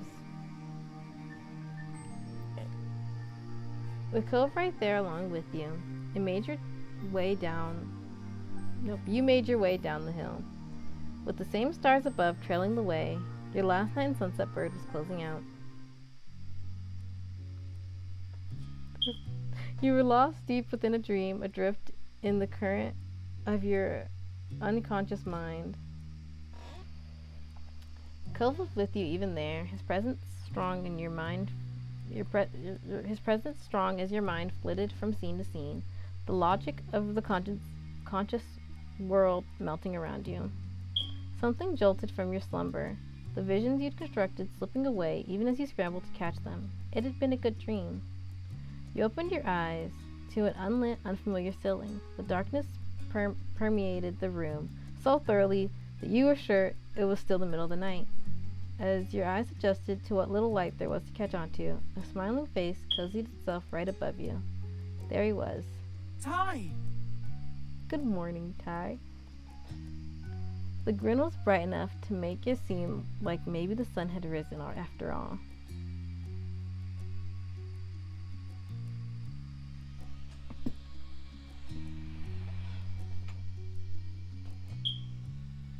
Good morning. Wow, it's my dream come true, you said sarcastically. Oh, it's my dream come true, you cooed. What have you got up your sleeve today? Please stop being a morning person. You groaned as grumpily as you could manage.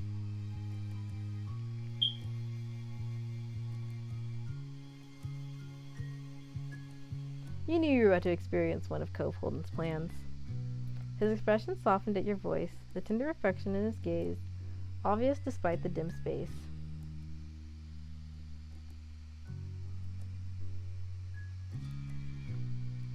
You kissed him, you flicked his nose, you ruffled his hair, you pulled the covers over your head.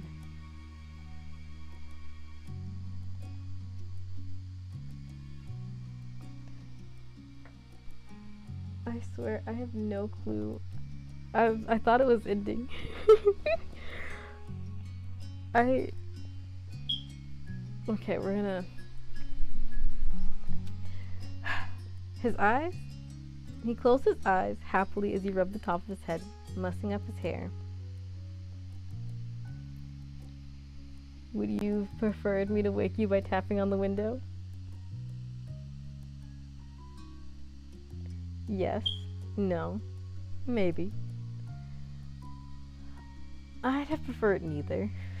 Haha, you're so funny. Cove simply smirked, amused by his own wit. Come on. I mean, you really should have expected this was gonna happen.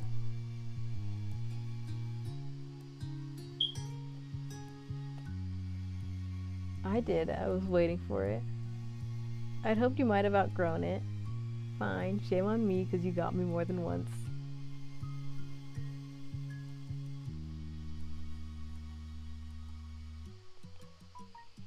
I'm not gonna lie, my brain is slowing down a little bit and I'm not sure if I'm missing something. Genuinely, I don't know if I'm missing something. I can't save there. Okay.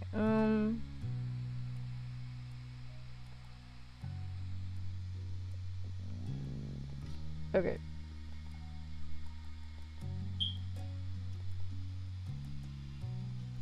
Way more than once.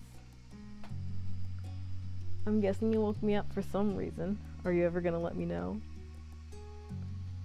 Well, this is our last day here. Everyone might still be asleep, but if we get up now, we can at least see the neighborhood. Do you want to? Of course. With you, definitely. And the reason you didn't tell me this plan last night is... Here we go, yet again. You just nodded. I doubt I have a choice here. Here we go, yet again. Cove only shrugged. Was that a yes or what? Okay, yeah, I'll come with you. All right. Great. Then he held out one of those hands. Then he held out one of those hands to help you get up too.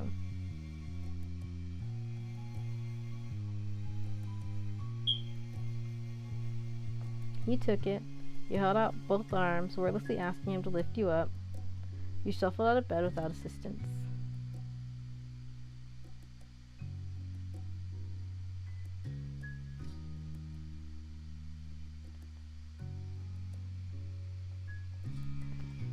I know I didn't explain my thought process there, but I don't really have one. It was just which one. I'm curious, but maybe it might be someone else. But yeah, so yeah. Anyways, Cove's grip was strong. As his fingers closed around yours, he pulled, tugging you up with ease. Before you could head out, you and Cove both needed to get dressed. You did so quietly. The strangeness of the hour meant that your body seemed less coordinated than usual. Each article of clothing a new puzzle, but you managed it. The two of you were eventually ready to head out into the wide world. Dawn still hadn't broken when you left the hotel, yet it was easy enough to get a ride down into Sunset Bird. The journey was peaceful. You might have expected sleep to attempt to claim you once again, with the sky still so dark, but Cove's excited energy was infectious. Morning was finally starting to come over Sunset Bird as you arrived, almost like the sun itself wanted to be there to welcome you. Cove turned towards you, his eyes sparkling with anticipation. One more summer beach trip? You laughed, nodding to reassure him, as if there was alternative now that you were here and he was looking at you so eagerly. Yeah, one more. You could have taken your time getting there, dawdling under the morning sun, or you could have taken the short walk at regular pace. And both of those would have been just right for some other occasion. But this time, without either of you saying a word, you and Cove set off sprinting. The two of you tore gleefully down the street towards the beach, as excited and as ungainly as the kids you'd once been. You were laughing with joy and at the absurdity of it all. Being here at the break of dawn with the boy you'd once discovered on the nearby hill, who never completely grew up. As it was still early, you did your best to keep the noise down. To the side you saw Cove covering his mouth to stifle his own giggles, similarly aware of people sleeping in the condos around you. You thought of what it meant, You thought of what the mean old not grandparents would have to say if they could see you now. All you could do was continue running and stumbling towards the beach, away from the residences and their sleeping occupants.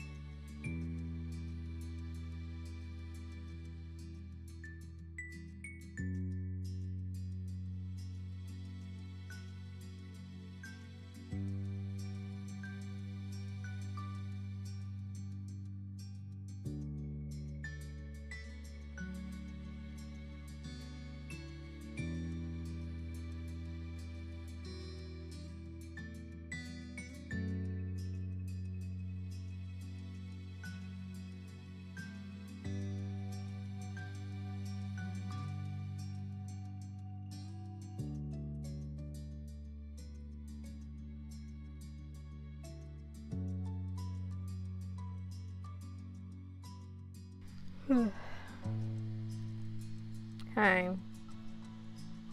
Yeah, I had to do a thing.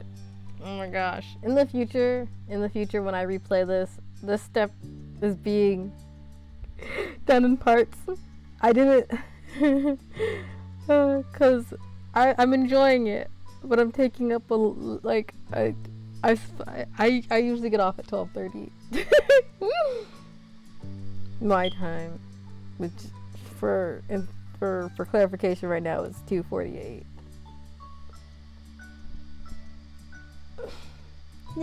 Yeah, you know, I was worried about short-haired Cove, but actually it's not bad. I was like, I'm not used to him having short hair. This is fine.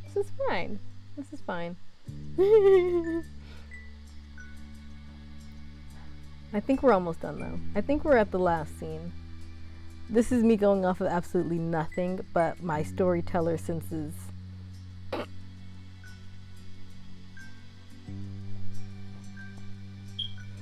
It was only a few minutes before you arrived at the expansive ocean shore. Cove kicked off his feet. Nope, you can't do that. That's not what that says. Oh, okay. Cove kicked off his shoes and strode right into the water, not stopping until his feet were entirely submerged and the waves tickled his ankles.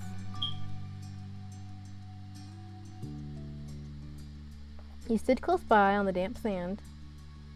You got in the water with him.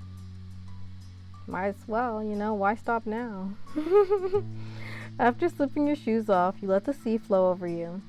It was cool against your skin, but not as cold as when the wave pulled back and your wet feet were exposed to the air again. The two of you stood there, watching as the sun continued its ascent over the horizon. Silence fell between you until finally dawn had fully broken. Even then, Cove spoke in a whisper. Wow. I can't believe it's over.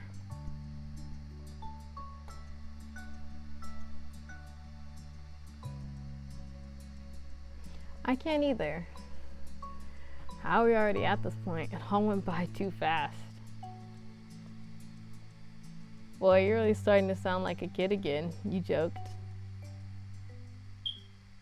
I think it was good enough.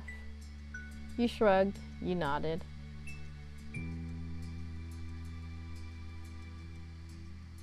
A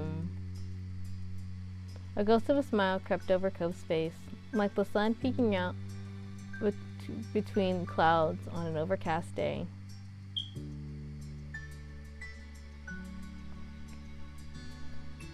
Cove reached out and enveloped your hand in his, pressing your palms together tightly.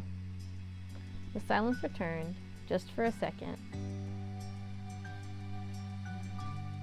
I'm glad we came this morning, and that we came on this whole visit back. I'm so glad. But more than anything, I'm glad for ending up in this town in the first place, where I got to grow up with a really nice neighbor. I wouldn't have wanted any other life.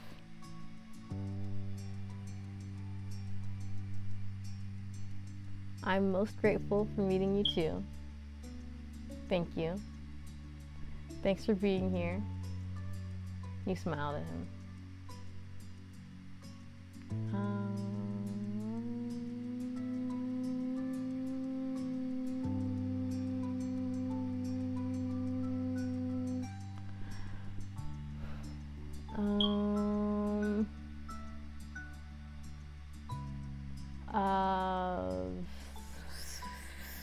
What would Ty do?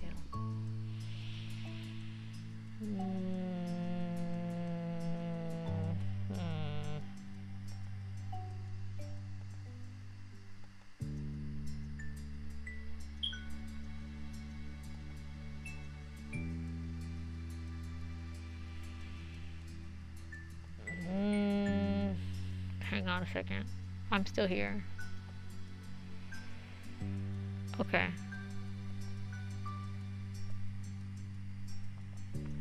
Cove looked over at you out the corner of his eyes, not turning his face from the sea. His expression was full of affection, from the gentle curve of his smile to his clear, contented brow. It was a stark contrast to the tears rolling down his cheeks. You counted yourself lucky. Even though you were leaving now, this place had gifted you with so much that you'd carry with you, however life might take you. The memories you made, the lessons you'd learned, the people you'd built relationships with, you kept those pieces of your life in Sunset Bird forever. You stood with Cove, silently watching as the bright rays swept away the last of the night's shadows until the day truly arrived. Your spirits were high as the sun rose ever higher in the sky. The two of you found yourselves meandering back to the neighborhood street on sandy feet, strolling down the path just as you'd done thousands of times before. This is where it all started. You were compelled to look at the exact spot you'd first encountered Mr. Holden, sitting dejected on the curb. It wasn't like that anymore. Still, you couldn't forget the day it began, just as you couldn't believe what an adventure it led to. Things had never been the same since that moment. You couldn't be happier for it. Your mental lingering on that meeting had turned physical, causing you to stop in your tracks. It was only when you heard Co's voice calling your name that you remembered when you were and realized what you'd done. And what a present it was, a shining sun, a clear blue sky, and Cove James Holden by your side. All the most natural things in the world. So, what's the next step? You watched Cove expectantly, waiting for him to guide you forward from here. There was a crinkle around his eyes as he laughed. It's up to you now.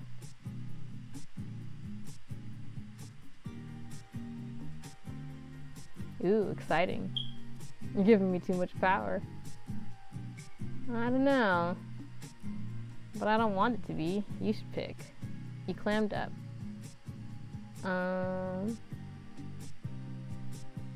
Aren't you worried about it going to my head? Cove smirked, shaking his head. It's okay. Don't worry about it. I'm listening, so go ahead. His eyes met yours, holding your gaze. I believe in you, Ty.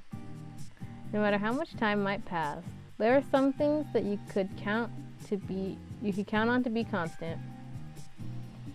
Cove, your family, his family, and all your other loved ones being there for you when you needed it was one of those things since the beginning and for always. Beginnings and always. Knowing they were there and you would never be truly alone made the future look all that much brighter.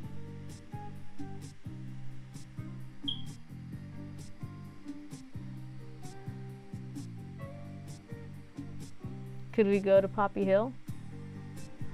Want to find somewhere private to make out? You want to keep walking and go through town? Want to grab something to eat? We should see who could reach the end of the street fastest. I just want to wait and see what happens.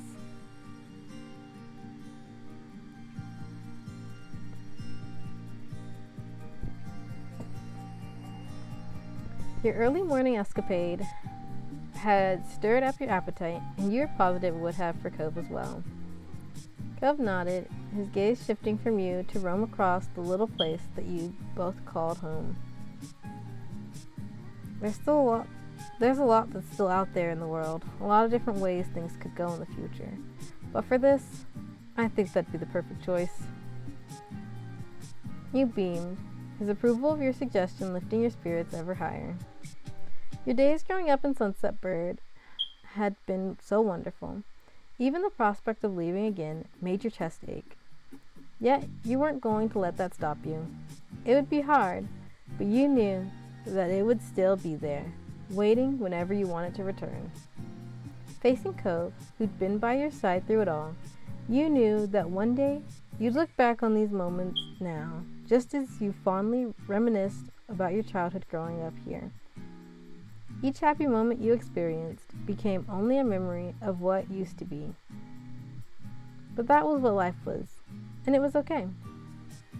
As it was from the beginning, and continuing that way for always, life took another step forward. Oh look, Bevel now leaving Sunset Bird Sign. Thank you for beginning a life here. You can come back again always. The end. I will come back.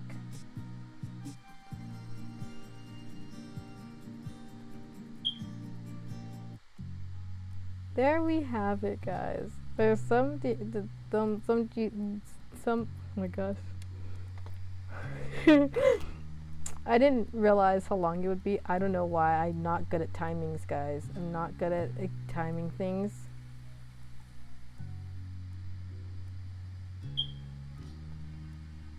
Oh, wait. Oh, hey, you can, isn't that funny? See, now,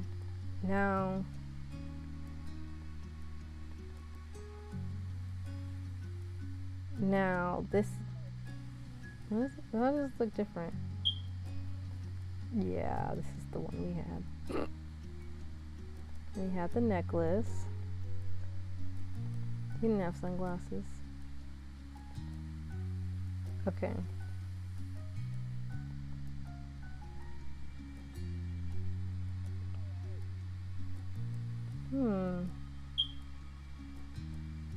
Yeah. There we have it. We finished the game. I really was bent on finishing step 4 in one sitting, and so I did. I didn't realize that it was this long though, to be honest. But that's because I'm not good at guesstimating time frames, as we've seen from me always being like, oh, I didn't know this was this length, or when I start something up and then it's like finished and it's like, oh, I guess there wasn't that much left of it. But hang on, where am I? So I should be back on Wednesday at More Long Live the Queen, most likely. Wait, yeah, I don't have any more appointments, so in theory I should be here on Wednesday, and then Thursday probably with more potion craft, and then we'll start a new demo on Friday.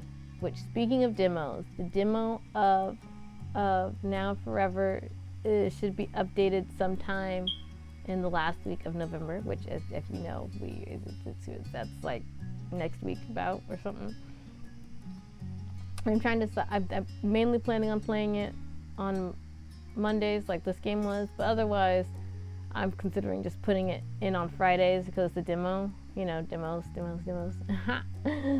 But anyways, I gotta figure out more stuff that I'll be doing now that I finished playing this game, and I mean, I'll be playing this game more on the side, but you know, probably not on stream. Like keyframes, I'm still playing keyframes. Oh, I got a couple more character graphics, by the way. That's what CG stand for, right? Character graphics. I got a couple more. I mentioned before, I think, that one of them was completely accidental. Like, it was a complete accident that I had gotten it. But I did get it. And the other one, I guess, was also an accident because I wasn't expecting it either. I wasn't CG hunting. I was actually just exploring scene avenues. I guess that's how you get the images. Anyways, yeah, thanks for watching, and this was fun. Like I said, I will play this game again as Ty in about a year or so when things have changed. I have to play it again. Whether it'll be a stream or a let's play, it'll probably be a stream just for old time's sake. But also, who knows? That's the future. We can't see the future. Life continues on forever and always, you know? Yeah, so we'll see what happens from here. Thanks again, and goodbye.